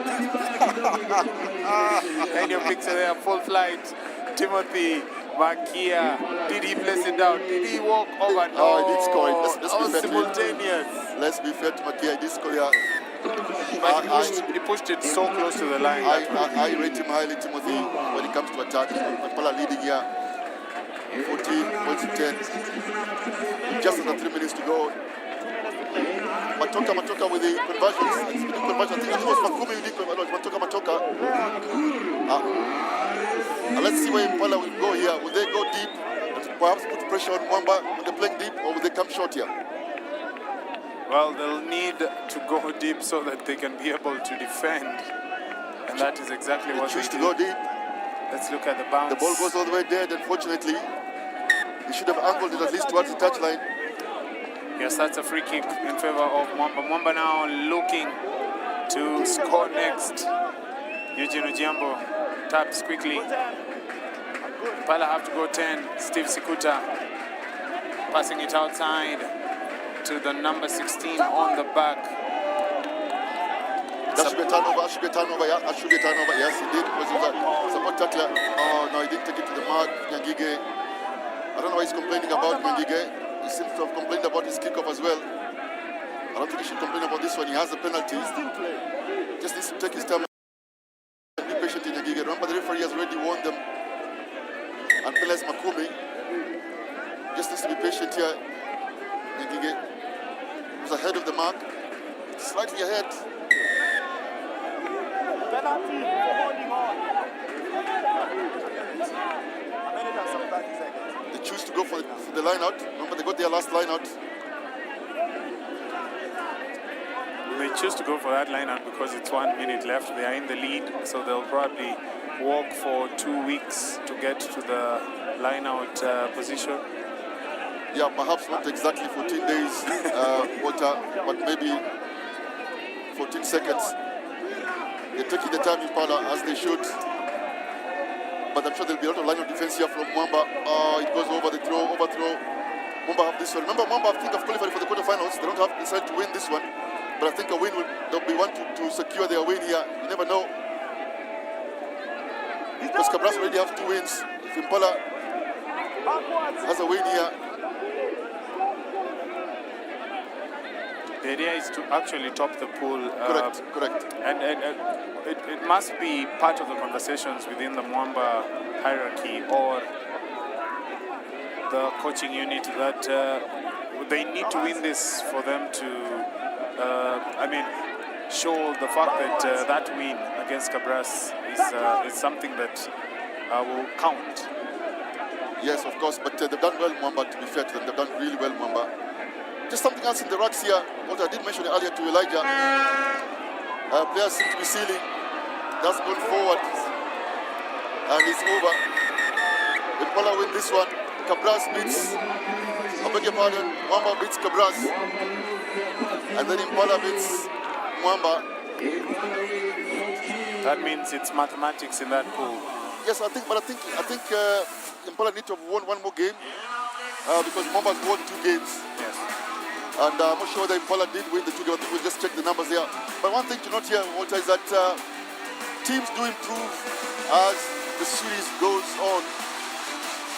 You will see some improvement from these teams even into the second day, the second tournament, and the third tournament.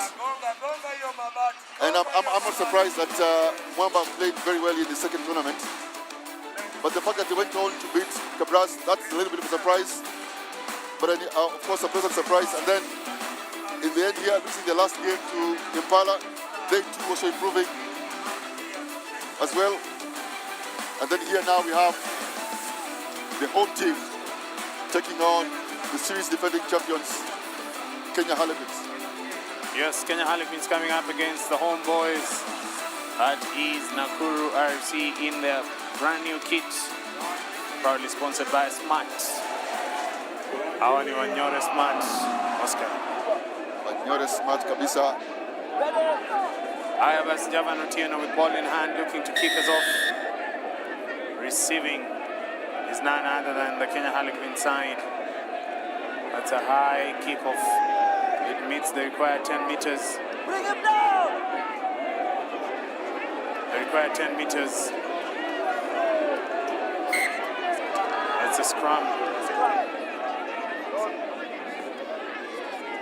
In favor of Kenya Harlequins. Kenya Harlequins with the early possession. The world. Lucky.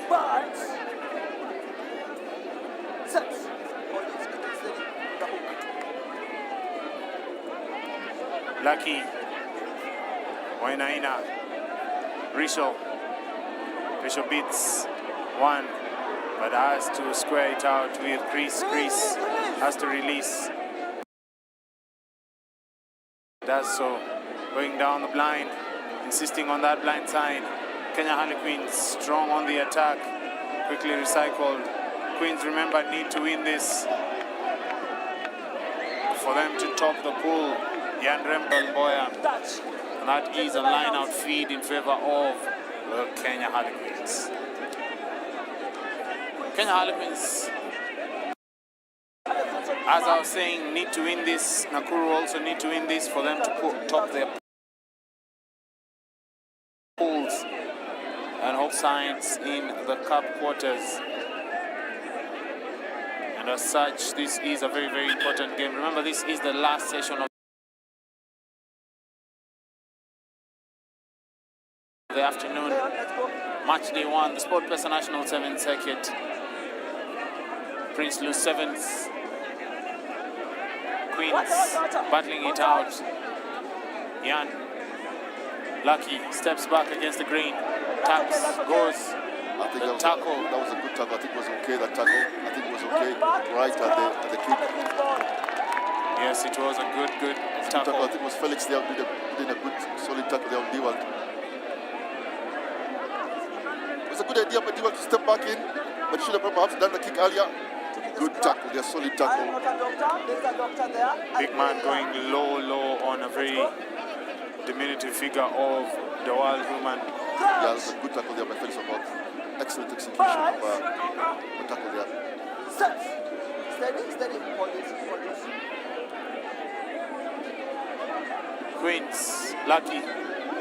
Wainaina shows, but he's well apprehended there by Cyprian Ombaso. Cyprian has to roll away. I think they lost the advantage there, so the referee has to call this one. Yes, and the referee says no clear release. Risho quickly taps. Paul Musami goes. And that is try time. Kenya Harlequins. Kenya Harlequins score first.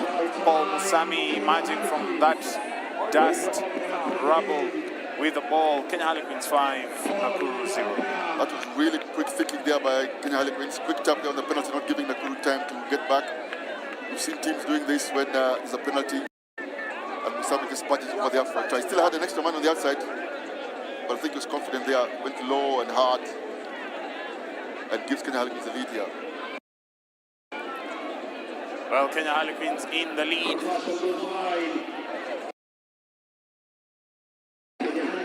The attempted conversion is unsuccessful. Lucky missing that.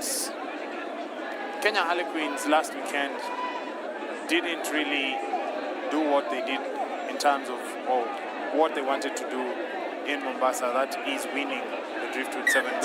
They did have some mistakes. As you see that kick-off mistake there by Dewald. And that was the difference last week. They look a bit urgent in this tournament. They're not playing too badly. Just a couple of decisions there that they're making. But it's a big curry.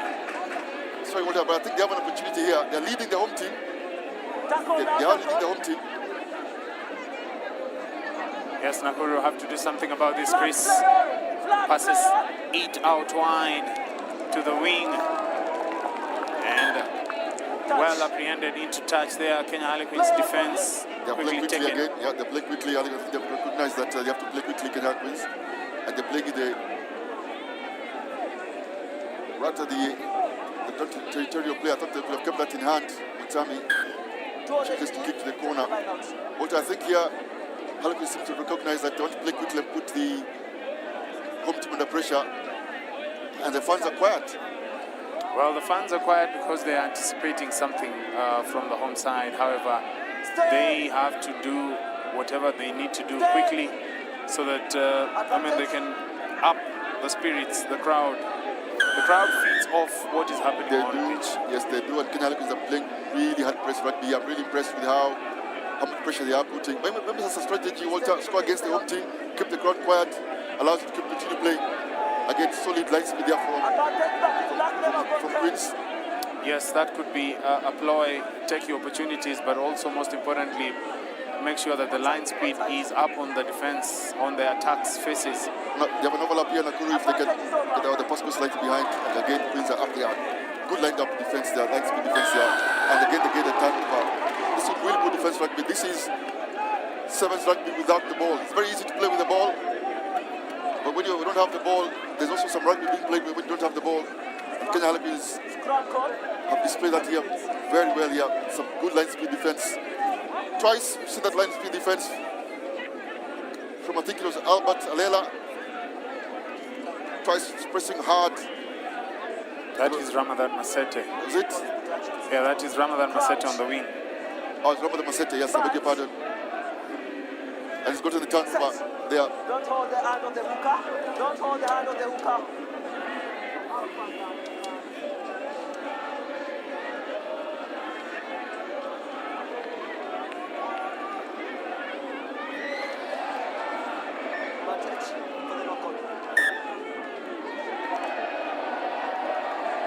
I'm playing the knock on here. You are watching. Scrum. If you're joining crowd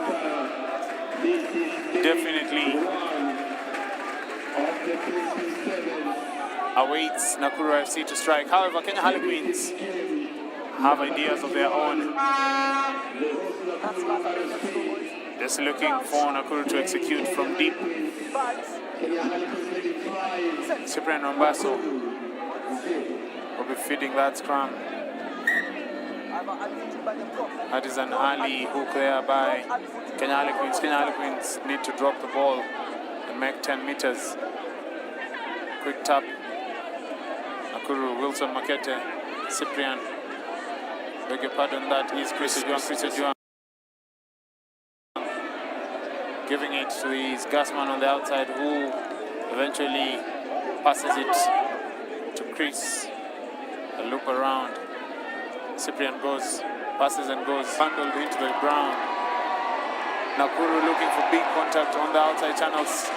Kenya Harlequins defending and of course counteracting for their lives. Big tackles there. You can see bodies lying all over. I did mention that Kenya Harlequins here are playing defensive rugby without the ball.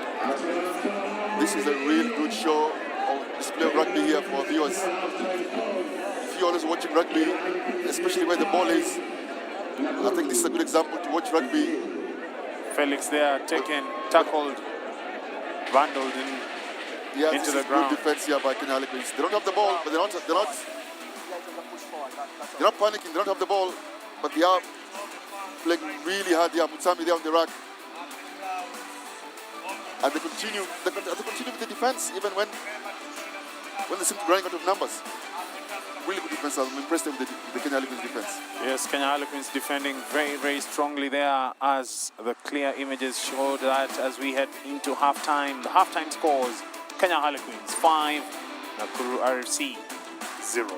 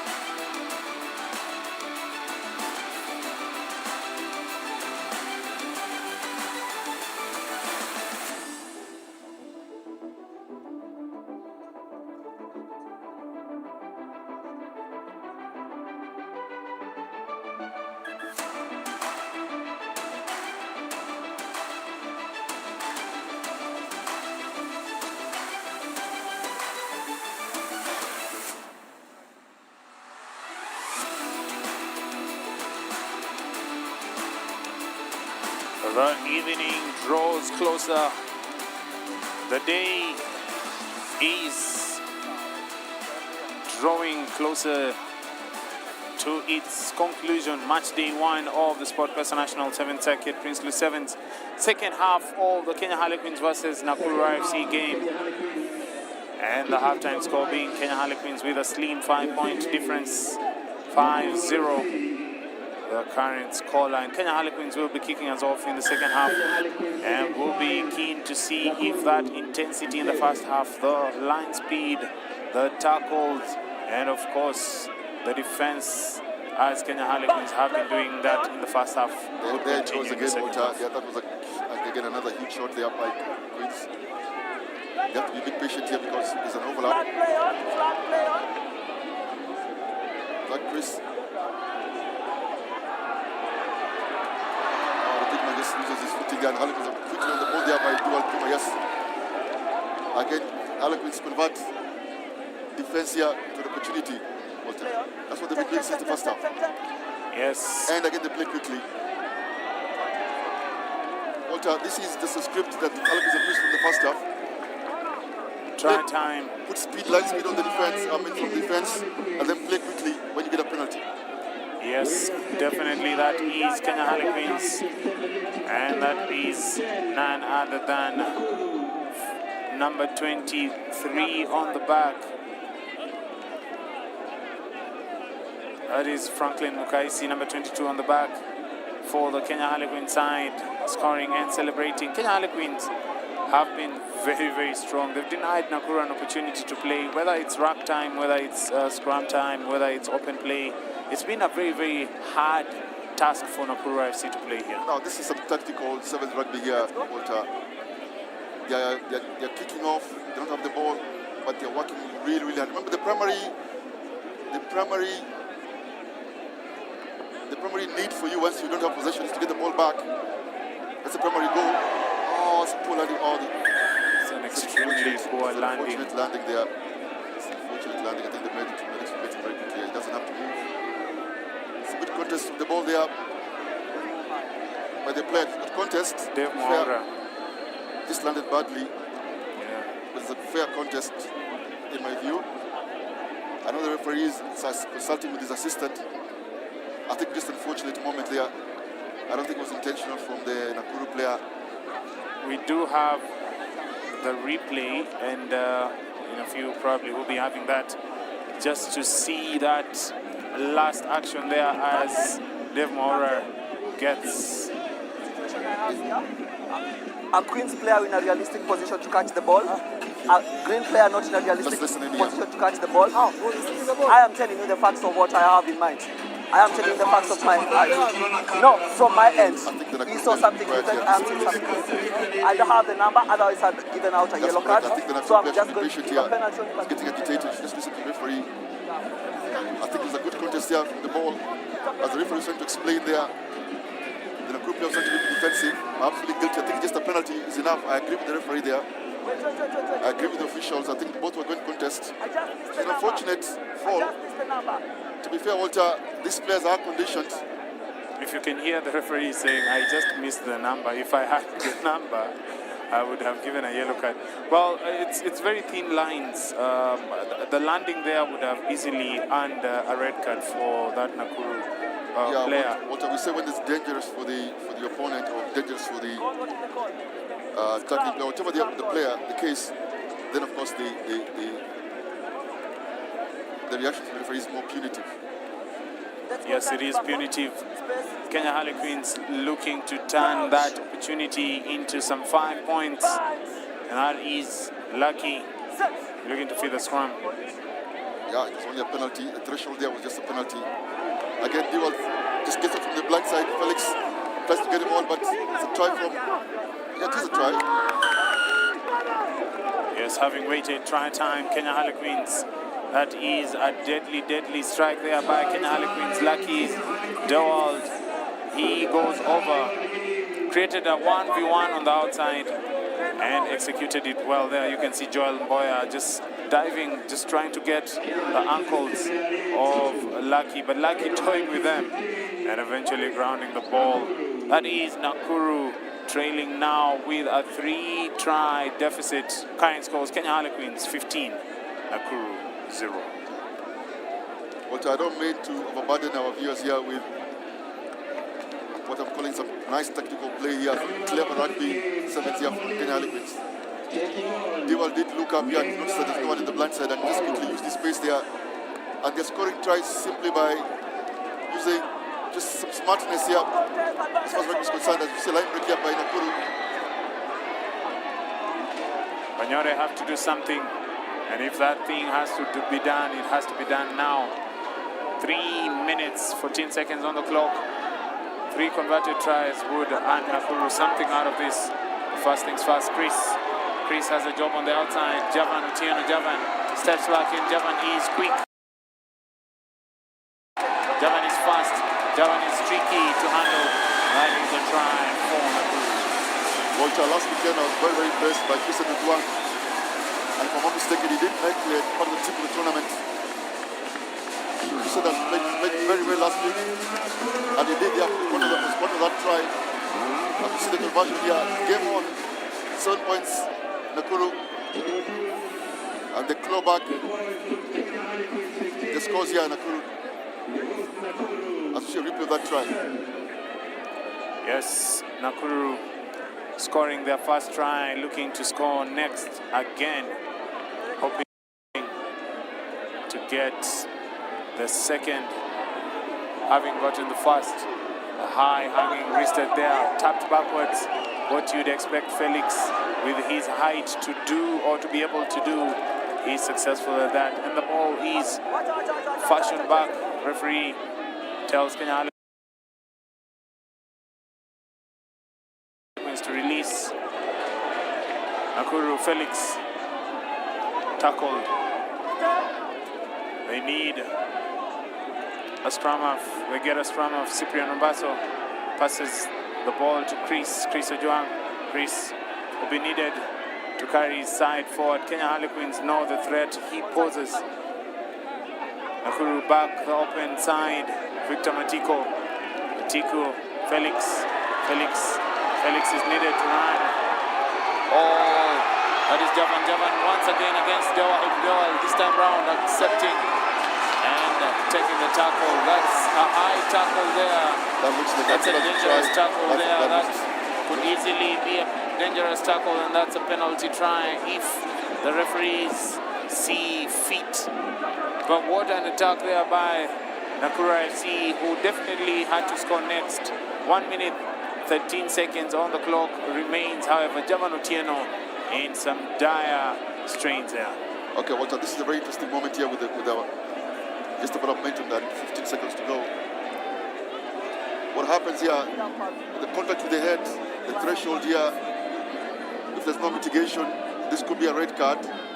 If there's contact with the head and the referee or the officials think that was dangerous, there is a bit of reaction there.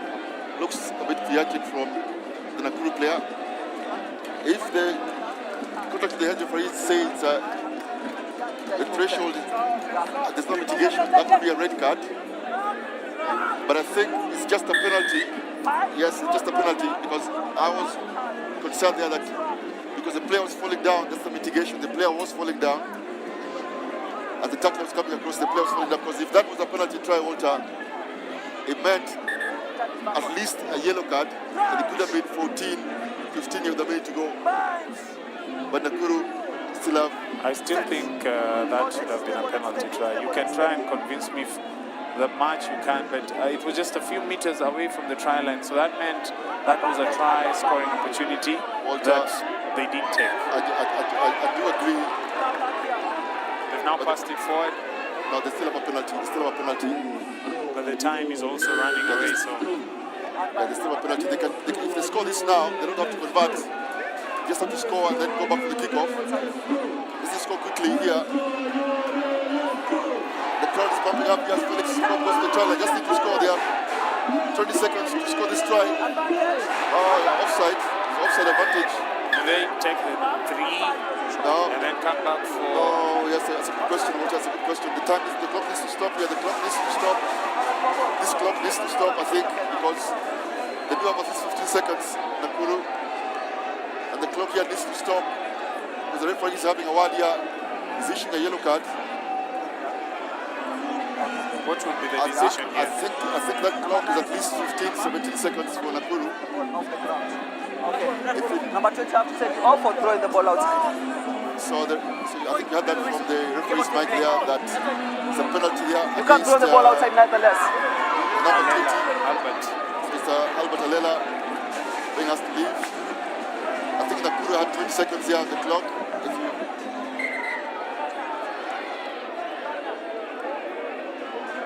I hope the timekeeper here is conscious. There was at least 15 seconds by my count. The clock pulled a scrum, so the clock is on. That means time goes even if the score, the buzzer goes. I would have asked them perhaps to scratch that one.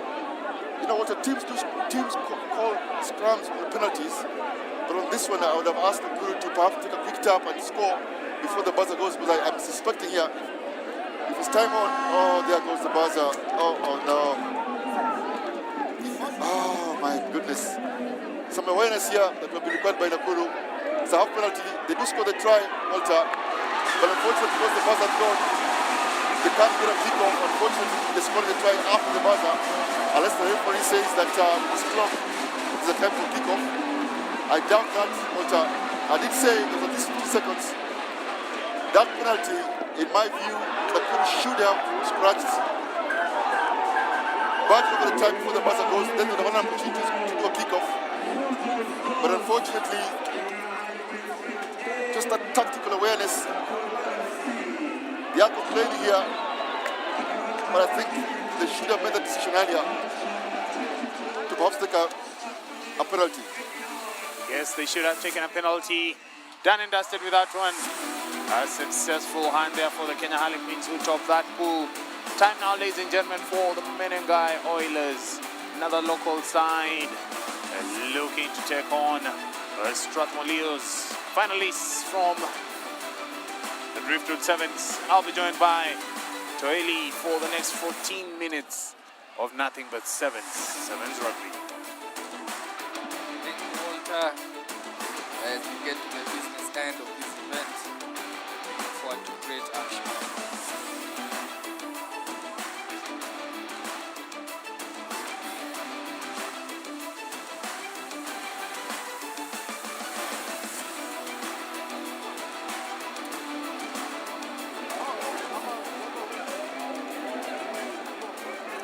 So Strathmore Leos will be playing their final match of the day, and they'll be taking on the Menengai Oilers. This one, ladies and gentlemen, is an interesting fixture. It happened last weekend in Mombasa, and we had Strathmore Leos coming on top. Another opportunity, another day. Kicking us off, the Strathmore Leos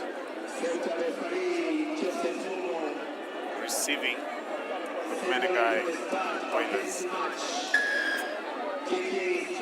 Schofield, Arnold Mwita kicking off. Kipchichi receiving.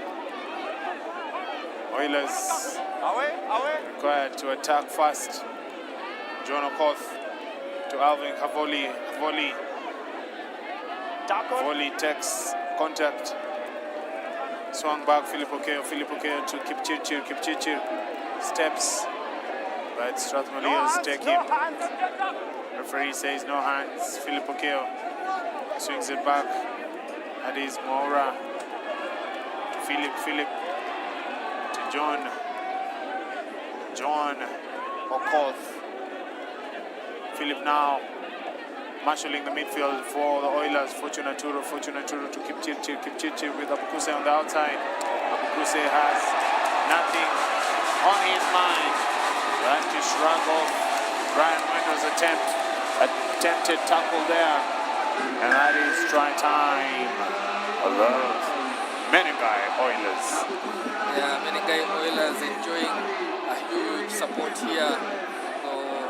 His home ground belongs to the Nakuru RFC, but in that split of game, they just had enough in their tanks to go end to end, coast to coast, and what they did was just a lot of probing on both on the Strathmore Leos defense, and finally when it got to the speedman Abukuse, Strathmore Leos had no answers for that.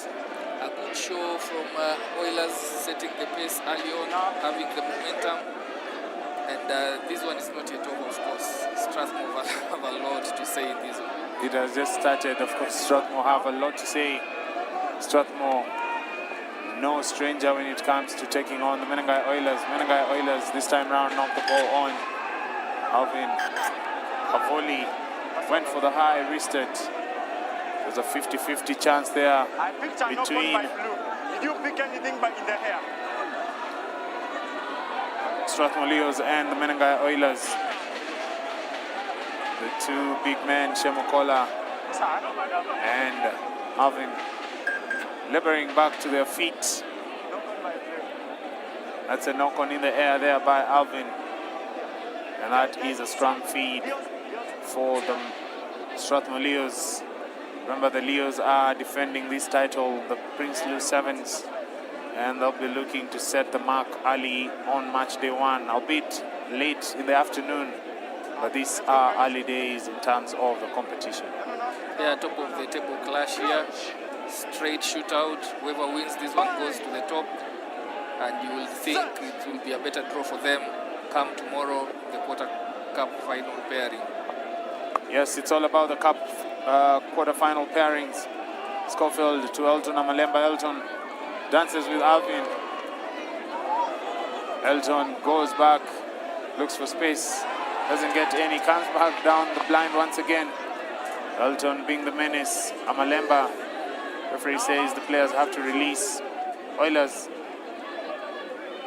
Barnabas swings it out wide to awaiting Shemokola. Shemokola takes the ball in two hands, runs into the on-coming defensive line. The Menengai Oilers referee is playing an advantage, an offside advantage, and he will be pulling play back there. Dennis Apupuse, the suspect, the culprit, caught offside, and play will be pulled back for a penalty to the Strathmore Leos.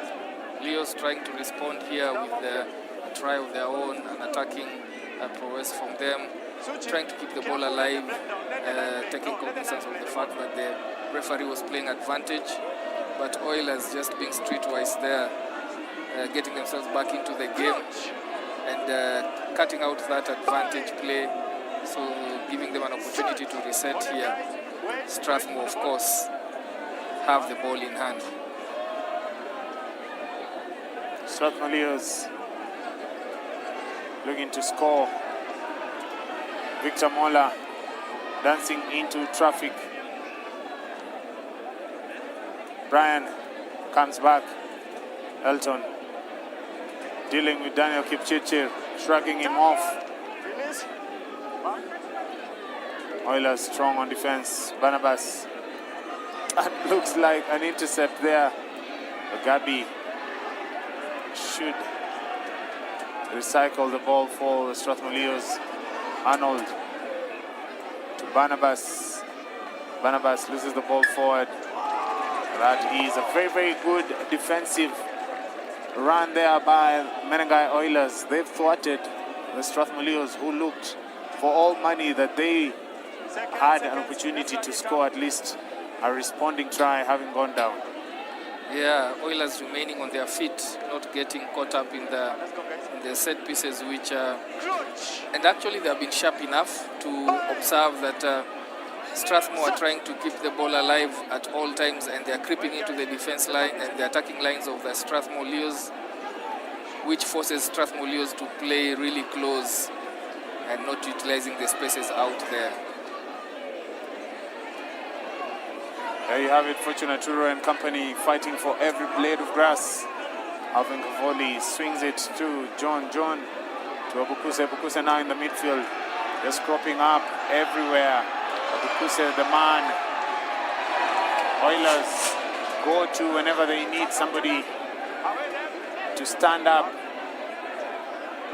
Oilers, John Okoth steps back. Strathmore Leos strong on defense. Nijo and company, that's a turnover.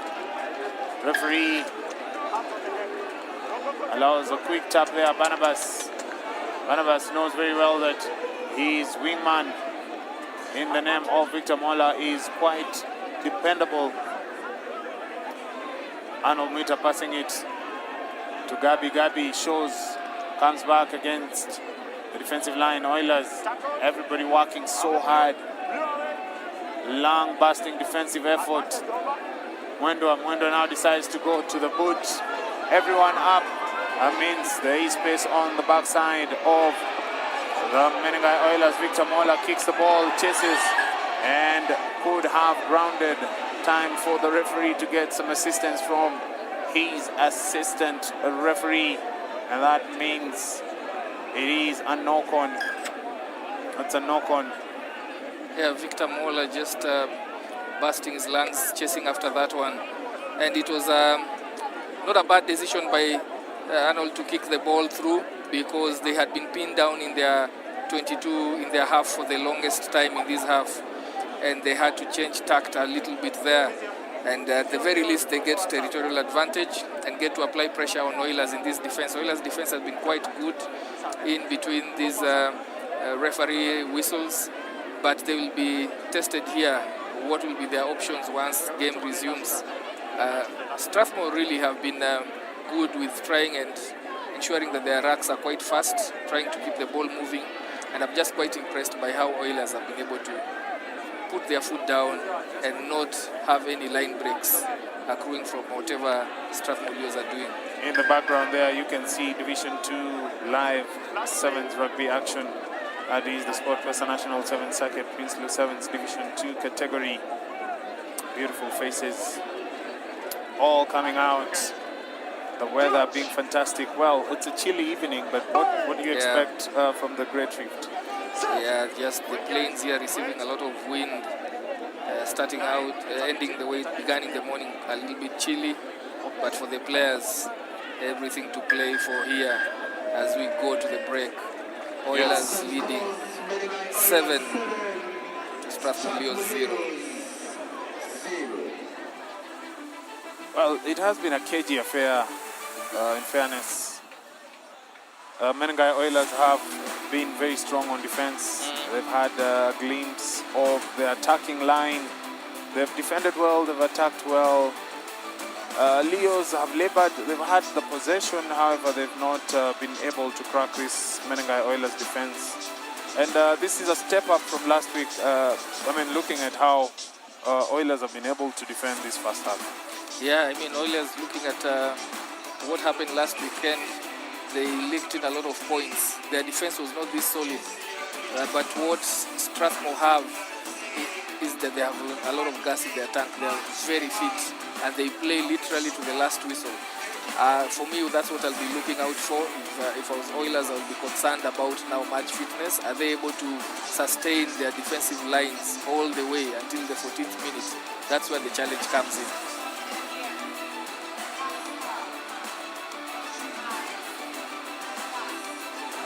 So, of course, we do have the live standings of the National 7th Circuit, Princeloo 7th, Sport Pesa National 7th Circuit, second leg.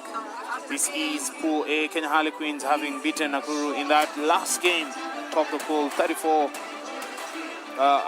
Goal. The point difference is 34 for Kenya Harlequins. Coming in second, Nakuru RFC with 7 points. Mombasa Sports Club and Stallions will be playing in the Challenge Trophy come match day 2.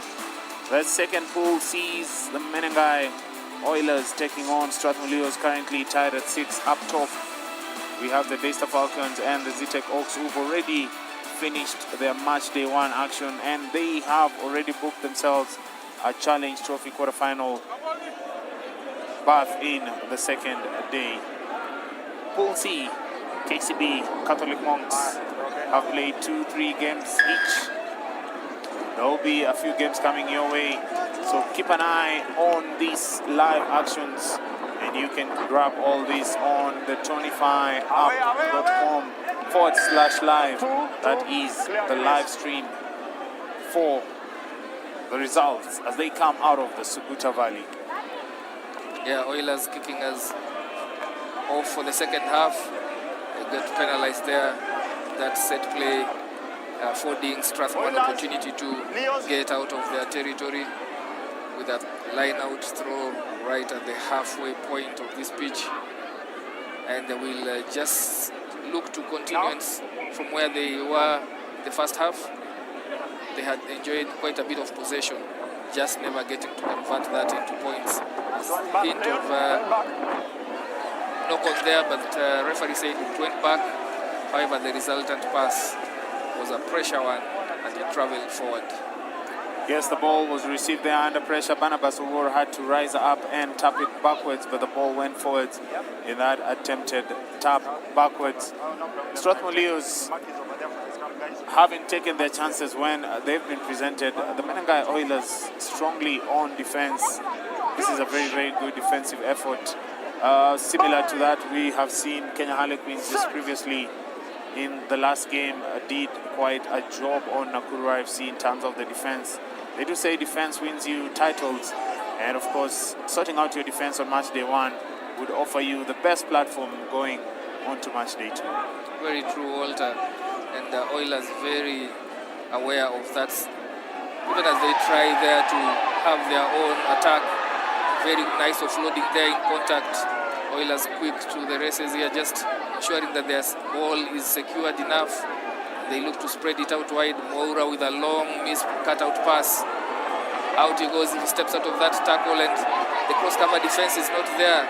Savoli with a strong carry there, just going through the paces and 10 meters short, Okoth with an offload, and they end up walking to the try line. End-to-end stuff here, spreading Strathmore until they run short of numbers. A beautiful try scored there by the Menengai Oilers. Patience with ball in hand. The replay there showing John Okoth just delaying that pass a little bit, a millisecond there, and having Strathmore committing to that tackle.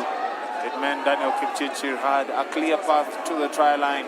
That is the second try for the Menengai Oilers as we await the conversion. Dennis Abukuse looking for the extra 2 points, not getting the extra 2 points. Oilers 12, Strathmore 0. We have 2 more games to go on match day 120. This venue, we do have the village set up, looking around the pitch, the beautiful pitchside boards that are currently marketing the sponsors and everyone. You see the big screen on the far end. What do you have to say about this organization in terms of the quality? Walter, it's a huge step up from what we had last year, and it shows also in the attendance. One of the best attended events is normally the Princeloo Sevens, but in these years being also another thing that the fans look forward to. Yes, of course, the fans, the revelers, the match day sponsors, the bosses, the fans. Those are the every reason we are here. That is try time. Strathmore Wafula, Samuel going over for Leo's fast as Kipchirchir urges his counterparts to keep up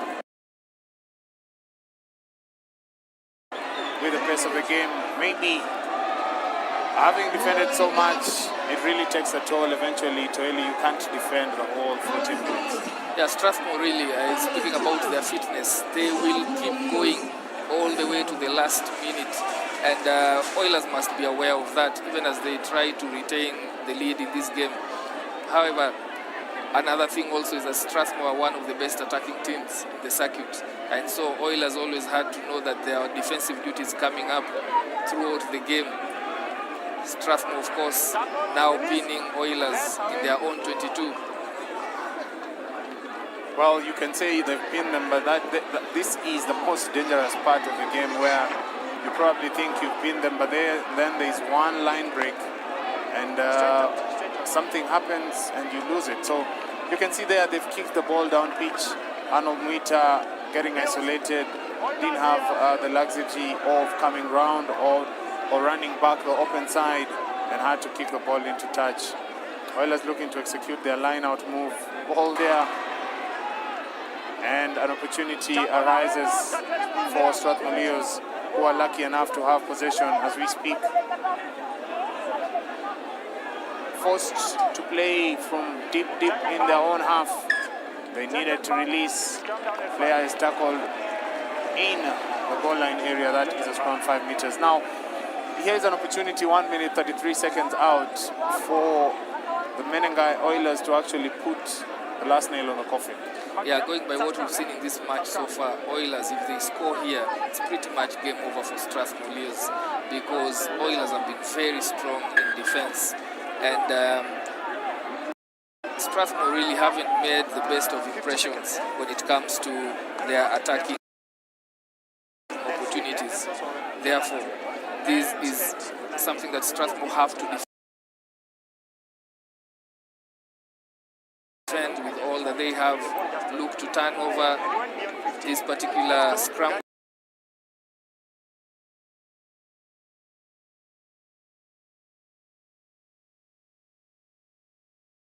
Down, apply pressure on it, because if the ball goes out wide, it's Dennis chewing gum.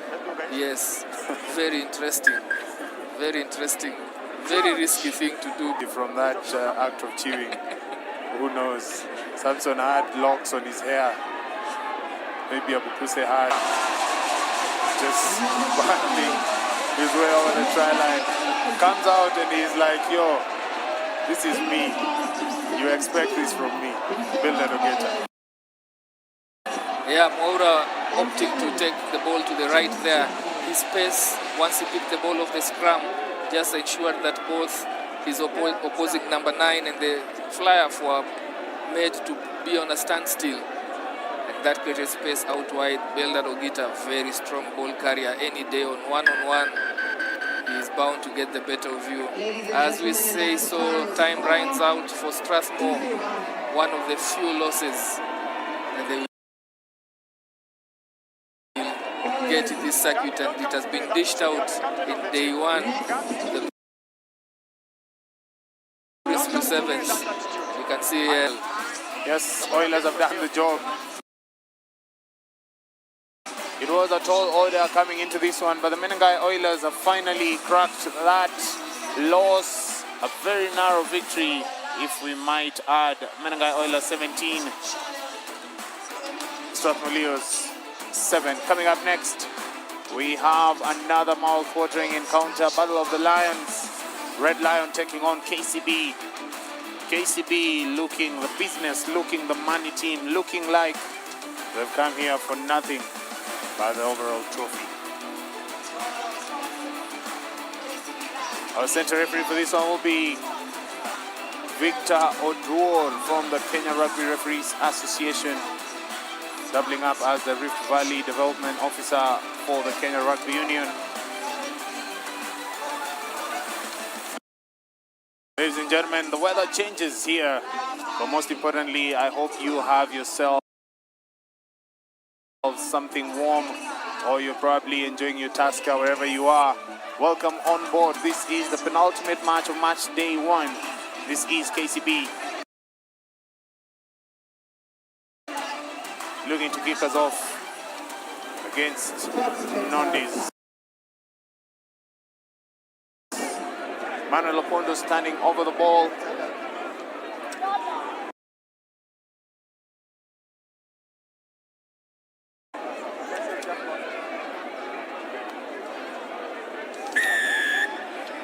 And it is kickoff time. Manuel Opondo looking from the kickoff. He's none other than Floyd Wabure. Try time, KCB. what happened there, what happened there. Kick-off try, and Nondi's players just gesticulating there to the referee that there was something amiss. But there was nothing about how Floyd finished. There was nothing amiss about how Floyd was there, pouncing on the inside ball, inside pass, and finishing really open try line there.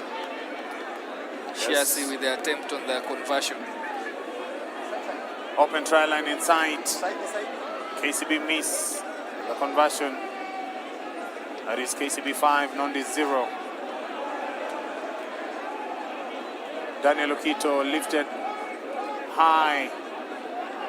Ronnie Omondi to Hillary. Hillary to Charles Odhiambo. Charles Odhiambo looking to shrug off the attempted tackle by Samuel Lasati.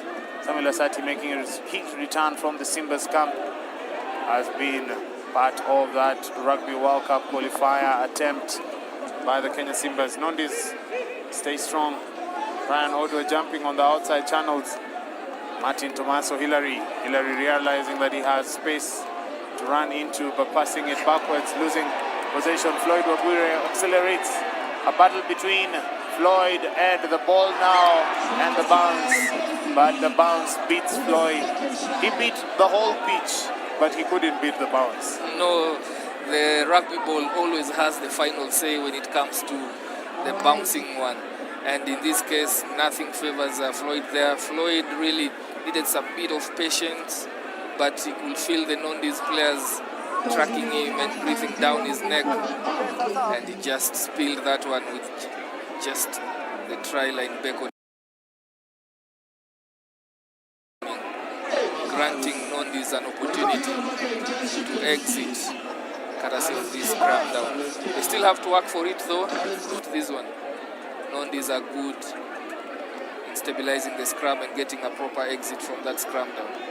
Yes, Nondis are an old-fashioned side They are 103 years old today. They are older than Nakuru Athletics Club. So most importantly, they do know what to do, where, when, and how. As Hilary Kizito carries the ball forward. KCB counterattack coming through.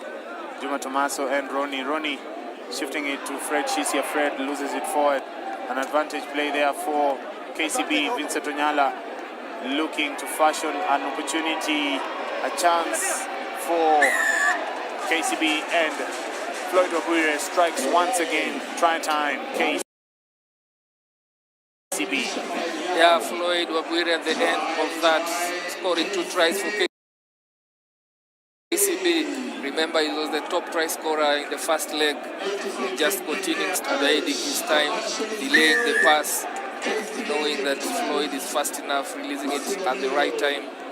Nondi is really having it rough, finding it rough here in the first half of this group encounter to determine the placements for tomorrow's quarterfinal pairing. Well, kick-off time. Toeli, is it fair to say that this is Floyd Wabwire's world? We only live in it. Absolutely. So far, that's how it is panning out to be. There is nothing he does wrong, including running across the whole pitch, straightening and then going to score in one of the tough games, a final, to say the least. Yes, he did that against Strathmollios in the Coast edition last weekend. Samuel Asati just weaving his way through the middle part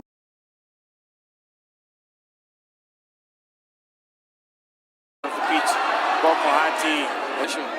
Well, you wouldn't blame him. It's the third game of the day. The lungs are battling. I mean, he expelled onto their defensive line. So, I mean, that is a mistake on Bob Mohati's side, because you need to make contact with the person you intend to pass the ball to. So those are those one-on-one coaching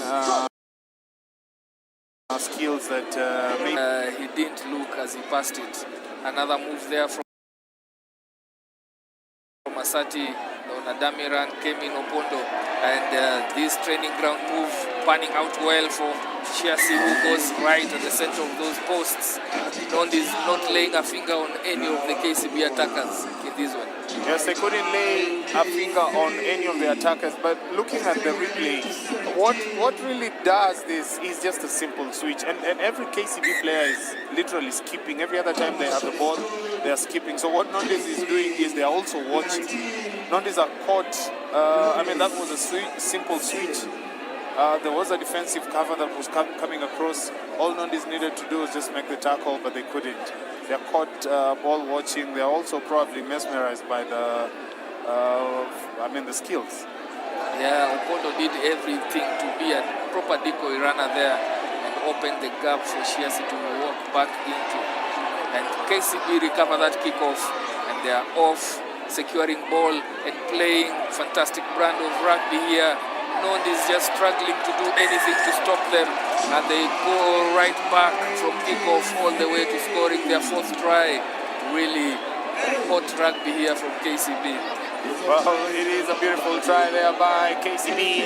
Manuel Opondo passing to Samuel Asati, looping round, coming round for his own pass and receiving the gift, which is a 5-pointer.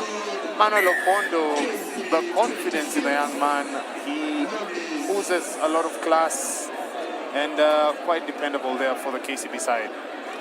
Yeah, he has an eye for space. If you look at his body frame, he has to utilize space a lot more than what others will do. And he's done that to great effect, combining with Asati and ensuring that they get another try. Mistake there on the kickoff, going straight out, turning over possession to Nondis, a much needed possession, you will say. Nondis have barely had any ins on this game. Rack contested, Olukusi applying himself thoroughly in that rack and turning over possession to KCB. It's just Wabwire now looking and turning over the afterburners, and he's gone all the way for his 3rd try.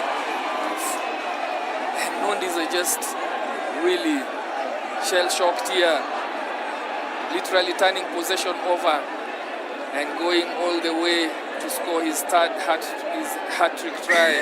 Floyd Wabwire. Floyd Wabwire with yet another 5-pointer. Floyd lifted up his eyes. He saw Hilary Barasa on the outside.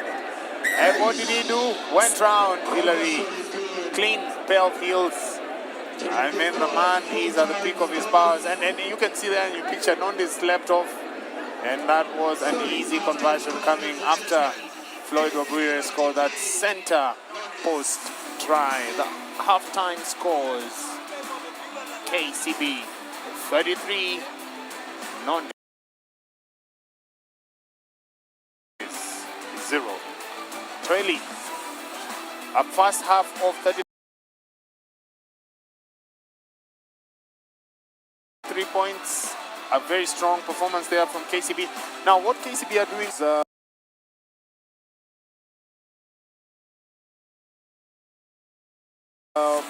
one man who was on defensive duty on the far side just before they got that break. And you know, they're fighting for every scrap. Where do you fight for possession in the sevens game? It's at the breakdown, it's at the restart, it's at the line out time. They will go over your defenders. You try going for that kickoff, kicking 10. They will go up Vincent Onyala's side. And I mean, to me, the bar has been set. This is basically the best sevens team we have. And the league standings, the Sport Pesa National Sevens league standings do not lie.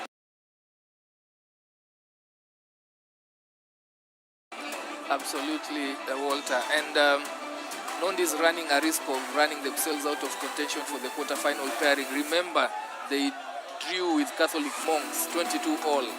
And this kind of scoreline at 33-0 at halftime will work against them when it comes to who finishes second in this pool. Therefore, KCB, the Green Lions, not doing Nondis any favors in keeping them in contention for the main cup quarterfinals. Contesting everything, shoving in the scrums, contesting the racks, turning over ball. Nondis have all to do just to survive and get themselves into the quarterfinals. Well, KCB getting the scraps of that.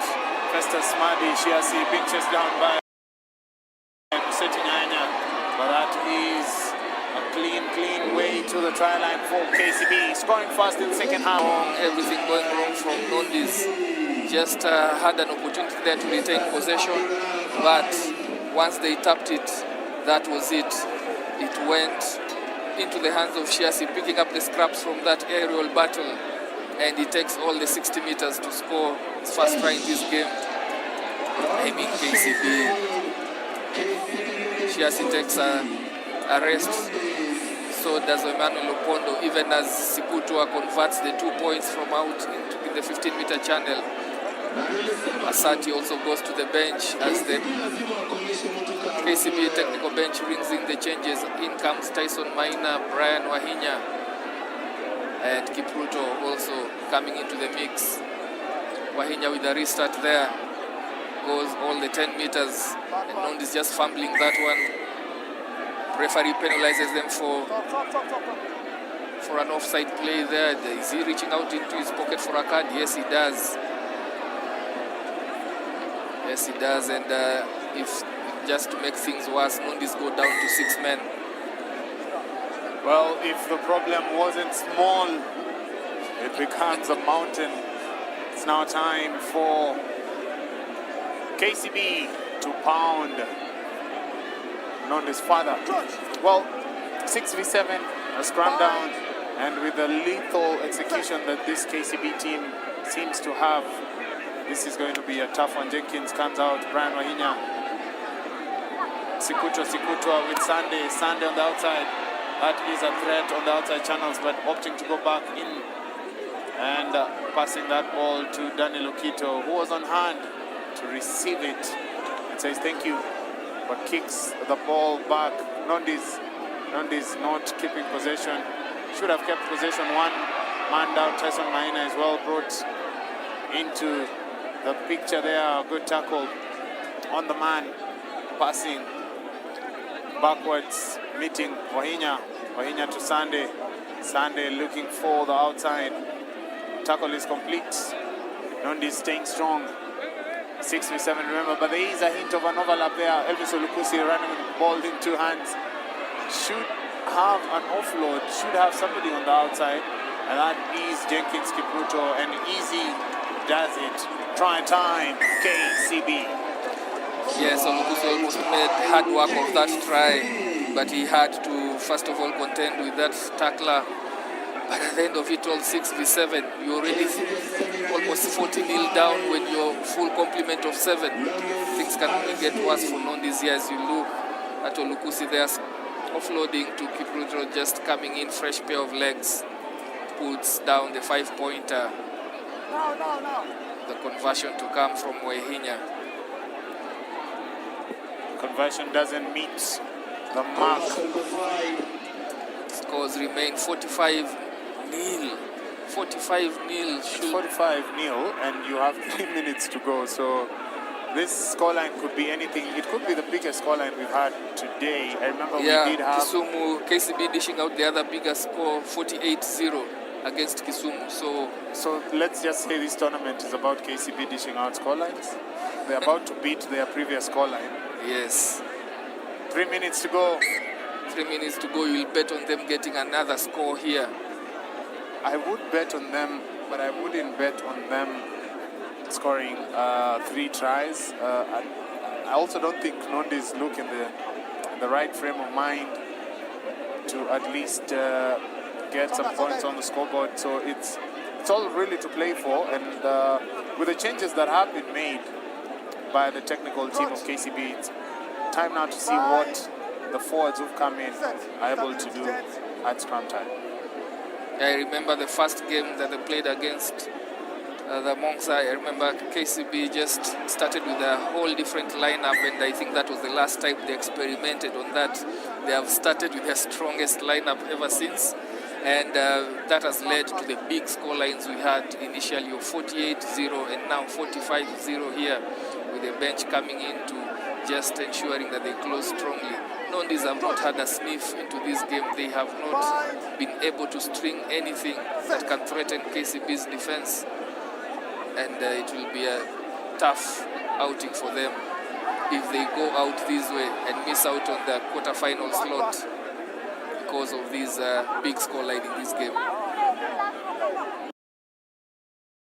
Yes, it is an issue here, and Nondis are looking to change that scoreline. That 0 doesn't look good on them. However, KCB pinning them down. Nondis have to really work hard to get that 5-pointer. And KCB, rightfully, as you said to Eli, this time around, they are not experimenting with starting, I wouldn't say fringe players, but they are looking at starting with their strongest and then complementing it with the bench play. So this is a good opportunity for the guys coming off the bench to show what they're made of. The likes of Tyson Maina, who didn't play last weekend. We had Brian Wahinya, who's also coming back. Still early days. Still early days for the ones who've come in, but a strong suggestion is that they look like they'll be continuing the job done by the ones who were in Mombasa last weekend. Going by the results in day one, that is clear that they have actually upped the ante in terms of what they are scoring in this day one of Princeloo Sevens compared to what they did in the Driftwood. This is a much polished. Still looking to see what they can take home, what learnings they can take home from this. This has been one tough outing. Let's not kid each other. It's been a really rough game for them. And the hooter just sounds there. And that may just save them from getting the biggest scoreline if KCB ought to kick it out. And they don't. They still want to go one better than the scoreline they had against Kisumu earlier on. Still playing, still looking for more points, still looking to bury Nondis out of the quarterfinals. This is all about a statement of intent. I mean, for banter purposes, they'll be telling them that we did.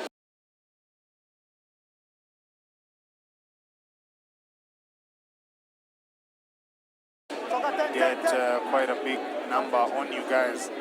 However, the referee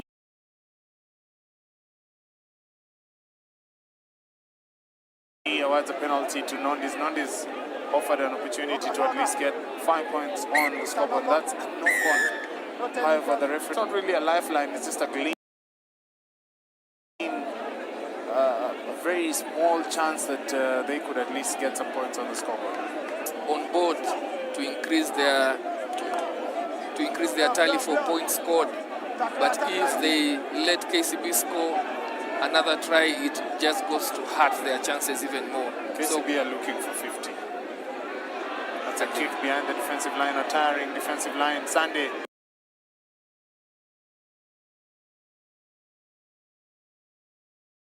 Sunday hoping for the bounce. The bounce not going into his bread basket.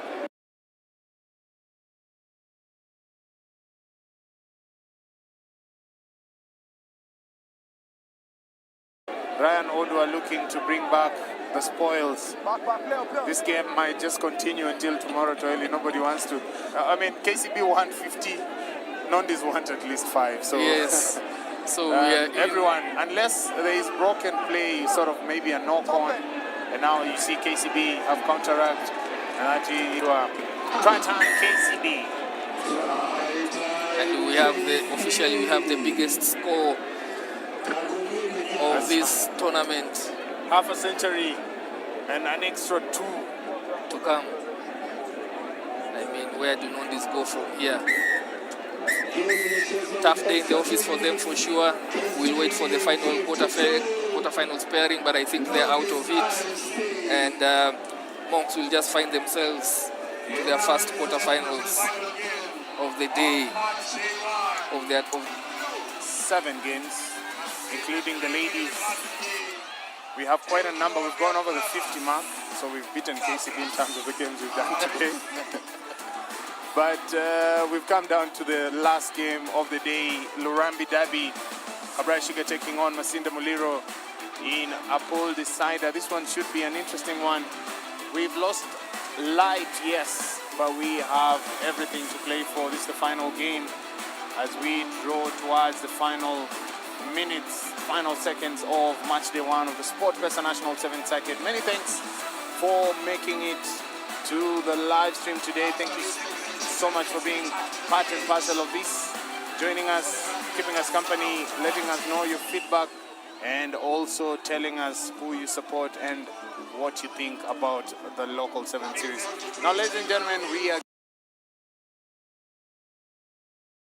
giving you a challenge. Tell us, having watched the games today, courtesy of Live Eye, where, what, who do you think will be the champion come? Sugar is really a sport of bother in this pool. They lost a match. There is a drawn match. This is one of those pools that really we have to wait all the way to the last so that we can know what is what in terms of the quarterfinal pairings. This one is gonna go all the way down to the wire, and all teams basically playing for a slot in the quarterfinals. Yes, they are playing for a slot in the quarterfinals. That is Kabrai Sugar with ball in hand. Mutua Brian. Solano swings it out wide to Ambeta. Weak tackle there. And Ambeta bundled over. Try time, Cabras. Well, opening try goes to Lamek Ambeta, who takes the lead and makes sure that they are fast over the try line, ladies and gentlemen. Solano to Ambeta there, number 11, Masinda Muliro not making the tackle and allowing that opportunity to go to Cabras, would duly take it and miss the conversion. Kabrai Sugar 5, Masinda Muliro 0. Now, the live standings as the games get to the final minutes. We do have an undecided pool, that is Pool D. Currently Mwamba stand up top with 7 points. Impala come in second with 6. Cabras and Masinde Muliro are looking to battle it out to make that last opportunity for them for that top of the pool, or coming in second. That is Cabras Sugar coming in third in their pool. They need a big result here. They need a lot of points on the scoreboard. And most importantly, they need a win. That is how the Pool D stands. Mwamba RFC, Impala, Cabras Sugar, and Masinde Muliro. Pool C, KCB coming in top, scoring 107 points on match day 1. Catholic Monks coming in second. They've made it to the cup quarters. Coming in third, Nondis and Kisumu RFC finishing that pool with that 4th place standing. Now KCB and Catholic Monks proceed as Nondis and Kisumu drop to the Challenge Trophy quarterfinal on match day 2. Group B, Menengai Oilers complete that pool with top honors in terms of the standings. Coming in second are the Strathmore Leos, Falcons coming in third, and the Zetec Oaks coming in 4th. Pool A, Kenya Harlequins in the lead, 9 points. Nakuru RFC coming in second, Mombasa Sports Club coming in third, and the Stallions coming in 4th. So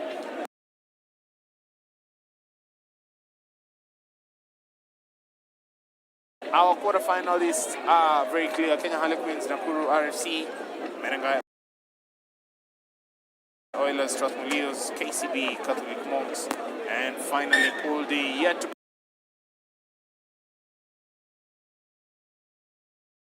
be decided. The winner here would definitely punch a ticket into the cup quarters. Yeah, if Cabras needed any clarity, then there they have it. Nothing short of a win will put them into the quarterfinals. That loss earlier on today, a shocking loss, is what has put them in this position. And Masinde Muliro not looking to make things easier for have all the work to do, but Cabras Sugar here have a healthy point difference, that is 17. Yes. Matches their third.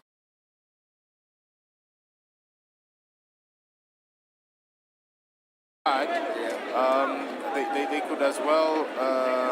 The win points differential is not an issue for them. Every other team is at minus except for Mwamba, who their goal difference is at 0. So any win of any kind, Cabras Sugar should. That means that they can only make the second spot. They have 3 points. Yes. The team at risk, of course, now being Impala RFC. Yes, Impala are praying wherever they are. The coaches are hoping, the players are also hoping that something happens. And looking at this pool though, even if Masinde Muliro were to win 2-6, they'll be tied with Impala. Impala have a minus 15, Masinde Muliro have a minus 2, so they are healthy. So, I mean, it's a win for any. So, yeah, any of the sides here win, they proceed to the cup quarters. Yes, whoever emerges winner here, it's Impala who will be on the losing side of the pairings. So, Impala really, they might just pray for a draw. Well, I think a draw will put them into a draw will confirm their position as the runners up in this pool. So all they can do is hope for that. Well, hope is the word. Masinde Muliro there, staying strong on defense, and now looking to ask questions about the defensive capabilities of the Sugarmen. Veron Kaburu comes round, looking to hit the mark. Passes not hitting the mark. Isolated. Roy Maruti going for the counterattack. Coming in from the side. Roy Maruti offloading it to Lameka Beta. Lameka Beta has clear ground ahead. Supporting is Jackson Skater. Skater and company just making sure that they drive Ambeta to the try line. That is try time, Cabras. Yeah, Ambeta love really diving.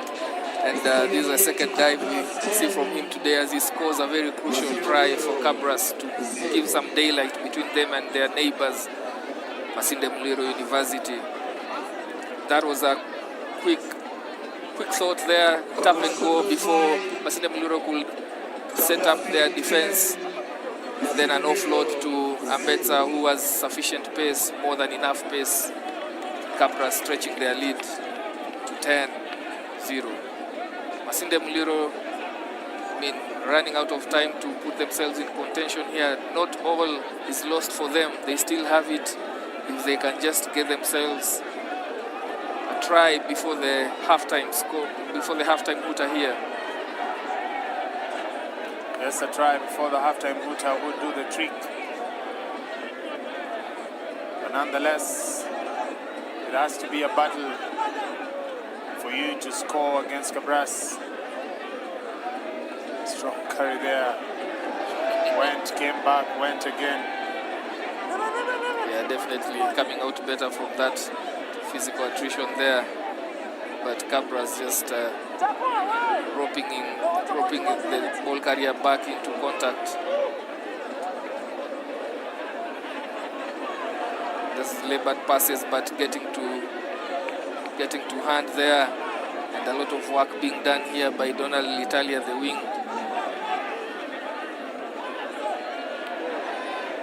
Nice switch there, offloading contact. Masinde Muliro just getting into Cabra's space here, and a shoot up there, guilty of shooting up and opening the channels back there for number 8, Moses Bulemi, to go through and score Moost's try before the halftime. That's what the doctor ordered, Walter. Yes, that is exactly what the doctor ordered. A try just right before the halftime break. They needed that one, Masinde Muliro, and most importantly, they needed to score closer to the H so that the conversion is successful. Speaking of the conversion, it goes astray. The halftime score is Masinde Muliro 5, Cabra Sugar 10. There is everything to play for in this game, Toeli. Masinde Muliro have given a very good account of themselves. They've not gone down without a fight. It's still balanced. Cabras had 2 tries and they were comfortable a few minutes ago. But now, as most have scored, it means that Cabras either have to score or risk not making the cup quarters. Indeed, and the pressure now starts telling. You saw that when the ball went to deck there, William Mwanji, I think, was the player that was guilty of shooting up, and once he shot up, the gap was wide open for Bulemi to go through. Again, not ruling out what we spoke about earlier, the draw. Masinde Muliro not making it easy for themselves. They got closer to the posts but still missed the conversion, and therefore just keeping this match more tightly balanced.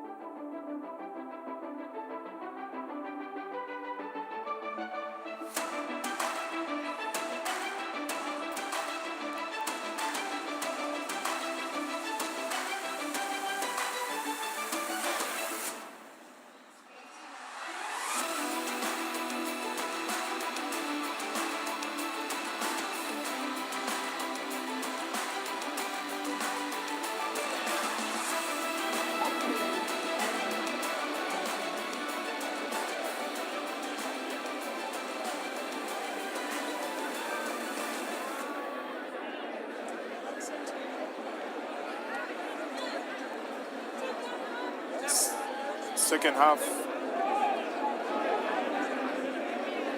Yeah, Desmond Kirwa coming in for Masinde Muliro as they make the changes here to kick us off for the second half. Final game of day 1. Winner here goes into the quarterfinals. A draw will not help all the pools today. Not successful in that kickoff, not going 10. Gifting Cabras with the ball right off the start of the second half. Siketi just weighing his options and chooses to go down to the left. Straightens and goes into contact. Retains ball. Ball is passed out to the left, looking to go all the way to the 15-meter channel. The other side, Mwanji with a good offload there, tackle. Cabras solid in retaining possession, opening up the pitch, going from east to west, and this should be a good try there, built up by first play, swinging the ball from left to right, using the full pitch, and Cabras making it safer for themselves with another 5-pointer. Yes, Jackson also going over for that try, the third try. Just a simple, easy pass on the outside, committed pass, 2v1. And Jackson also diving over for that third try for the Sugarmen. It should be important for Cabras to score fast, and that is a very good opportunity taken. Gives them a bit of leeway as we head to the last couple of minutes, but 5:24 to go. It's still a lot of time in sevens rugby. Yeah, still in it, Masinde Muliro. That try, just a proper advertisement for how a ball moves faster than a man. That ball going through hands there. There is no way that Masinde Muliro are going to run and catch up.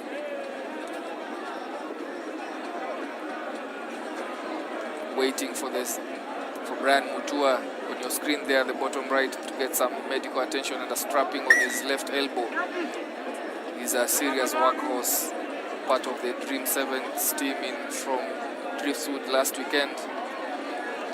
He's not going to sit out when his team is on the line here. Must ensure that they finish strongly and get themselves into the quarterfinals.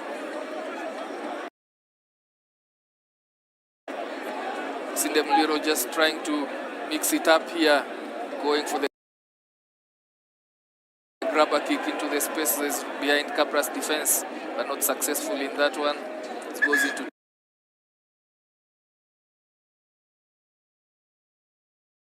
touch and it's Cabra's ball. The player who had not retreated back on side, he had an impact on the. He's the one who tackled the player who was. Yeah, that player was offside. Cover considerable distance. Okay, explain. The referee says no, there was sufficient. There was no interference there from the player offside. Therefore, the ref plays it on. Always good to hear those conversations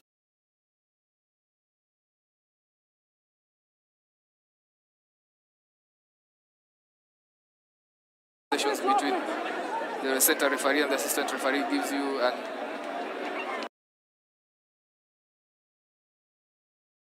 an idea of what the decision-making process looks like. Best out wide, but just comes back into traffic and enjoys the physical contests. Always comes into traffic. Collins Ngoko. Quick tap and go there by Veron Kaburu. Evades one player, there is an overlap, but that was a hospital pass at best. Still recovered there by Donald Litali. Steps back in. Sinde Muliro enjoying the contact areas, even with space out wide. Not making good use of that. Cabras nonetheless just doing the hard work of ensuring that there is no space for Masinde Muliro to operate in. And ball play comes to a halt there with a knock-on. Such a hard pass. Yes, such a hard pass. Some vicious tackling there by Cabral Sugar, not allowing Masinde Muliro an advancement into their own half. Big tackle there, Brian Mutua allowing the player to touch the ball. A legal tackle.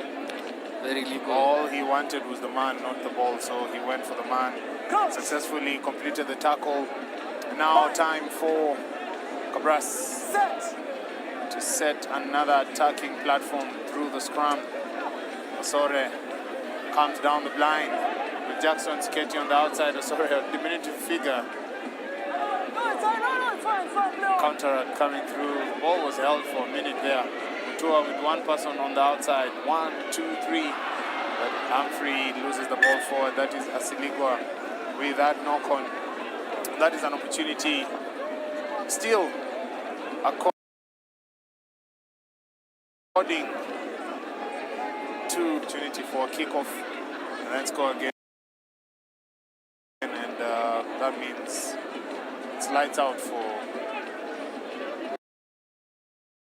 Yeah, I mean, Masinde Muliro not out of this one by any chance. Difference is just 10 points. And game of sevens, 2 minutes is sufficient, more than sufficient to make up for that difference. As Masinde Muliro just looked to take the ball out wide, steps back in, gets apprehended. Donald Litali has been busy in this game, not enjoying the support that he would have wished for. Cabral Sugar looking to just control the pace of the game now. They know very well that it's several minutes to, not really several minutes, it's 1 minute to half time, to full time. And by slowing down the game, it offers Masinde Muliro really desperate here now. Yes, they are desperate because they want possession. They have an opportunity. If they did score, they could quickly set themselves up for a restart, and the game will continue, and it will be an opportunity. So it's not yet done until it's done. As Salano runs back the grain, comes back, beats his own attack. Shifted there, sorry. Beats the first defense tackle attempt. And there's Brian Mutua who shows it goes. And this surely is the last nail on the coffin. Try time. Cabras. Yeah. Masinde Muliro running out of time, running out of defenders. They had been stretched out wide, and really the inside man was too far off to make ground and cover that ground and get to Brian Mutua, who dummies and goes in and scores. Tell you what, that try was just a classic two-time show, and that is what has created that opportunity. I mean, the first one solved the damage, the second one themselves up in readiness for day 2, which is the business end. Remember, this is the final game of match day 1, but don't you go away. We'll be having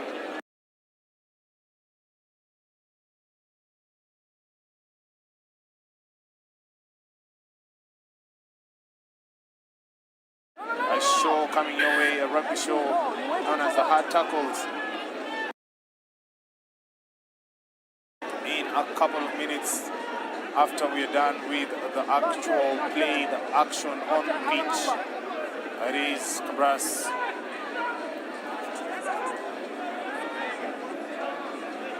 Yes, that is Hard Tackles and Rada Safi Nabigi. All this brought to you, Karina trying. Cabras saved last.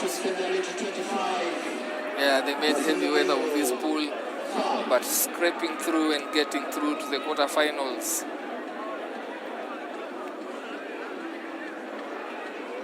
Yes, they've done so well in the second half. Actually, it has been the second half that has handed them this level of comfortability as we head towards the final whistle. Just awaiting the conversion. I'm not sure the referee has enough time left on his clock. And that should be the full-time whistle. Ladies and gentlemen, full-time scores, Cabral Sugar 25, Masinde Muliro 5. It has been a very, very entertaining match day 1. Ladies and gentlemen, thank you so much for coming through. Our live stream has been on air for the last couple of hours. It has been a very, very strong effort from the technical side of this production team. Many thanks to the fans who've joined in. Thank you so much to the sponsor, Sport Pesa. Thank you so much to the fans. And most importantly, thank you so much to the players who've entertained us for the last hour, 2, 3, 4, 5, 6, 7, 8 hours of nothing but sevens rugby. You can see the players there on the pitch reacting to what has been a very, very tiresome day 1 and bracing themselves for impact on match day 2. Ladies and gentlemen, it has been a trio of your commentary team. My name is Walter Orangi. I was joined by Toeli and Oscar Osir. The trio of that team have been hard bringing to you the game as it has been unfolding right here at the Nakuru Athletics Club. Thank you so much, ladies and gentlemen. This has been match day 1. We'll be having the highlights of the games today, and then we'll be having the hard tackles and rather Safi Nabigi coming your way. Thank you so much, ladies and gentlemen. Let's make it a date once again on match day 2. This is Live Eye coming to you live, courtesy of Sport Pesa.